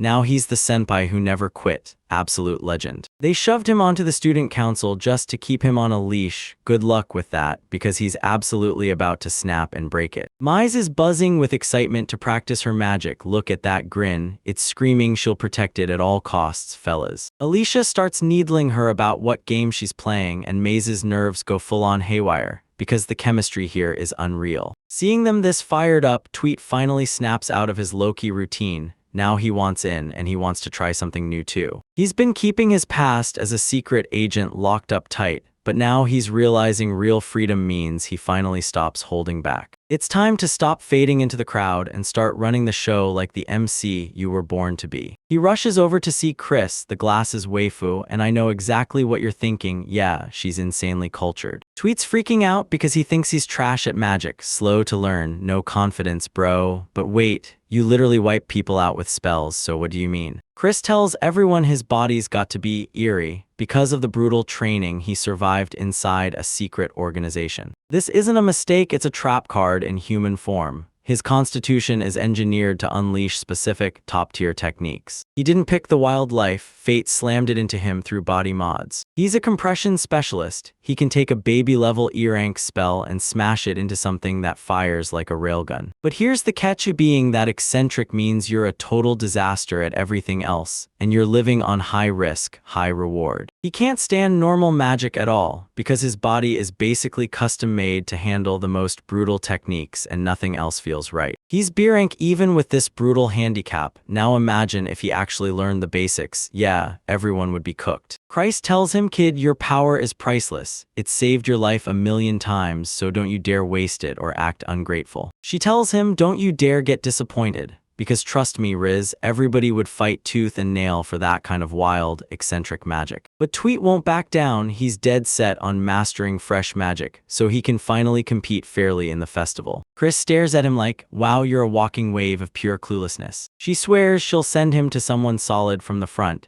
Bet you $10 it's just another waifu in disguise. Yep, called it. He storms into the room and boom, there's another mommy type waiting right there for him. Just when Tweet finally returns to class, the room turns cold because lurking in the shadows is Gran. After class, Gran leans in and asks, can we talk for a sec? Bro's face screams like he's seconds away from either begging for a loan or shooting his shot with a date. They link up outside and Gran's freaking out. He must have finally realized he's been playing the simps the whole time. Bro drops to his knees and begs to be Tweet's disciple, and the character growth is straight up wild. He's just standing there like, dude, I heard you the first time. I'm seriously lost though, why are you even still going on? Gran's hungry to join the war game on the final day, and you can practically see that fierce spark burning in his eyes. Every slot got snatched by the hero course elitists, and now he's itching to shove them aside, pure absolute Chad energy to close out the chapter. Yo boys, we're back with another banger. Gran starts by dropping to his knees, bowing so hard it looks like he's ready to propose, but nope, he's begging our MC, Tweet, to be his master. Tweet just stands there like a total chill god, eyes wandering as that loudmouthed NPC begs him to be his mentor like it's the only thing that matters. Gran's got huge plans. He wants to show off in front of the hero course students, throw them out of the festival, and honestly, that's pure GigaChat energy. Then the mood flips and we dive straight into the Lusectus conference lore, while Tweet just sits there, listening like an absolute legend. Gran starts yapping about his homeland, Valabar, getting annexed because the war left them basically finished,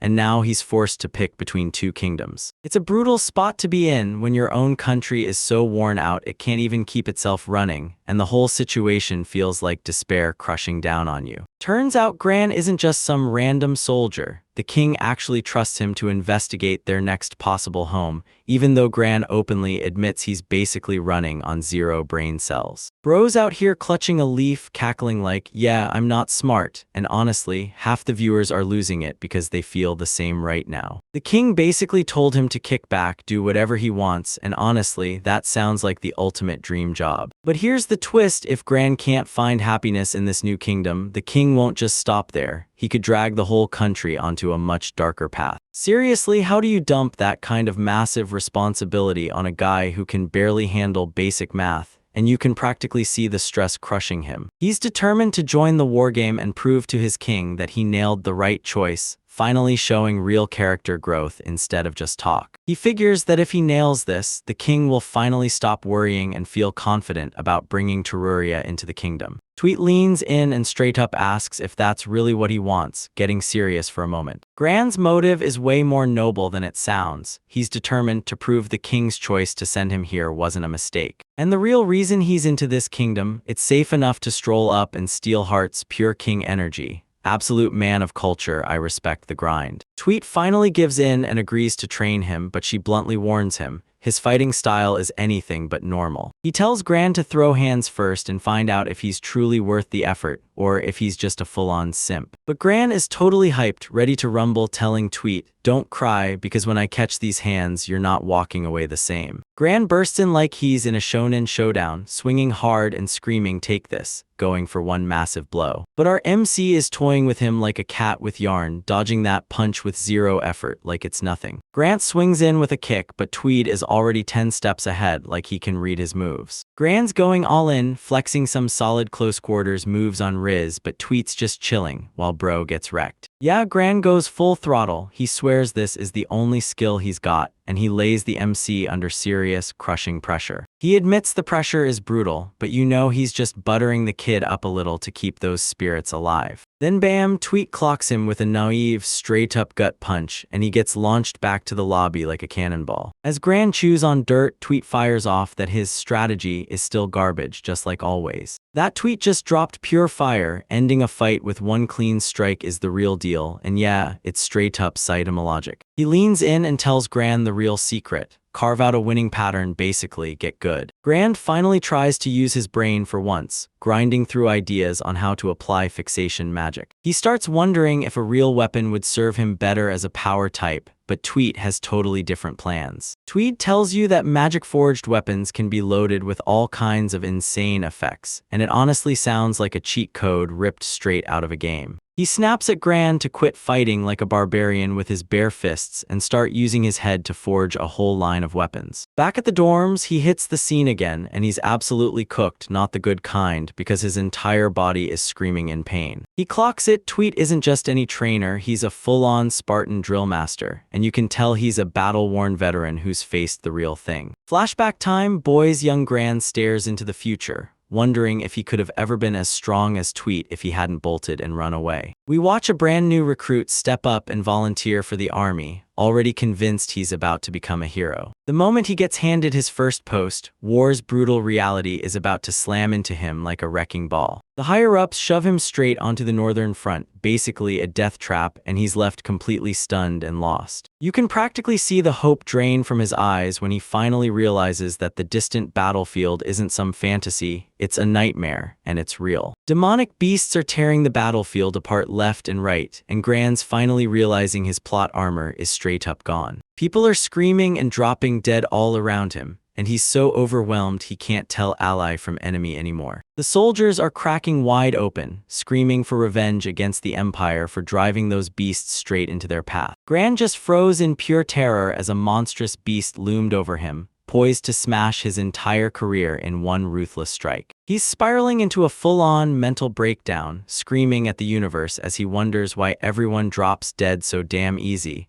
while he's somehow made it through with a peaceful life. He realizes this place is straight-up literal hell, and the peace he thought he knew was just a temporary illusion, slipping away the moment he truly sees it. A beast rips his arm apart, and the second the pain hits, he erupts in screams, because he finally realizes he's not walking out alive. He's down on his knees begging for a potion, but his commander's a total jerk. He snaps, "Shut up," and orders him to keep fighting. Gran recoils at the insane orders, but there's no escape. He's shoved right back into the meat grinder. Then the news hits. Orcus, a top-tier demon, has appeared and slaughtered every superior in one brutal sweep. Gran's determination snaps under the weight of what he sees, bandaged survivors who have already surrendered to despair. He runs into another soldier and the guy growls, "Welcome to this hellhole," being the new guy sucks hard. They peer out at the demons, and the moment they do, it hits them hard. No matter how many show up, they're getting crushed every single time. Next up, this demon hits a whole new tier. Its brutal aura has everyone trembling like they're facing doom. Elio's buddy stares at Gran and blurts, "So, are we dying together?"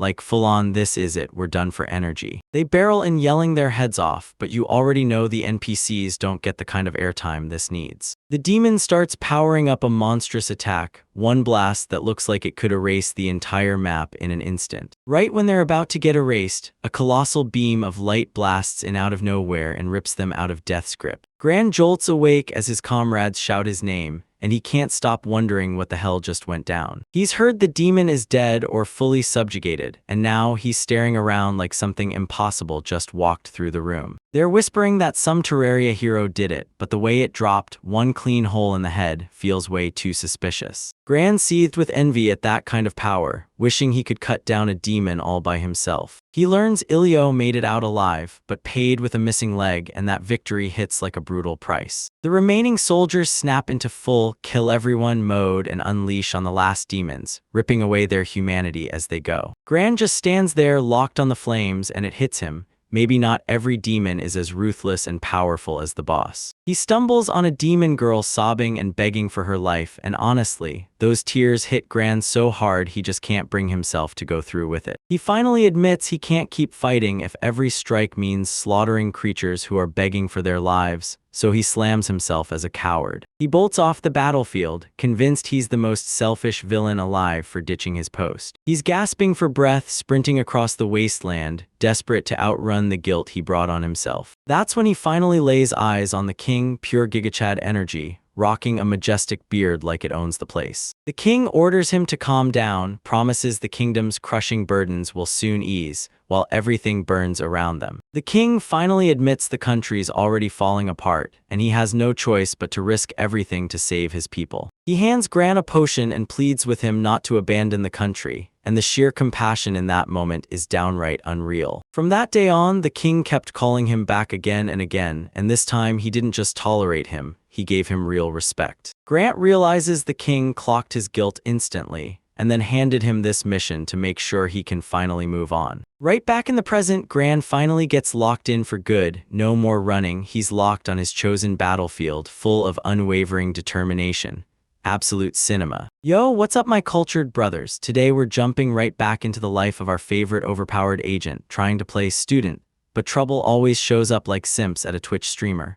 We kick things off with our boy Tweet training with Sylphia Sensei, and man, that look is straight up elite mommy energy. Our MC is trying to slide his "I was a child soldier" past her softly, but before she can even react, he's basically telling her he's got a special constitution, because the truth is, he's built different. For a second, she tests his magic, and that guy can barely scrape together a barrier that lasts 5 whole seconds. She calls him a scrub, but we know he's just restraining that terrifying power. She's genuinely impressed, said his durability keeps leveling up, so yeah, I'd totally let her rate my performance any day, if you catch my drift. Twait is straight up lying through his teeth about why he can't learn magic, because he used to work in the kingdom's secret trash disposal unit, and his mana is basically burned out for normal spells. He begs Sylphia for help because he wants to blend in and act like a normal student for the festival. Bro, you're about as normal as a Ferrari in a school zone. She closes in, studying him from head to toe, and that stare, look at it, already has me stunned just from the art. He clings to the lie because the truth would slam the whole scale down in an instant. Chad moves fast, forcing the lady to stay on edge. He tells her he specializes in compression, and she immediately lights up, calling it terrific, like basically admitting, okay, this kid's a monster. Look at her spiraling out, she just clocked it. Our boy isn't some regular student, he's a walking tactical nuke. She decides to train him with 2 tactics. First up is the noob shield, made specifically to keep NPCs safe. It's an S-rank barrier spell, normally that's trash tier magic, but for our MC, it's about to turn into absolute cinema. He throws it out instantly, snap, and she's left staring because most people can't nail the form, but Tweet's got that natural riz rolling in with the mana. They're going on and on about how elements can wreck magic, and Tweet just sits there nodding like he hasn't already been the strongest one in the room the whole time. She rockets right up to his face, clocking something weird asterisk like she's catching it in real time. Are you doing that without even realizing? She demands, and you can tell, mom's officially suspicious. Turns out our boy is squashing the barrier like crazy, cutting it to half the size but making it 100% denser. That's not a shield anymore, it's a wall meant to obliterate whoever steps in. He realizes he can crank it up so hard that physical attacks just slam into a glowing wall. Try punching them and you'll feel like you hit solid light. Skill issue for the villains. She's getting hit with flashbacks of a legendary hero mentor, and our boy is being straight up compared to the goats. Now she's about to unleash method 2, and I'm telling you, this is gonna be wild. $10 says you can't even predict just how broken it's gonna get. That smile, she's fully certain she's the best girl in the entire manga. 3 weeks later, we jump straight to this clown of a Grand. He's out here grimacing, like he's fighting a kidney stone just to squeeze out one single spell. He calls up a giant hammer. Okay, Budget Thor, I see you, and I've gotta hand it to you for the sheer audacity of thinking this is cool. He dubs it his sledgehammer game idea, and this guy is literally a walking meme, I swear. He lunges to swing the thing and the hammer rips right back at him, straight up NPC behavior. His own magic is wrecking him, tossing him around like he's nothing. He's convinced he can one-shot anyone now, and that delusion is spiraling way past anything I ever imagined. He demands, "Tweet, you been testing stuff." Then he grins like, "Oh, you're asterisk about to see what a real Chad looks like." Grand drags the MC out to test his hammer, and this is the kind of top 10 moment that screams, disaster is right around the corner. He barrels in seething, "Calm down, little bro, it's just practice." Tweet doesn't even blink. He fires off that compressed barrier tech and taps once, launching Grand into the air like it's nothing.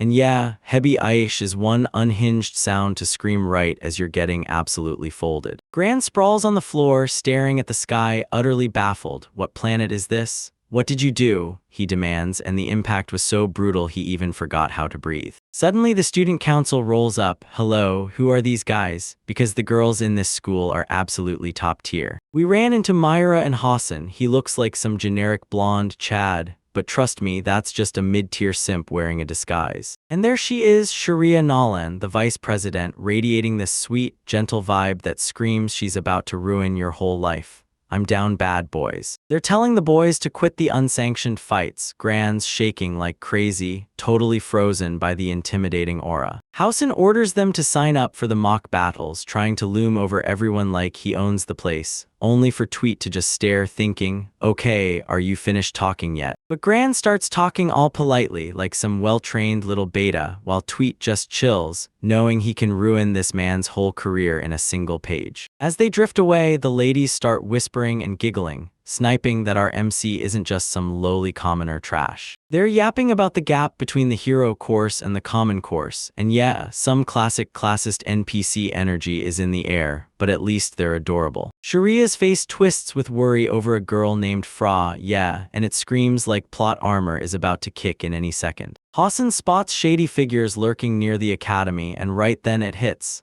Our secret agent finally gets real work to do. Sharia is slumped with a heavy sigh over the chaos of that huge school. "Oh no, sweetheart, but hey, don't worry, I've got you." Night drops and Tweet strides alone through the dark, his mind locked on his brand new compression Riz. He locks eyes on a shadow crawling over the roof right away. And honestly, did they really think they'd slip past unnoticed? Try sneaking up on a professional ghost. Then his handler Chris calls him. She's got the intel on the intruders, and this is about to explode. Chris just wants to keep his peaceful student life intact, but it's already too late because that MC blood is blazing through his veins right now. If it's about protecting what I care about, then say it, Bart. He's locked in protector mode officially. He's got real feelings now, yes, the character growth we've been craving, and he's fired up, ready to fight again. The Empire of Lucia is the real enemy. They're trying to smash the conference and seize control for themselves, just classic villain moves. They're using the festival as a smokescreen for their attack. No joke, the sheer audacity of these guys is unreal. Tweet tears the security system apart like a pro, because he knows the royal army is packed with jobbers and they're about to get wrecked. He can't believe the intruders are still scrambling around when the student council is supposed to be unstoppable. Then shots ring out. He decides to deal with this like a student, so no survivors, no clues left behind, right? He spots the squad of hooded goons, and they look like they're seconds away from getting absolutely cooked. A tweet slides in like a stealthy shadow, and boom, those couple up-s are all it takes, because that's the sound of your life insurance policy expiring. He starts handing out beatdowns like they're on sale. Look at that footwork. Dude, S playing a whole different game. A brutal kick to the chest drops one goon into the shadow realm. This guy's skilled, or maybe it's just your daddy. One of them yanks at a runner, and picture the chaos of trying to escape the MC's peak comedy. He launches himself onto the wingboard like he's in full send mode. Bros really out here acting like this is Fortnite. Then Tweet goes, "Alright, time to test my new move." He rockets straight into the empty sky, and the goons just staring like, "Wait, what?" Because he has zero clue he's about to witness a miracle. Aerial Tweet is literally strolling on air, using his compressed barriers like stepping stones. That's absolute gigachat energy. He crashes down like God's own hammer. Gigua, the goon, and his tiny hoverboard get utterly obliterated. I'm just a student, but the most disrespectful thing you can say after you hospitalize a man. That's evil, and I love this guy. He's still trying to figure out who's in charge of cleanup when a massive explosion suddenly detonates and shakes the nearby building to the core. Somebody else is bolting, and nah, this time it's different. This feels like the kind of moment where everything's about to go massive. MC barrels into the scene, and there, right in the middle of the flames, stands a brand new challenger. So tell me, who is this edgy firebender? Who the F are you? The new guy's furious, and he looks like he's got actual riz. So is this a real boss fight? We'll have to sit tight and see in the next one. Yo, what's good, my cultured brothers? Back again with another banger. Our MC is out here living the dream while everybody else is just NPC noise in his world. And it all kicks off with him looming over a pile of absolute losers who really thought they could step to him. Yeah, they're beyond cooked. Right when things start getting intense, this red-haired digachad named Valon slides into the scene like he owns the night, staring at our MC like, who are you, and why aren't you in the trash bin with the rest of these frauds? Our MC, the absolute king of acting like nothing's happening, tries to sell this like he's just a normal student who accidentally ran into the intruders, while Valen stares at his plain, commoner uniform like, yeah, no way, because something about this is screaming fishy. Valen's hearing none of it. There's no way some lowly commoner could have wiped these guys out that fast. Bro's literally perched on a mountain of bodies, pretending he just wandered out for a midnight snack. Valen decides it's time for a vibe check and blasts a huge wall of dark energy straight at our boy's face. Absolute cinema, boys, the animation alone is straight up fire. But our MC casually slips that heat like it's nothing, and Valen's finally impressed. He realizes our boy isn't just some random simp, he's got real speed and skill. Valen's grin turns into a little bit of heat as he says, yeah, you're definitely not some regular student. Just look at that smug face. He's already found someone fun to mess with, and he's loving it. Our MC starts doing mental gymnastics, trying to figure out how Valen's pulling off C-rank magic like it's nothing. No effort, no strain, not even a hint of casting.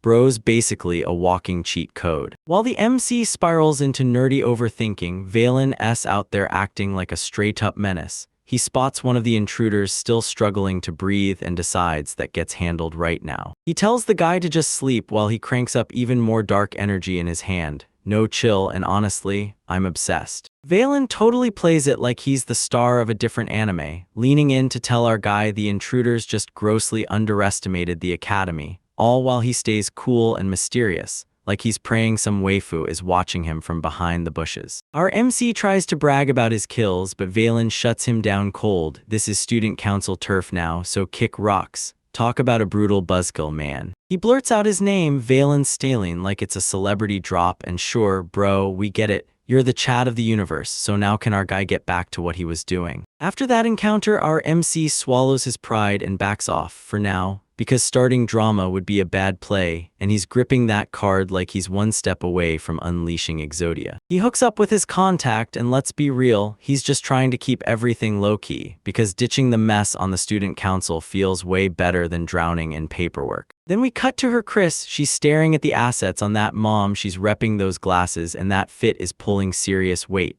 She's grilling whether the student council can really handle foreign ops, and honestly, I'm just wondering where I can sign up for her class. She starts spilling lore about Valen. He's a war vet from the great hero Demon War, so yeah, this guy isn't just pretending, he's actually survived real action. Apparently, the students from this academy who survived the war are on a whole different level. Chris is spilling all the tea while looking absolutely elite in every single panel. 3 legendary students clashed right now. One is the current prez, one is Valen, and the third one, yeah, that's where the story gets crazy. Turns out the third one got killed in action, at least that's what they claim. But come on, you know how this goes. Nobody stays dead unless we watch the funeral happen, and even then it's a coin flip. MC shrugs off that mystery for now. He's got bigger fish to fry, so he goes rogue and hunts the real threat himself. They finally crack it. The enemy's plan is to wreck the grand festival and slam the brakes on a kingdom annexation.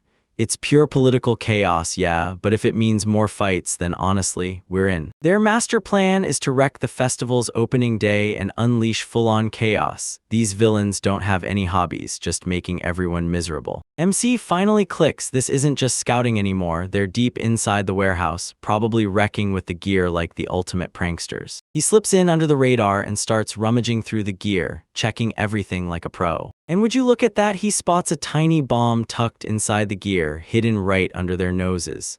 These dudes aren't just messing around, they're straight up trying to blow up the festival. That's peak down bad for pure destruction. The MC suddenly realizes there's no way this is random. Someone on the inside is feeding them the answers. Could it be a knight, a noble, or even someone from the student council? And yeah, the tension keeps piling up like Chris's thighs. We jump to Sharia, yeah, another total waifu with that soft girl vibe, and she's calling out fresh suspicious figures while I'm just sitting there like, anyway, she's a 10 and a 10. She calls Valen a pain in the neck, and yeah, we already figured that out. Then bam, there's the student council president, all mysterious and pale with that white hair, and I swear he's either a sneaky powerhouse or straight up a villain. We get one quick, majestic glimpse of the academy, right before the storm comes crashing down. Mai's, our pure-hearted, white-haired angel, rushes up to the MC with pure worry on her face, begging for a little of his time, and honestly, who could blame her? And she tells him she stumbled on something weird while practicing, like she looks totally innocent, even as she talks about the kinds of terrorist weapons that could tear the world apart. She spotted a magical tool buried in the field, and for a split second she thought it was a trap the other team set, until she realized, nope, she's smarter than that. Her wisdom hummed and the magic practically screamed that something was off. This girl is basically a walking radar for plot devices. She's convinced the magic traces back to the north, ancient secrets and all, and she's casually spilling top-tier lore while still looking absolutely adorable. MC confirms it's magic from the Lucia Empire, and the moment he sees her in action, his jaw drops, because her powers aren't just impressive, they're wildly useful. And yeah, this is peak power couple energy. He's realizing her wisdom road isn't some normal gift at all, it's broken in the best way, because she can dissect and dismantle bombs like it's nothing. And yeah, she's the MVP of this arc. She drops a bombshell, she's the second princess of Arcadia,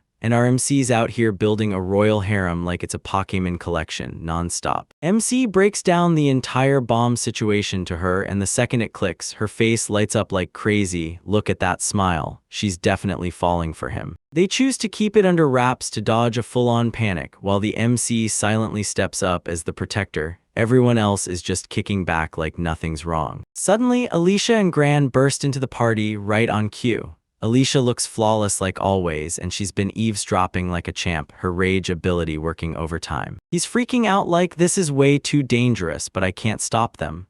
Then he stares at the whole crew and mutters, seriously, I'm the one who's carrying all of you guys, aren't I? Alicia barrels right into his personal space and tells him she can't ignore this, because it hits her classmates too, and the tension in that room is pure, boys. Gran's ready to jump in, and the MC suddenly gets it. He's not flying solo anymore. Turns out he's building real friendships, and that is a game-changing power-up for any main character. He finally gives in and lets them help, and the sheer joy lighting up their faces hits so hard it makes even a grown man's eyes burn. They're all blushing and grinning, soaking up this sweet, wholesome moment, right before the violence explosion comes crashing in. They rush in and start tearing those bombs apart. Then the MC realizes, uh-oh, we've got a mountain of work if we're going to save this festival. Grant wants him to tell the student council, but MC slams the idea down on the spot. No proof, and he still doesn't trust those guys. He splits the team like a real leader. Mize rides with him while the other two scour the Lion team's gear. That's straight-up tactical genius. The whole squad's pumped and itching to move, and even the MC's feeling it too, like that power of friendship is buzzing in his bones. Mize beams like she's on top of the world, practically bursting out that they finally made it, and the way she smiles is so innocent it stings. Now they're all throwing punches right beside him, and the MC's finally getting it. Having a team hits different, even if they're total simps for justice. He stares at his Great War memories and remembers how he used to dodge everyone like they were a threat. Bro's finally starting to grow a heart, and it's honestly beautiful to watch. He bursts out, I'm a brand new person, and I'm trusting you,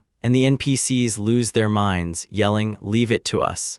like they're one bad move away from getting themselves wiped out in the next 5 minutes. Practice keeps rolling, and then Mai bursts back into the scene, running right up to him again, all breathless and adorable, and yeah, it's basically a dangerous combo. They're planning to rip the bomb apart under the cover of night so not a single student gets hurt. Safety first, boys. Maze hits the wisdom road again, and it feels like she's cheating. Look at the fire in her eyes. She hustles straight to the machine, and the craftsmanship on it is straight up unreal. Mai's just looks like she was built for this. She wraps it up like a damn pro, and when MC praises her, she instantly turns all shy and flustered. She says one little line, and my heart just melts.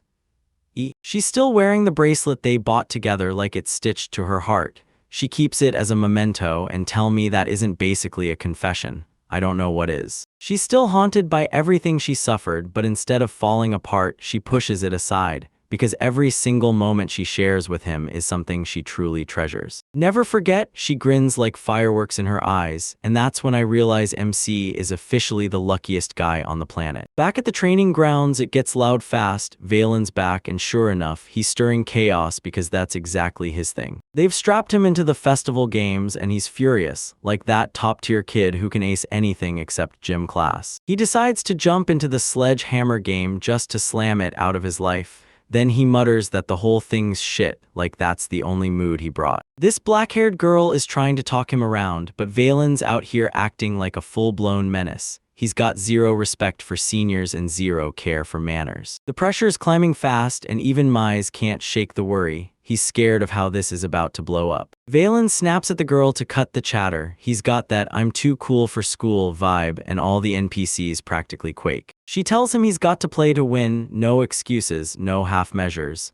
Valen just hands her a tack like she's a chore he can't be bothered to finish. He decides to jump into the war game instead because Gladius is way too much hassle. So he starts hunting for open spots on the team like he's selecting players in a game lobby. He barks at the current participants to get their asses over there because he's fixing to wreck some poor students whole week. He calls them dipshits and says the weakest is getting replaced by him, straight up.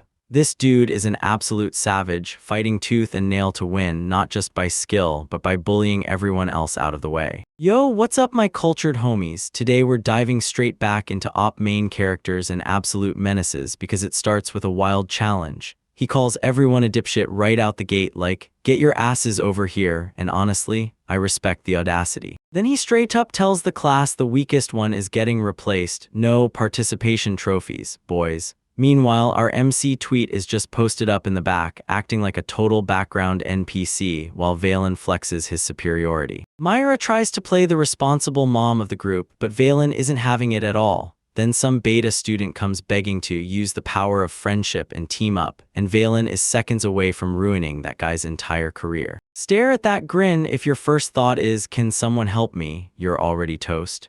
Valen's about to school these simps and prove he's the top dog in the academy. And just like that, he blasts a guy before anyone even blinks. No magic circles, no long chanting, just straight up cooked energy. The MC clocks it instantly that he's using magic with zero warning, and yeah, that's wildly broken. The speed is straight up unreal. Everyone's just gawking with their jaws on the floor like low-tier mobs, while Valen stands there, staring you down like a threat with a pulse. He's basically daring them come at him all at once. It screams, I'm not trapped in here with you, you're trapped in here with me. The students finally man up and rush to jump him, but Valen's not playing along. He slips, dodges, and weaves like Ultra Instinct is already switched on while they lumber around in slow motion. Myra fires a wind cannon at him, but Valen just smirks, mutters too fucking naive, and then barrels straight through it like he's got that dog in him for real. He starts cramming magic into his fist, and even Myra's like, uh-oh, we're in trouble.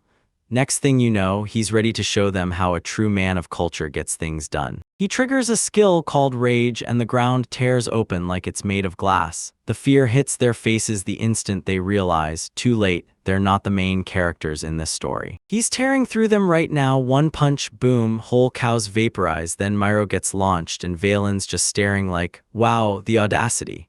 Hitting a lady, totally unhinged, and somehow it makes him an equal opportunity hater. He rushes straight up in this guy's face, snaps "you're too slow," then blasts him point blank with a flame cannon, pure absolute cinema. The whole class is in shock. He just blasted a high-level spell from his palm like it was nothing, and our MC's over there jotting it down while everyone else is fighting back tears. Valen's straight up laughing at them right now, barking orders to the first years to take notes. He's toxic, arrogant, and somehow he's the only reason this chapter's still entertaining. Tweet snaps to the truth. Valen's not just casting magic. He's using dawning, straight up wearing his magic like a second skin, and this is top-tier stuff these NPCs couldn't even imagine. The MC immediately starts geeking out over the mechanics, like parallel activation and compression mashed together, because Valen is basically a walking cheat code. He explains that Valon builds the magic himself, clutches the charged power in his hands, and only then unleashes it, so he can battle without letting the energy slip. It's an advanced move that absolutely has no business in a student's playbook. Right on cue, another challenger barges in. Sigfaltion hurls a lightning spear straight onto Valen's head, and finally, somebody shows up who isn't a complete simp for the floor. Or Valen locks onto that same look in his eyes again. Yeah, things are getting spicy fast because that rage prompt slams onto his face. He snatches the lightning spear out of thin air with his bare hands and crushes it like it's nothing. This school's power scaling is a wild mess, but yeah, I'm absolutely here for it. But Valen straight up gives Sieg his respect, because Sieg's noble and he's got real promise, like the ultimate Chad spotting another future Chad before the world even catches up. Valen struts off like none of it happened, like he didn't just traumatize half the class, and then drops the bomb that he'll be replacing the first guy who got eliminated. Absolutely savage. Maze is over here fawning over Valen, calling him ridiculously strong, and Tweet just nods along, because he knows Valen wasn't even trying during that whole beatdown. The MC clocks that Valon could have crushed it with even higher ranked magics if he felt like it. Because this student is a walking, talking boss fight in disguise, and it's only getting worse now. Now we're getting into culture. Check out Alicia in that tracksuit, and yeah, respectfully, she's got it like thick with a capital T. She and Grant report back that they found bombs, and trust me, this is when things go from tense to straight up serious. They're freaking out about the shrinking student body, and if that's not bad enough, they've got to start tearing apart the bombs before the festival hits.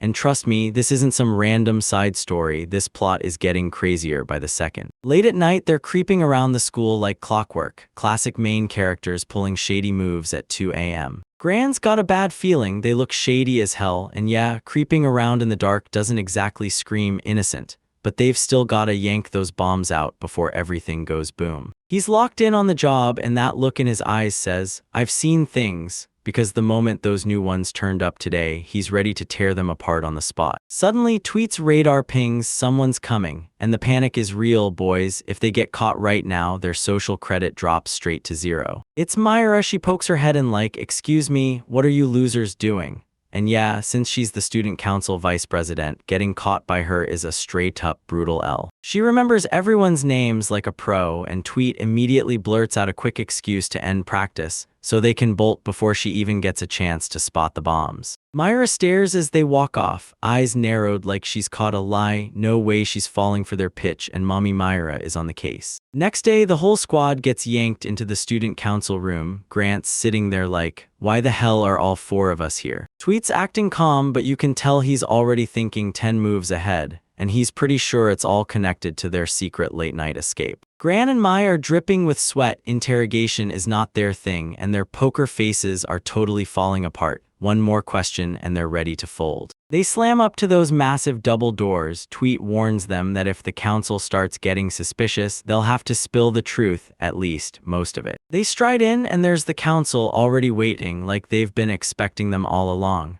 The air feels thick, mean, and dangerous. It's basically stepping into the principal's office, except the principal can probably end you with a single thought. There's the council, cultured ladies seated deep in the back, and stone-faced power brokers up front. This is the elite of the elite. And here's the president, straight up looking like a shoujo manga hero, too impossibly handsome to be a villain. But I swear, that smile is giving. I might be one anyway. Dwight and Myra lock eyes. "Nice to meet you," they say, but both of us can feel the drama simmering just beneath the surface. The president flashes a grin and claims he's ex-Dulite, and Tweet clocks those delicate features. but there's no bad vibe, which is exactly the kind of red flag that means a monster is waiting in the shadows. MC can't shake the thought, does this guy really stack up to Valen? Valen's a brute, sure, but this one looks like he'd tear you apart with a grin. Alright, Ix wastes no time. He's raring to ask a few questions about those suspicious people who have been popping up around the academy lately. Gran and Mize look like they can finally breathe, like the bombs are behind them, while those poor NPCs are still clueless about what's about to blow up in their faces. Look at them scrambling around like they've got no plan, while Tweet just stands there dead still, like a statue, already locked in on exactly how he's going to play this. Tweet drops the bomb like it's a live grenade. He blurts out that he fought some people 2 nights ago, then tells them Valen should know about it, and Ix is left totally stunned. The president's slamming his face into his hand because Valen never reported a damn thing, so he barks for his subordinate to pull Valen up on the broadcast, and everyone can already feel this is about to explode into a disaster.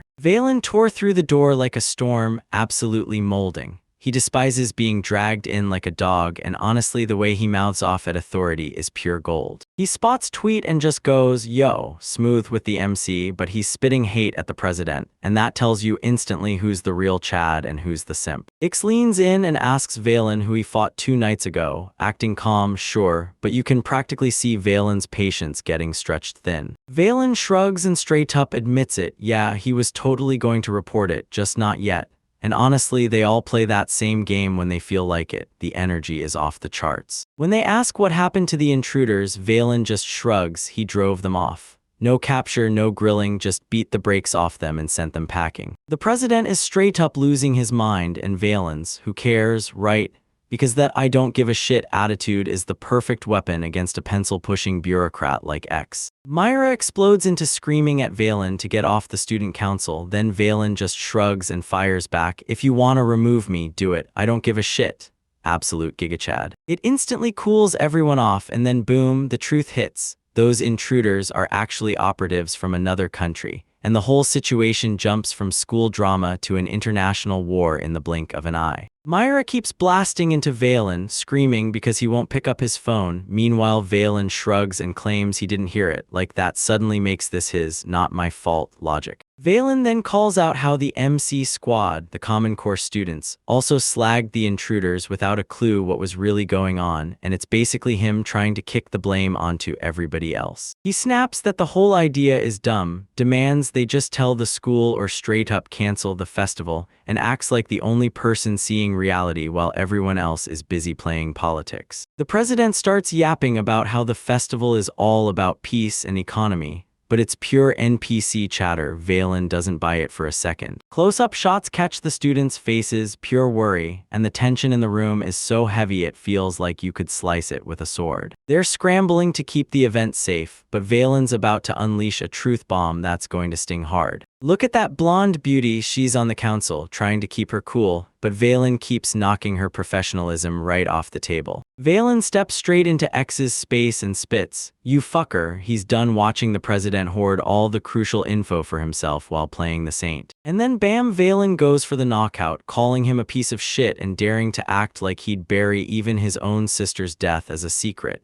Yep, that's the kind of trauma that runs deep. The room drops to a dead silent hush, our blonde girl's completely rattled and even tweets like, whoa, that's a bit much.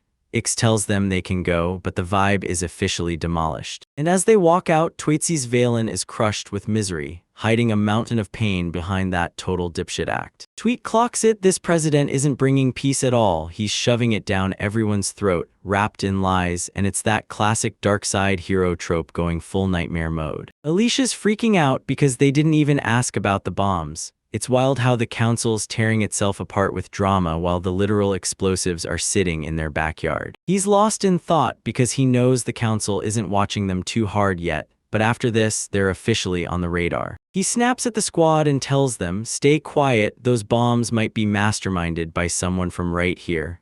Then he points it out, the call is coming from inside the house. He's convinced one of the student council is secretly feeding the foreign operatives everything they need, because how else could tourists stroll in so easily? So yeah, trust nobody and definitely not the pretty boys. Alicia snaps the topic aside and pushes for weapon shopping. because even when bombs are flying and traitors are lurking, a girl still needs her gear. Tway nods and agrees because he's desperate for a new weapon too. He's been stuck on plain, basic gear, and now it's time to level up. And we end on an absolute heater. Tweet's hunting for a new partner, and guess what it is? A freaking sniper rifle. My man S about to start 360 no-scoping fools, and this is straight up absolute cinema. Yo homies, we're back with another banger recap. Our boy Tweet is out here trying to live his best life while everyone else is playing 4D chess behind the scenes.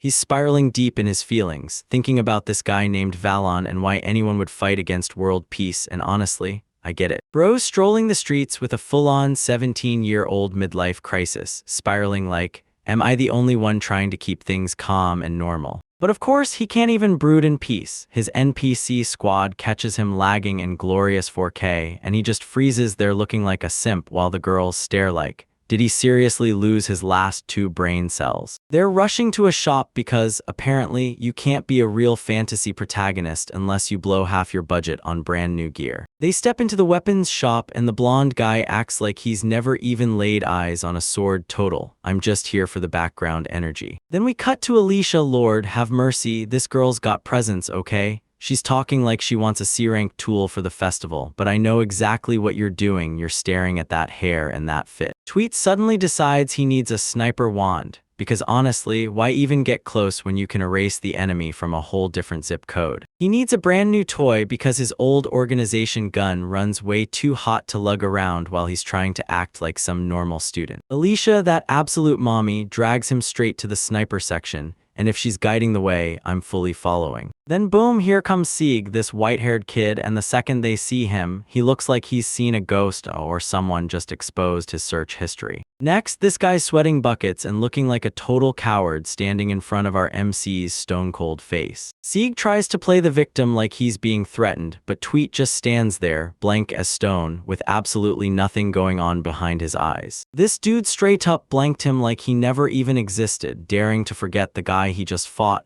That's legendary GigaChad energy right there. Sieg is straight up melting down in real time. He spent all that training to beat Tweet, and Tweet just shrugs like, wait, who are you again? Sieg starts bawling, saying Tweet told him to stay back during their last fight, and the girls just stare at him like he's some totally lost puppy. Tweet finally snaps back to it and goes, oh, THAT, bro, the disrespect is absolute cinema. Everyone starts feeling for Sieg, because getting erased by your rival hurts worse than death. Tweet tries to play the good friend and tells him he's changed, but honestly, that's just smooth, high-level glazing if you ask me. Sieg takes it to heart and spirals into a full-blown internal rant about how weak he really is. He actually bows and apologizes to the whole squad, an insanely rare win for a character who used to be a bully. He admits he's been grinding his strength just to score a rematch with Tweet, and yeah, that's a little down bad, but whatever, I'll allow it. He's trying to play it humble, yeah, but the second you look closer, you can tell he still thinks he's the main character in his own anime. Alicia tells Sieg to help choose the weapon since he's a wand expert, and the second he hears it, Sieg immediately steps in, showing off everything he knows. Sieg fires up that high-end mighty attitude again, bragging that he'll find the perfect pick, straight up NPC energy. He fires off, so what do you want, Tweet? And our boy doesn't miss a beat because what he's craving is that sniper smoke. Sieg yanks out the Divine Hawk and holy, this thing looks straight up like it belongs in Call of Duty, not some fantasy manga.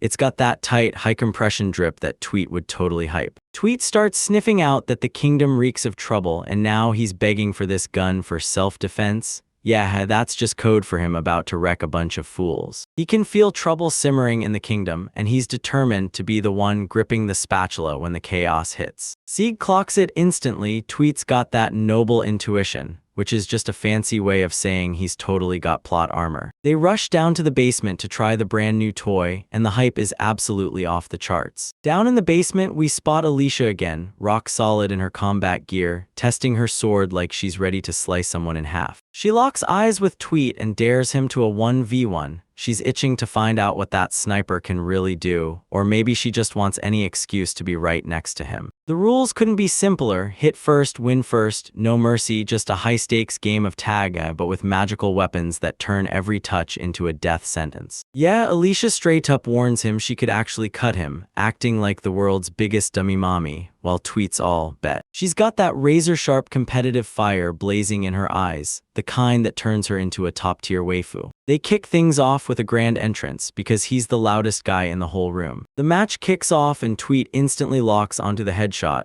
No hesitation, just pure intent. But Elijah is a straight-up monster. She slices the magical bullet clean in half like she's starring in a samurai movie. Pure cinema. Tweet freezes when she realizes her sword isn't just broken, it's a cracked magical weapon called frigid iron. She's charging like she never runs out of breath, cutting the distance down while Tweet scrambles to reload. He squeezes off another shot, yet she keeps deflecting every single one like she's speedrunning a training level. She steps straight up in his face and Tweet's like, "Yeah, you're done for," because he's completely cooked. Then she presses the blade to his neck and declares herself the winner. "Mommy, sorry mommy." The rest of the squad can't believe it. This practice match turned into a full-on war, and it shook them to the core. Alicia grins and swears her new sword is even deadlier than she expected, and she's been drilling parries for bullets nonstop all for him. But then her face tightens again, like she flips into full seriousness. She pushes for round 2 because she knows Tweet was pulling punches. She wants the real deal, no cap. Tweet realizes he can't mask his power level from her anymore. She's been clocking everything all along. But he bites on the challenge, and you already know things are about to get brutal. They reset the distance, and the air turns heavy with tension. Round 2 kicks off, and Tweet starts blasting shots like he just found an aimbot. Alicia glides through the flying projectiles, looking absolutely majestic the whole time. She thinks she's finally cracked his rhythm, so she barrels in and shoves him to the finish line. She screams, "You can't stop me with just numbers." Tweet fires his final shot, and that look hits him like he's already crowned the winner. Alicia lunges to parry it, straight up, just like everyone else. But wait, this bullet's different. It feels heavier, like it bites harder, and it punches straight through her guard. Boom, she gets smashed by a truck's worth of force, and the match is instantly over. Tweet stands there like the ultimate Chad, while Alicia lies flat on her back. She's blushing hard, panting for air, and snapping, "What the hell did you just do?" A Tweet spills the truth. He's a total big brain gamer who tweaks the bullet's weight mid-fight. Those first shots feel almost weightless, then the final one drops like a heavy-duty banger. Alicia's still fuming because she got outplayed in that battle of wits, but you can tell she's weirdly impressed by how seasoned he is. Tweet snaps to it. His fresh gun is top tier, even if it can't quite outshine his old one. The squad rides out and Tweet's ready to crack heads and protect the peace with his brand new partner. Look at him tweaking and admiring his own gun at the end.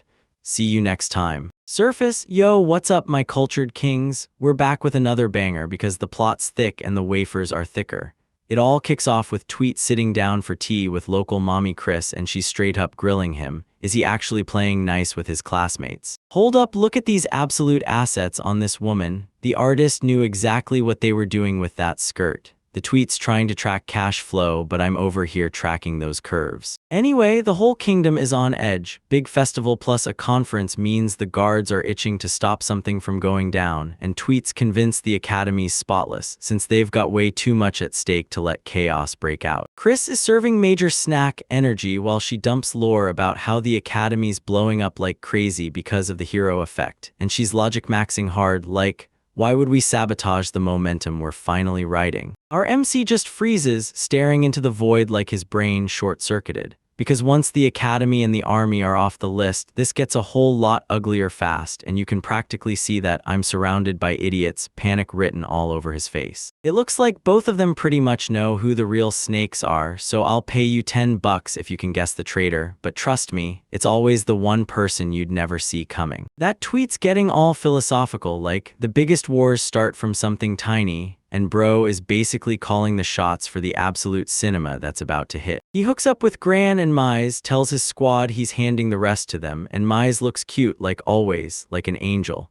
But you can tell she's hiding some absolutely unhinged power behind that innocent smile. Mize is out here absolutely shredding bombs like a pro, while Gran just stands there like the world's most shameless sidekick. She's fishing for head pats, and honestly, same. Suddenly, Tweet spots some goons skulking in the shadows. Bro's spider sense goes off because these uninvited intruders are about to get their vibe checked. 3 of them are watching, and the girls are already itching to start a fight. Alicia steps up, swears she'll lend her strength, and you just asterisk no asterisk, she's got that main heroine "I'm built for this" energy. Alyssa doesn't wait for some plan at all. She just barrels in like an absolute Chad, spots 3 hooded NPCs, and orders them to sit down and get humble. The villain starts yapping, "Don't blame me for this trash," pretending he's the hero. Then he doesn't realize a girl's about to fold him because she looks better in a skirt than he ever will in armor. "That's my line," she snaps it out like a total queen, and I'm not even trying to be down bad, but the way she grips that sword has my whole heart tripping. She rips in with a razor-clean slash, and these losers get shoved back like they never had a chance. Turns out messing with a wifey with plot armor is the fastest way to get wrecked. Tweet slips in behind them like a menace, claims they've hit their expiration date, and somehow manages to sound smug about it, like he's got zero chill, all nothing personal energy. He slams a bullet spell straight into the guy's face, and it's instantly over. No chance, no awkward cringe, just pure no-nonsense efficiency from our guy. He boots the next guy so hard he's basically stuck in next week. Now it's 2 down in record time, and Tweet's out here proving to these NPCs he's the real protagonist. Mai bursts in with alchemy, snapping the last lawfly into a web. Yeah, that cute face is a trap because she'll turn you into stone. Grand yanks out this enormous sledgehammer and starts swinging it like a man in a whack-a-mole fever dream, straight-up audacity, bringing a literal hammer to a magic fight and making it legendary. Gran looks absolutely furious right now, snapping under his breath about fixation.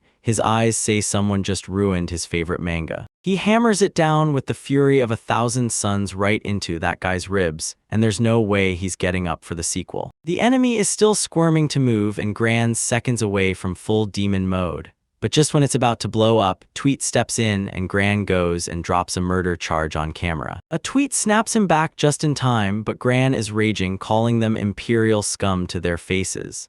And bro, he's got serious trauma because he was moments away from turning that guy into paste. MC blasts him with "So you were gonna kill him," and the tension is so thick you could slice it like butter. He snaps back to normal and blurts out an apology for drifting off. Then the girls stare at him like he's completely unhinged. Honestly, they're not exactly wrong. They decide to dump the intruders in the student council's hands, and Tweets like, "I wanna watch the president, real gigachad or full fraud." He storms into the office and spots the president and Myra, the resident librarian waifu, staring down a mountain of books like she's seconds from snapping. And honestly, it's the most relatable vibe ever. He reports that the intruders are wiped out and orders them to take care of the cleanup. Myra's staring in shock like, no way, Tweet actually pulled his weight for once. The president starts grilling how Tweet keeps catching intruders because something about it reeks. Yet Tweet is too busy living his own mysterious, unstoppable vibe to care. Tweet fires the "I just happen to be nearby" line, the biggest lie anime has ever dared to show. Then the president apologizes for their lack of security. Yeah, sure, and you can tell he's already cooking up something sinister. MC slips out, already plotting his next move, but Alicia's on his heels instantly. The same knowing smirk that screams,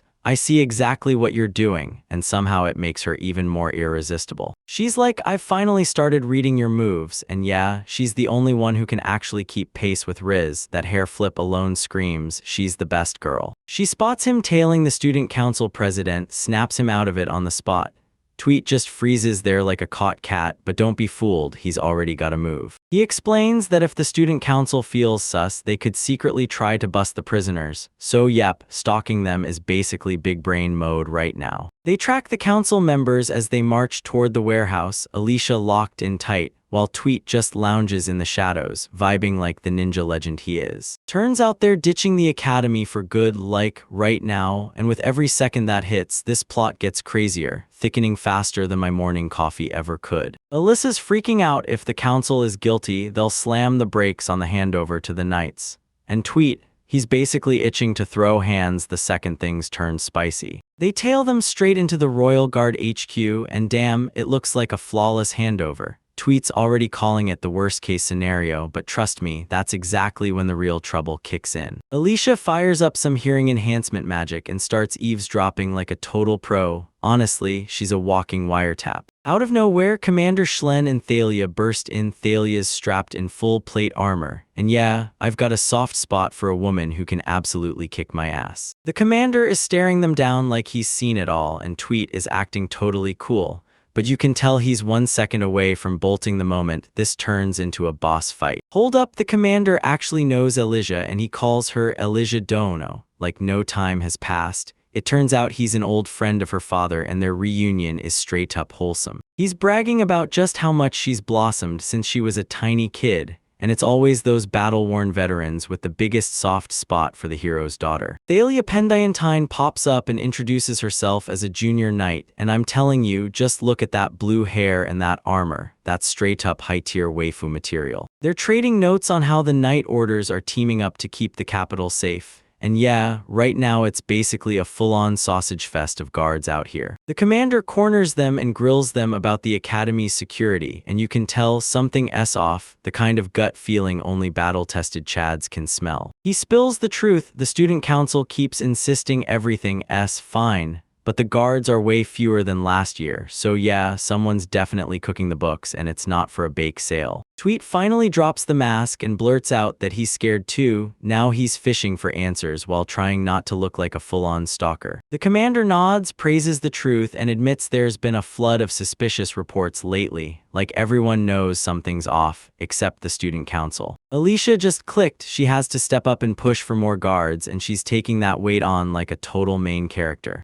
Tweet shrugs it off like they just took a stroll to blow off festival stress. Classic nothing to see here, as if our boy didn't just catch them slipping. The commander starts fawning over Alicia, claiming she's the only one who can carry on her father's legendary swordsmanship, and she's blushing so hard it's straight up adorable. He launches into a furious monologue about the Great War shutting off everyone else's chance to learn that style. And now Alicia is the absolute last hope to keep her family's legacy alive. He's convinced she'll nail it one day if she keeps grinding hard enough, and yeah, this is straight up peak shonen fuel. I'm getting pumped just from reading it. Alicia swears she'll fight with everything she's got to meet everyone's expectations. Look at that fire in her eyes. That's my future queen, right there. The commander wants to call an escort since it's getting late, but Tweet just shuts it down. Nah, I'm good.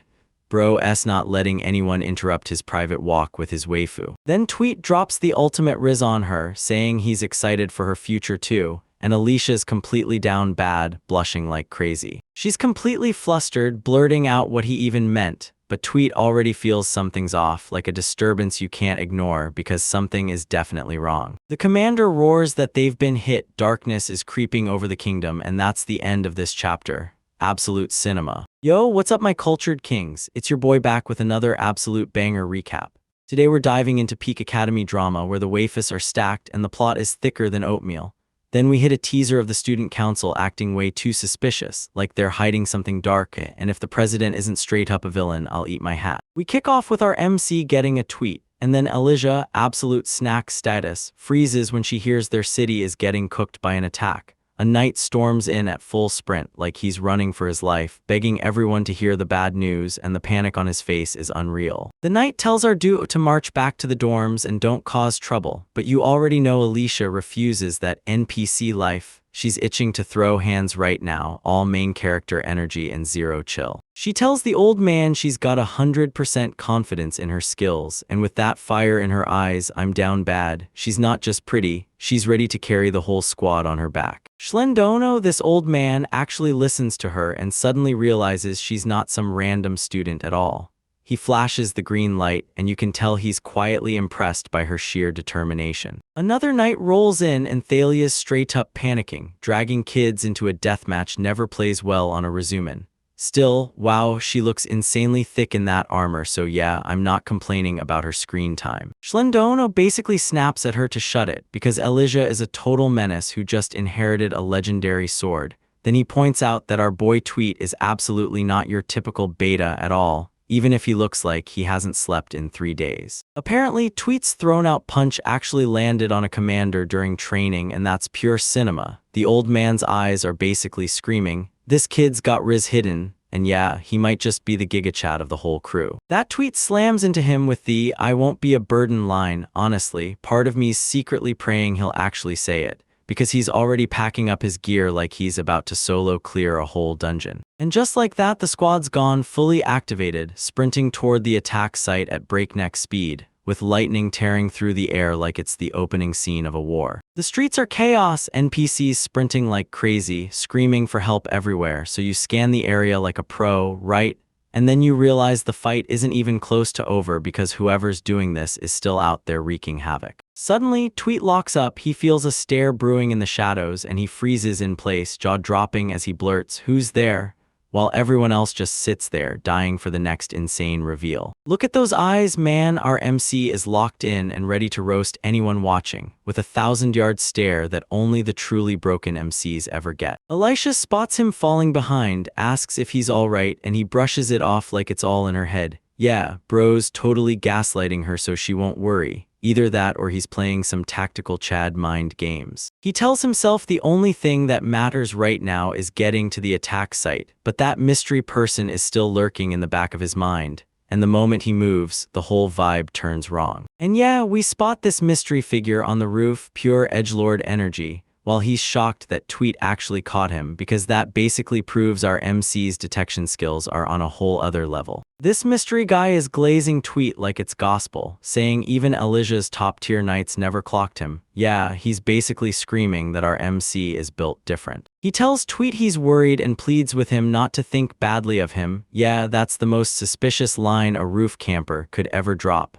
Trust me, this guy is trouble, and later you'll see exactly why. The whole crew finally reaches the spot, and every single person freezes, jaw on the floor, because just from the bubbles, it's obvious they've stumbled straight into a literal graveyard. The knights on patrol got absolutely steamrolled. Now they're sprawled out like total jobbers, and this enemy isn't messing around for even a second, just handing out L's like candy. That one knight is clinging on by a thread, because when he's finally managing to speak, he tells them he got ambushed while on patrol, and now he's coughing up blood like it's a lost cause, looking absolutely wrecked. Yeah, that poor guy never stood a chance. He drops the bombshell that there was just one enemy wrapped in a red cloak, the ultimate villain look, and then one guy wipes out 5 knights like it's nothing, and you can practically feel the power scaling screaming. After the enemy wiped out the patrol, he marched south, and Schlindono's out here quietly giving mad respect to the survivor for not cracking.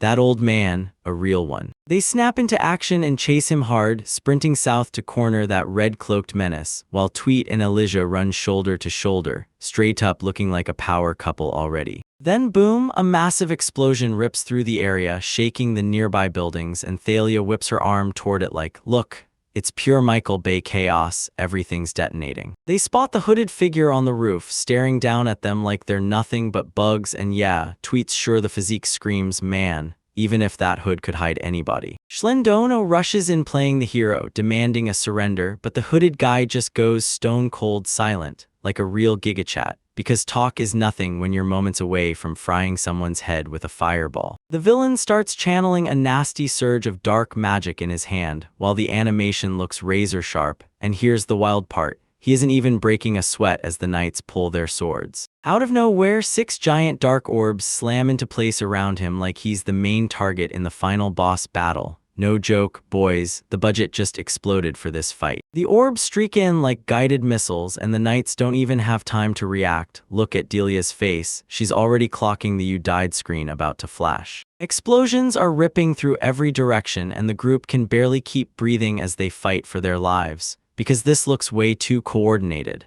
Like this guy might not be alone with that insane storm of fire. Thalia takes a brutal hit, she's only grazed, but you still see the blood burst across the dark, and now our thick knight mommy is in pain, so this isn't just a fight anymore, it's personal. Tweet spots the knights getting crushed, yanks Elijah into the vanguard role, and finally steps up himself, leading the squad like the alpha he's always been. Alyssa flashes him that confident smirk and goes, "Roger that," and wow, her smile is worth a fortune. She's about to go full waifu mode and wipe out this cloaked loser. She surges forward like a real goddess of war, while that cloaked guy casually keeps slinging more magic at her. She darts, weaves, and jukes nonstop like she's playing a Souls-like. She unleashes her rage skill, rockets her speed, and blasts into the sky with some insane vertical. Look at those boots. She's basically stomping the air just to soar higher. She crashes down with a massive overhead swing, but the villain is lightning quick and barely slips out of the way. Still, Alicia won't back off, screaming that he's not getting away. The hooded creep snaps his hand forward and charges a massive orb straight in her face, and Thalia explodes into a warning scream,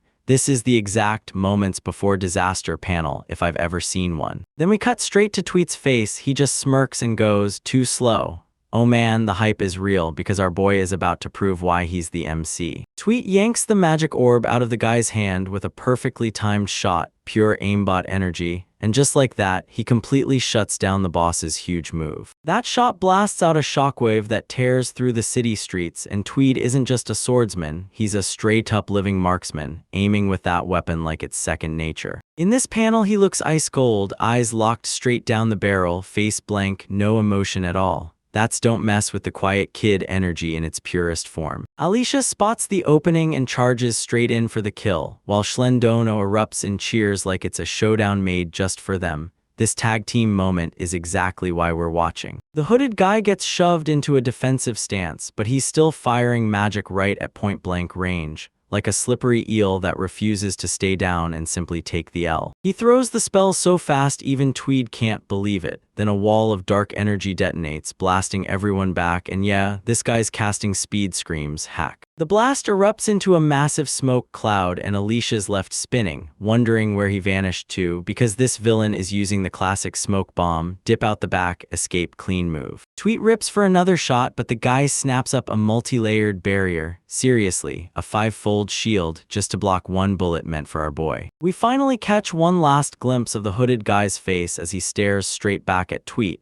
and you can practically feel the tension snap in the air because these two clearly share some deep history or a hidden connection. The villain finally slips away and the knights slam to a stop, choking on dusty air while their target vanishes. Yeah, the whole mood turns bitter fast. Tweet clocks that the guy just unleashed a 5-fold barrier, yeah, that screams elite tier mage, while Alyssa's face tightens with worry and Tweet stays locked in, breaking down the enemy's moves like he's done this 100 times. The squad reforms fast, scans each other, and confirms nobody's down, then it hits them. They just ran into a foreign operative, a straight-up high-level infiltrator with serious power behind him. Schlendono reckons the target isn't random at all, it's the dignitaries riding in for the upcoming festival, because with all the bigwigs crowding the city, it's a perfect setup for political assassinations. He apologizes because the knights have to lock in on the VIPs, which means Academy security is about to get paper thin, and Tweet instantly realizes the enemy just got the perfect opening to hit again. The knights storm off to regroup, leaving Tweet and Alicia alone. Then Alicia clocks how dead quiet Tweet's been for a while and fires off the question, because that top-tier observant waifu always notices everything. A bad feeling claws at Tweet's gut. He's sure the knight's theory is off, replaying that hooded guy in his mind, and realizing the attack timing never matches up if all they wanted was to hit the dignitaries. He starts spiraling into deep thought over the empire of Lucia's master plan and whether the kingdom is about to get annexed.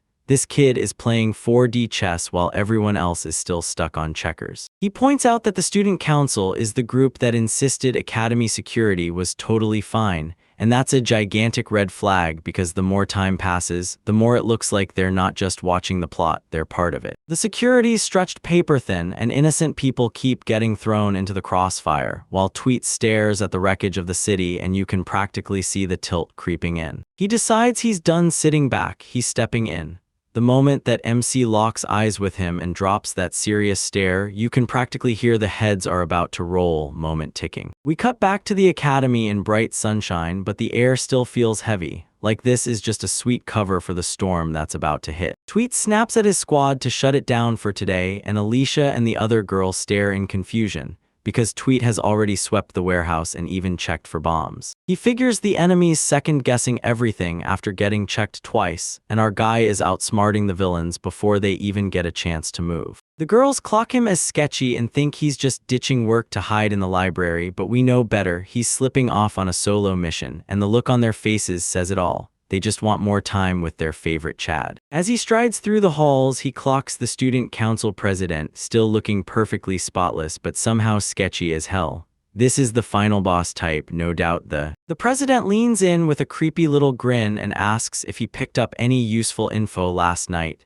and you can tell the riz on this guy is deadly, like he's trying to twist our boy's mind before he even realizes it. Tweet doesn't even flinch, she immediately calls him out for lurking in the shadows, and the president's tricks bounce off him as he goes straight for the jugular. The president just keeps that smug grin and says, "I wanna talk," and now we're barreling straight into a jaw-dropping cliffhanger. Two absolute powerhouses are about to clash. What's his play, and is he the red-caped guy? Hit next time to find out, and don't forget to like and subscribe for more cultured content. A year ago, we slam into a flashback, absolute peak waifu material strutting down the hallway, and yeah, you can already feel the culture hitting hard. Look at this short-haired Queenfra, she's chatting with Valen and Ix about kicking off a shared course at Builders Academy, and I'm telling you, I'm already hooked. She's got that "I can fix the world" smile, look at her face, and I swear, I'd let her steer life on any course she wants. She's hunting for a place where regular folks can study in peace, no one dragging them into the hero routine, because honestly, it sounds like a total vacation compared to that non-stop shonen grind. Mommy, sorry mommy, she's the student council president, basically bossing those two into her squad with that top-tier riz. Valen's acting like a total beta, whining that it's too much work, while a literal goddess stands there right in front of his face. Bro's losing it, yelling that the hero in this war is nothing but trouble. Then a top-tier wife steps in asking for a favor, and he's instantly cooked. Frau means business, she goes full dead serious and begs them to lend her their strength because she's doing this for the future. She stares out at the horizon like she's dropped into a blockbuster scene, and the light hits her perfectly, like the universe planned it. Her dream is simple, this country finally breathes in peace, and now you can see it.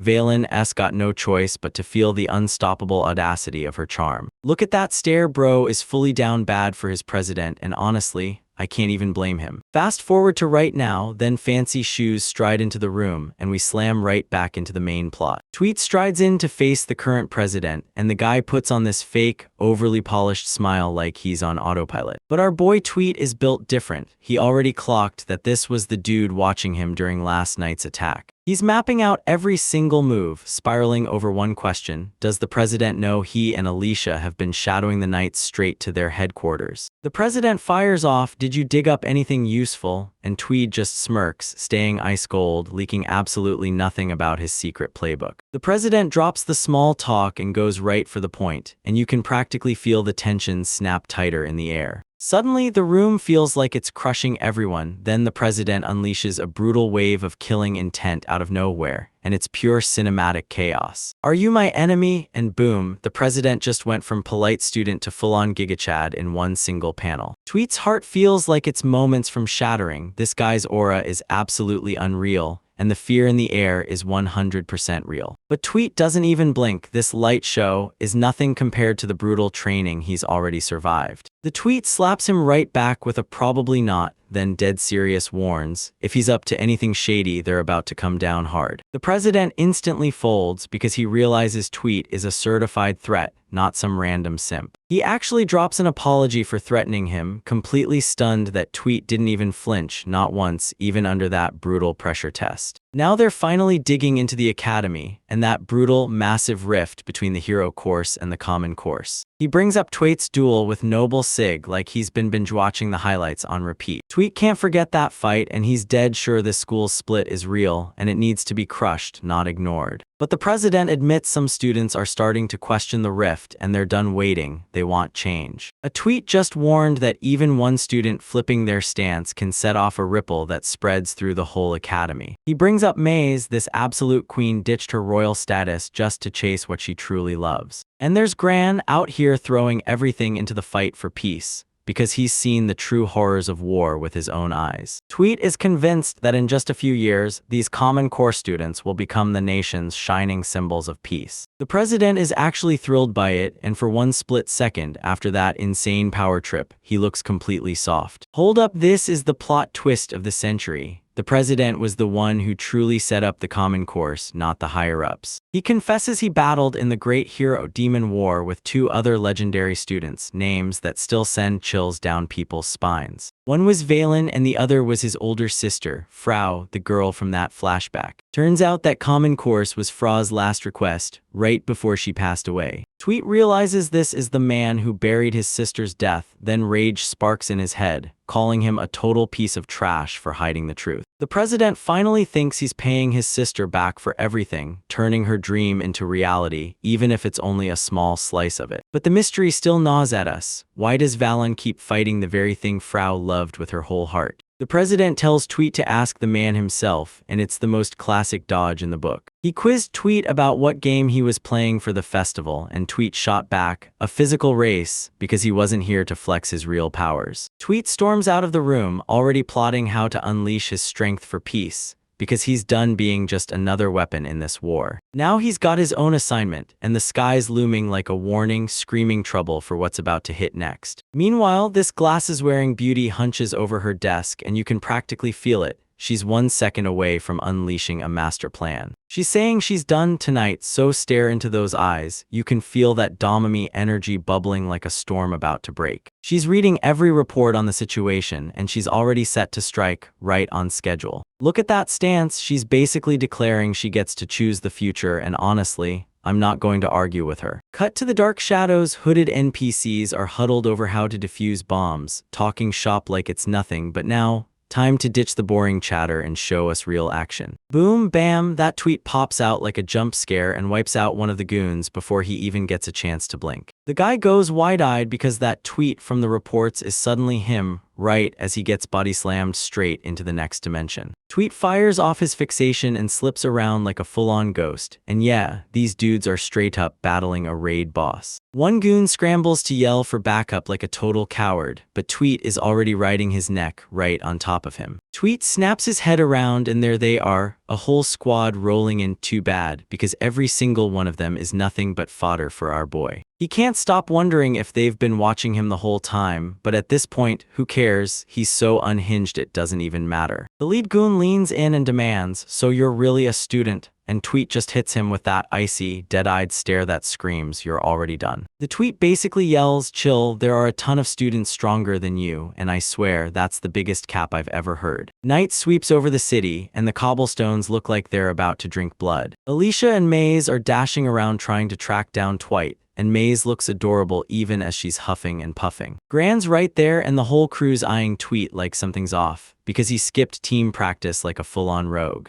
Mai's got a bad feeling. Twait's acting like he's alone out there, and yeah, she's spot on. He's a lone wolf through and through. They kick things off by talking about that brutal, loud attack on the Knights that hit town last night. Alicia drops the bombshell that she and Tweet weren't just spectators. They were right there with the Knights, and Grant's face is absolutely priceless. She tells them that Tweet clocked a detail about the attacker, one every other person somehow totally overlooked. They're piecing together how the attacker ties to those bombs, because Tweet is the kind of guy who never shares anything important. Alicia is practically exploding with energy because Tweet is shutting them down and won't let them handle the mission's crucial parts. She's going off on his lone hero complex, and Mize just stands there panicking and staring at her like, "Girl, stop, he's not okay." They decide to rush to the academy, hunt him down, and slam it shut before this chaos spirals even further. Then Gran snaps to a stop for a second, sensing something shady hanging in the air, while the girls barrel on ahead. They spot a lone figure by the gate, and their gut screams it's one of the Empire's operatives, locked and loaded for a fight. But the closer they get, the truth hits. It's someone they actually know, and there's no way she's an NPC. It's Myra just standing there like a final boss, and Mize is stunned because she's straight up blocking the way. Myra steps in front of him, shuts the door on letting him through, and declares it's absolute cinema. But what's she really hiding, and which side is she actually on? Yo homies, we're diving straight into the chaos where Tweet is dodging a knife like it's cardio, and this hooded NPC thought he had him,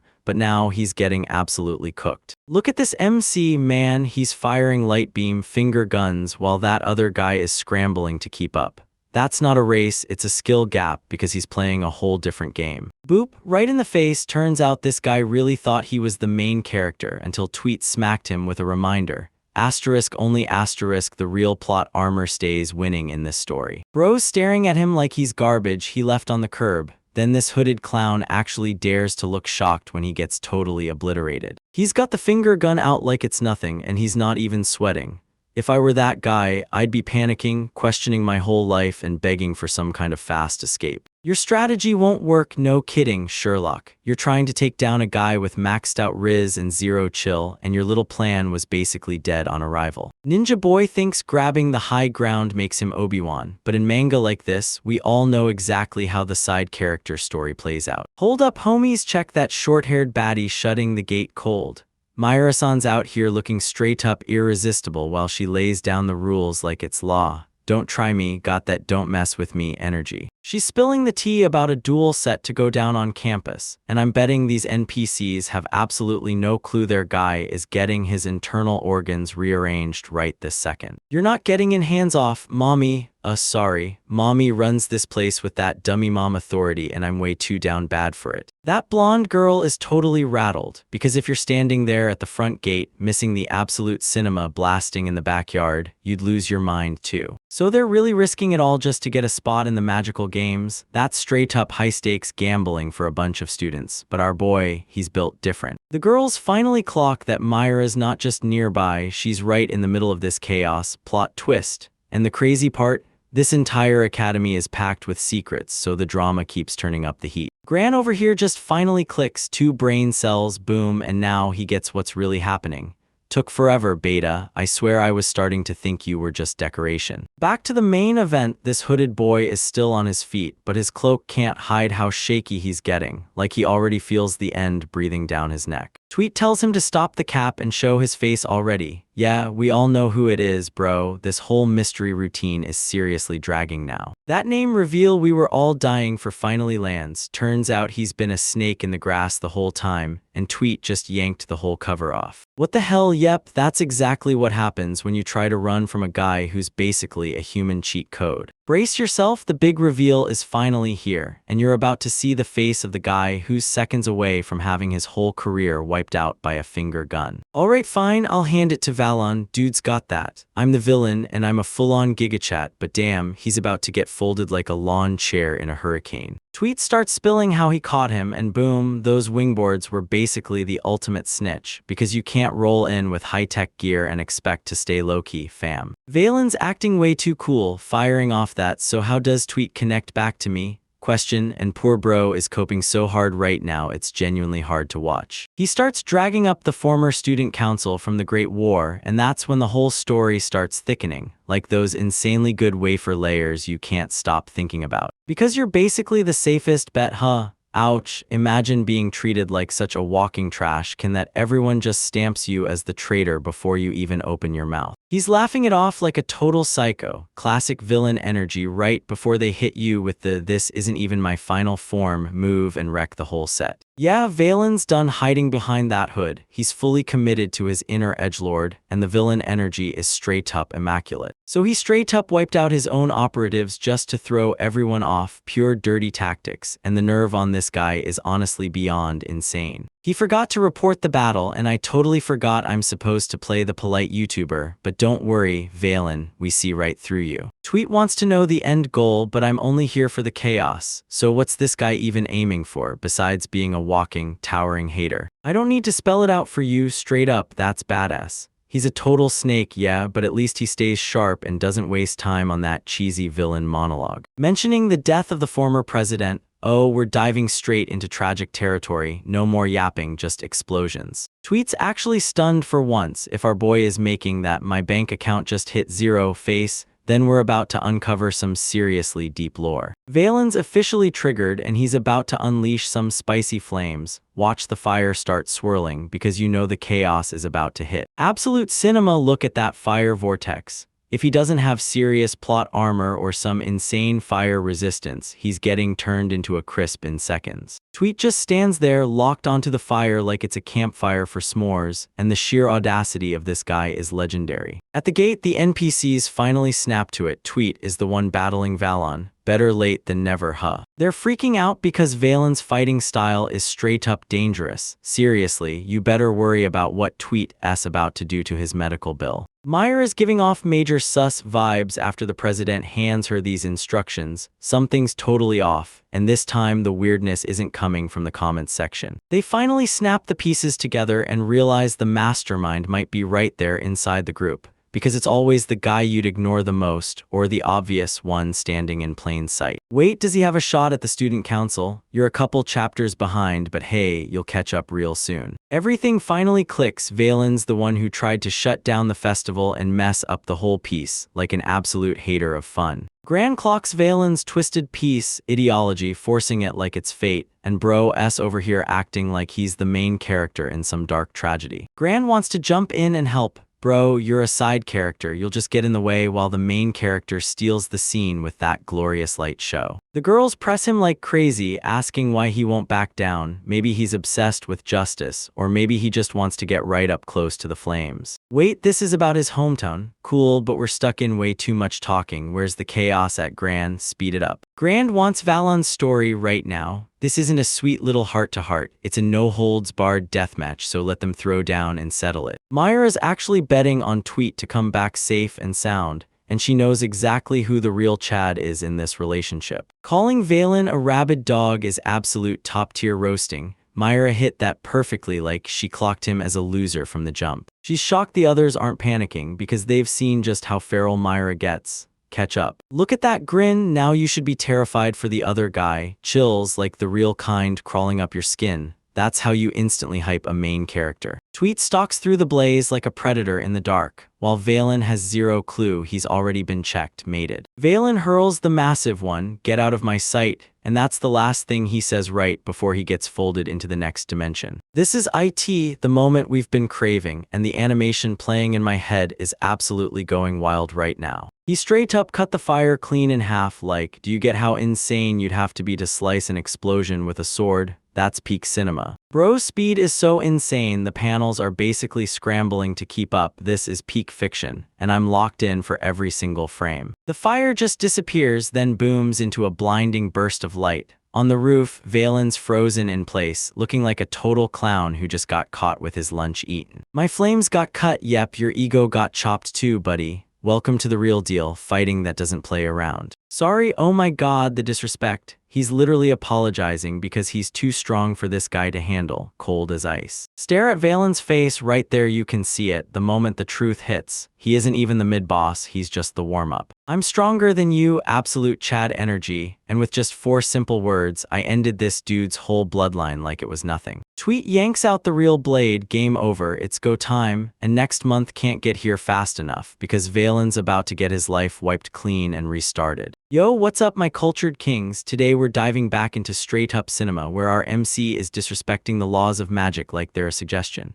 It kicks off with Tweet going full menace, slicing through fire like it's butter, no hesitation at all. And the wild part, he just stands there, calm as the villain starts losing their mind. This red-haired clown, Valon, is completely finished. He's just staring at his severed flame like his girlfriend dropped the "I'm coming over at 2 a.m." bomb to his face. Their faces drop as our MC locks him with that cold, dead-eyed stare, like I've seen better flames on a busted grill, and yeah, the riz is off the charts. Meanwhile, in the background, the NPCs are still throwing down in a mid-off, because a massive explosion just ripped through the academy. We're watching Mize and the rest of the crew, and wow, look at her gripping that sword like it's gonna spark. The vibe screams, I can fix him, but honestly, everyone knows she's down bad for our boy. Gran gets told to scram and head for the hills, and honestly that's probably the smart move, because right now he's got absolutely zero plot armor. Now he's sprinting like a total beta, sobbing that he owes them, while the real men are moments from throwing hands. Back to the main event, Tweet is juking fireballs left and right, moving like he's speedrunning Tuhu on lunatic mode. And Valen S over there cackling like a run-of-the-mill villain, acting like he's pulling off some big move when he's not. But our MC is a total gigachad. He zeroes in, latches onto the fire, and sprints into the move so cleanly that Valen realizes he's been playing checkers the whole time, while Tweet's out here playing 4D chess. Tweet yanks a dagger out of nowhere and nearly stamps a permanent hole through Valen,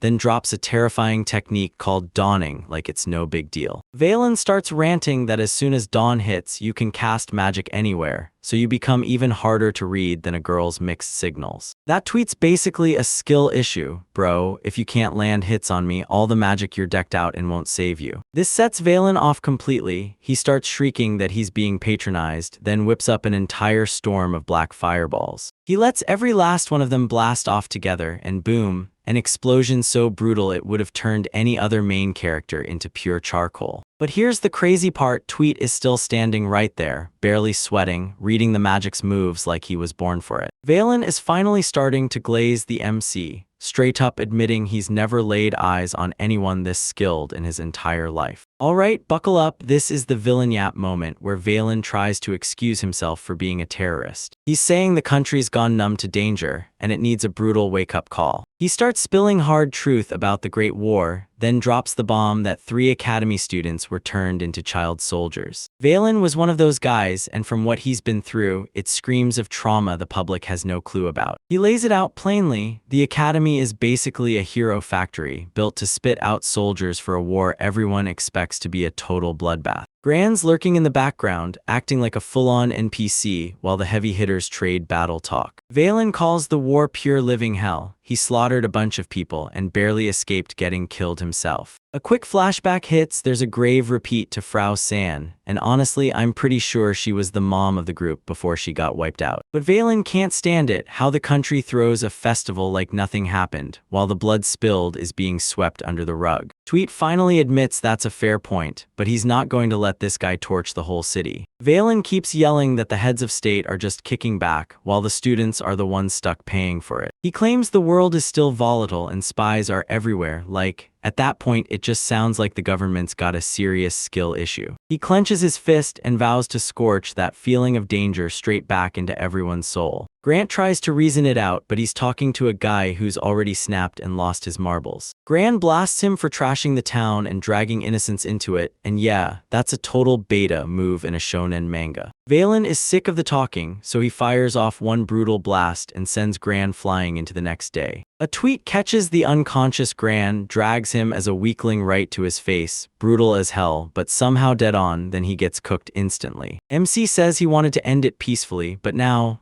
things are about to get real and the gloves are officially off. Valen's buzzing with excitement because he's finally getting the fight he's been craving. And right away, he starts spilling the truth. Dawning isn't just for attacks, it's how you coat your whole body in magic. He starts pumping up some next-level magic, and the sparks start ripping through the air. He taps into lightning, and suddenly he's got that budget right place, wrong name, Rickage look. Tweet tightens his grip, realizing this is the exact moment the real fight erupts. Valen unleashes lightning with a scream, and that speed boost is straight up unreal. He tears across the room, so fast the MC can barely keep his eyes on him. He vanishes in a flash and reappears right behind Tweet, so fast it feels like trouble is about to strike him for real. Valen swings for the strike, praising the MC's killer reflexes, then grins because he's only warming up. Tweet spots it instantly. Valen is stacking lightning into every single attack, turning each strike into a boost for speed and raw power. He's blasting out high-speed punches, but Tweet keeps catching them. His parries land because those strikes are just too easy to read. Valen buzzes through the sky like a deranged hornet,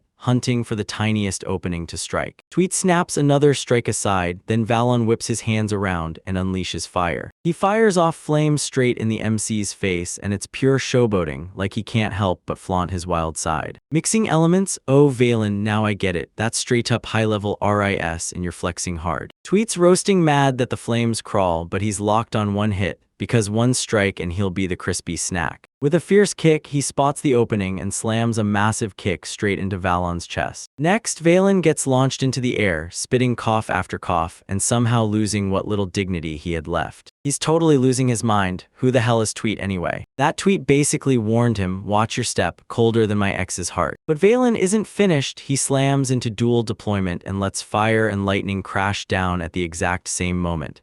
Absolute cinema, boys. He's planted right there like the final boss, towering and ready to wipe the MC off the server. He surges forward like a blur, and this time the speed is downright terrifying. Tweet is getting left in the dust because Valen's faster and stronger than ever. Valen lunges in for the kill, yelling that if Tweet so much as hesitates for a second, it's over. Total cliffhanger energy. Now we're stuck waiting. Does our guy freeze up or does he pull off one last wild trick? Yo, what's up my cultured kings? Today we're diving into a wild tale where the MC is so broken he's forced to invent ways to stop himself from accidentally deleting everyone he bumps into. It kicks off with Valen, this red-haired edgelord who strolls in like he's the main character just because he pulverized a bunch of NPCs, big gigachat energy. until the student council president finally shows up and clips him back on a leash. Frossen looks absolutely top tier in that uniform, and she's pushing this broody loser to sign up for the common course. Valen's acting like a broken tsundere, but we all know he's starved for her attention. So I'll give you $10, you can't guess how long it takes before he finally realizes she's the one pulling every string. Suddenly, a colossal explosion ripped through the area and the local NPCs instantly lost their minds. This wasn't a little firecracker. It was a full-on blast that probably turned someone's entire afternoon into smoke. Mise and her squad are sprinting straight at the smoke, and I'm only in this for the plot, meaning the character designs, because they're charging into the danger zone like it's destiny. And honestly, that's what waifus always do in stories like this. Finally, we get to see Tweet himself standing smack in the middle of a crater, ground torn to pieces, while Valen's there, staring like this could wipe out his entire career in one go. Valen keeps running his mouth, calling our MC a simp for just dodging instead of fighting back, and somehow that bros out here me-triding his own ego while Tweet goes full focus mode. Then he jabs a finger at him like, get ready, and that finger gun riz is absolutely unreal. Valen spots a tiny light and swears it's nothing but a basic bullet spell. Then he gives that I'm him smirk, not realizing he's about to get clobbered by the most disrespectful move in the whole series. It wasn't a bullet, it was a savage shockwave. Tweet's unleashing E-ranked magic just to straight up bully this guy, and Valen standing there like, what the hell just hit him? It's straight up cinema watching a top-tier student get humbled by some commoner. MC straight up lectures him mid-brawl, telling him to dodge better, absolute disrespect, and Valen gets ricocheted and slammed around like a ragdoll while Tweet looks like he's barely lifting a finger. Valen finally clocks it. He's not up against luck, he's facing a Great War veteran, and that insane magic compression is just the tip of the iceberg. The MC's finger is blazing like a tactical nuke, and Valen's stomach drops as he realizes he might be cooked. That edgelord lunges in for a close-range strike, convinced he spotted an opening. Then Tweet fires off another blast and smacks him back like it's nothing, no sweat at all. And the wild part is he's basically deploying a twick built to not just hurt, but kill people. Talk about the ultimate roast. But Valen starts cracking because he realizes they're treating him like some helpless kid. He demands the MC quit pulling punches and finally treat him like a real threat, while Tweet just keeps acting like a full-time babysitter. Then we snap back to Sylphus and he blurts, "Mommy, I'm sorry," because it was her who taught him how to handle Higgs's craziness, so he won't keep detonating everyone he bumps into. Valen's losing it, yelling that the MC should have just blown him away the way he killed those other operatives, because he's sick of being handled with kid gloves and wants to witness the real force behind a war hero. Alright, the MC finally cracks and drops the act, straight up says this is the one exception where he won't pull his punches, and look at that aura. The vibe on this kid is pure him energy. He starts compressing space itself, warping the air so badly it looks like a mirage. And it's the kind of top-tier magic that would leave most wizards green with envy. The distortion twists into a blade. This is the reject blade, and it looks ridiculously epic. It's not even a real sword, just pure compressed energy that's like, get out of my way. This sword doesn't just slice, it blasts magic clean out of the way. Valen's magical armor is about to be as helpful as a screen door on a submarine. Tweet darts like a literal ghost and slashes straight through Valon's defenses. Then Valon's magic materializes out of nowhere, and his face is basically that I messed up meme. MC says he shoved 200 barriers into that single blade, like, imagine the brutal grind to pull that off. And next to that absolute Chad, Valen's just standing there looking like a straight-up NPC. Valen bursts into laughter because the power gap is just too ridiculous to take seriously. And honestly, he's thrilled he finally found someone in this dull academy who can actually throw hands. He's respecting Riz for real now. But he's not finished. He's hunting one last heart and soul attack, trying to wipe out the MC before he gets taken down, with that wild look in his eyes screaming that he's totally ready to hit the respawn screen. MC basically lives by his own rules and stays ice calm. Then Valen barrels in screaming like it's about to shake the entire next kingdom and dumps everything he's got into one last, brutal strike. Tweet doesn't even blink as he lines up the kill shot to end this man's whole career, blade poised, timing dead on. Valen gets one final shot straight into the chest at point-blank range, and it's official. He's cooked, and the chapter slams shut on a brutal cliffhanger. Smash that like and sub for more cultured recaps, bros. Yo boys, we're back with another banger right into the aftermath, where this camp's vibes are straight up sketchy as hell. Our boy Tweet's got ice in his stare and Ike's crawling in his head, and you just know he's plotting a bunch of fresh ways to fold the next guy who dares to mess with him. And look at this, Valen crawls out of the wreckage like he just got knocked around in a 12-round brawl and the truck won. Tweet's acting like everything's fine, but the talk flips to Frau, and the moment that happens, the whole vibe turns rancid. Valen S over here thinking it's all sunshine and rainbows, but Tweet's staring back like, nope, this man's got a whole world of pain buried under that smile. He kept clinging to the hope she'd come back, until he finally realized the plot armor for his favorite person had just run out. Suddenly, the whole vibe flips, Valon snaps and starts screaming, raging that nobody told him the truth. This guy is done for, and Sharia's in the back like, just watching his mental collapse unfold in real time. Tears are pouring down because the reality check just slammed in like a freight train. Frau's gone, boys. Valen's screaming that she got killed in action, and I'm telling you, the universe really had the nerve to do him dirty like that. That's straight up wild. He's finished the common course, finished the piece too. What's the point of calm when your waifu's gone off the board? Tweed tries to lay out the vision, but Valen is so far gone that his feelings won't let him hear a single word of logic. He's grieving the person who taught them peace, but for this broken man, it's already too little, too late. Enough chatter, Tweet decides it's time to throw down, because Valen's moving like a total beta. He fires up a brutal blast, and the raw power surging off our boy is pure cinematic magic. He spots the opening and seals the fate, game over, before Valen can even blink those crusty eyes. That Tweet swoops in right up on you, and you already know what's coming, time for a dirt nap. He slams Valen into the ground so hard I swear the tectonic plates flinch. Yeah, being humbled hit him in the face. Valen sprawled on the ground, staring up at the stars, and it finally hit him. He wasn't the main character after all. Tweet loomed over him like an absolute gigachat, firing off. So, you awake now after that reality-smashing slap. Valen has to swallow his pride. Tweet is downright strong, maybe even stronger than the trauma that's been weighing him down. They start bonding over how it feels to lose what actually matters, and honestly, it's peak bro energy.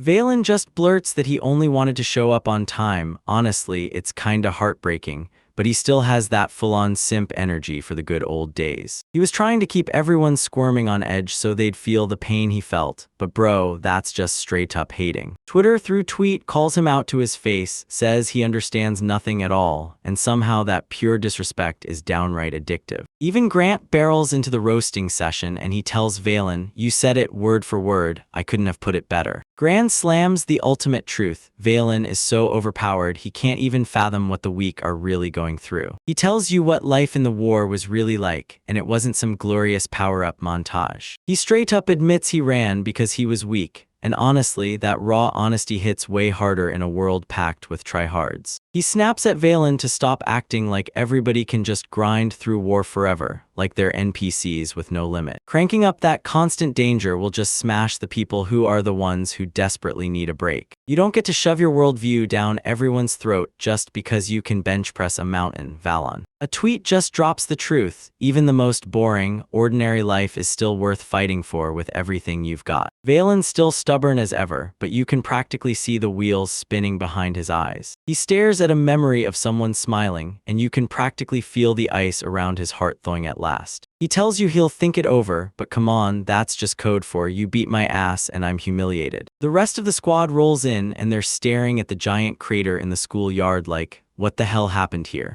Valen storms in right back to his usual grumpy mood, barking that the newcomers are irritating bastards, classic Valen through and through. The chaos finally starts to fade, and for now it looks like the academy is slipping out of Lucia's grasp. But the big question is, how much did the president really know about this whole disaster? We cut to the president and Sharia, and she's looking as bold as ever while grilling him about his methods. The president's just grinning like he's got a 500 IQ mind, acting like he explained everything to Tweet when he barely said a thing. Sharia isn't buying the idea of letting Valen loose, acting like a rabid dog out on a bunch of freshmen. But the president already knows Valen wouldn't have heard a word from anyone else. He needed a talk that would knock him down a peg. He needed someone outside the system to meet his gaze and call him out, straight up, tell him he was bugging. The president is stunned in the best way because Tweet somehow keeps pulling surprise after surprise out of his sleeve. He's fully aware that Tweet wipes out his enemies before they even realize he's in the area. He can't believe it. Why would someone who shattered so hard even waste their time trying to join the common course at all? Sharia's got to handle security, while the president is already playing chess, thinking 10 moves ahead. He clocks it. More stray operatives are still skulking around the academy, hiding like little rats. He zeroes in on their spots with those all-seeing eyes, because the creepiness is about to hit hard. He lifts a finger with a smug grin, like he's seconds away from unveiling the bead that'll blow everyone's mind. He slams on multiple magic circles, and those hooded NPCs lurking in the bushes, they're getting absolutely demolished. Sunlit beams of rain hammer down from the sky, wiping out every scrap of trash, while the president never even steps off his balcony. He just smirks and says that's all of them, like it's nothing, straight up elite Riz on full blast. He turns to Sharia and asks her to help him gather up the leftovers, and she just shrugs okidoki, like she didn't literally just witness a massacre. 2 weeks slam by and the whole vibe flips overnight, because it's festival time, baby. The Magical Games Festival is about to explode into action at the Builders Academy. Everyone's buzzing like crazy, the crowds are massive, and even the security report reads spotless. Tweet hooks up with Chris, and that guy's rocking those glasses like a total mommy, no way. She tells him he's been relieved of duty, and even though she says it plainly, you can tell she's already dreading the empty space he'll leave behind. The Tweet drops a bombshell. He'll keep counting on her from here on out, and she's left totally stunned, like her brain just froze. He dashes off before she can even register what happened, and she's left frozen there, looking like a total simp. Then this tiny ball of pure chaos rockets in, begging to jump into missions beside our boy. Chris starts bawling like a total baby because she can't stand losing her older sister. Come on, get it together, girl. Alyssa and Mai roll up looking absolutely untouchable, and the second they spot Tweet, they're instantly thirsting for his attention. They tell him Gran's got the seats reserved, and they've got to bolt before the ceremony kicks off. Turns out the real hero is about to step in, and the whole crowd is buzzing like crazy. The Tweet suddenly gets all moody for a second, like it's already sizing up the hero and realizing he could probably beat him. But the girls won't let him wallow. They grab his arms and yank him into a full-blown tug-of-war. Alicia tells him don't be shy, while Mize lurks in the back, staring like she's seconds away from declaring war. My screams are pure promise, I will lose, and everyone knows she isn't talking about the festival games, she's talking about Tweet's heart. They yank him straight into the chaos, and yeah, being the main prize in a waifu war is brutal, but someone has to stand there and take the hit. He looks back on his years with the organization and admits he never even got to experience what a real, normal life feels like. Like he looks around and sees everyone screaming for the hero and the princess. Then it finally clicks why people would risk everything for them. He realizes peace isn't one size fits all, it hits different for everyone, and honestly, that's totally okay. He's just gonna keep living his normal day-to-day life, totally not a harem, I mean his friends. The festival's going wild, the sun's blazing overhead, and our boy is finally stacking wins like it's his destiny.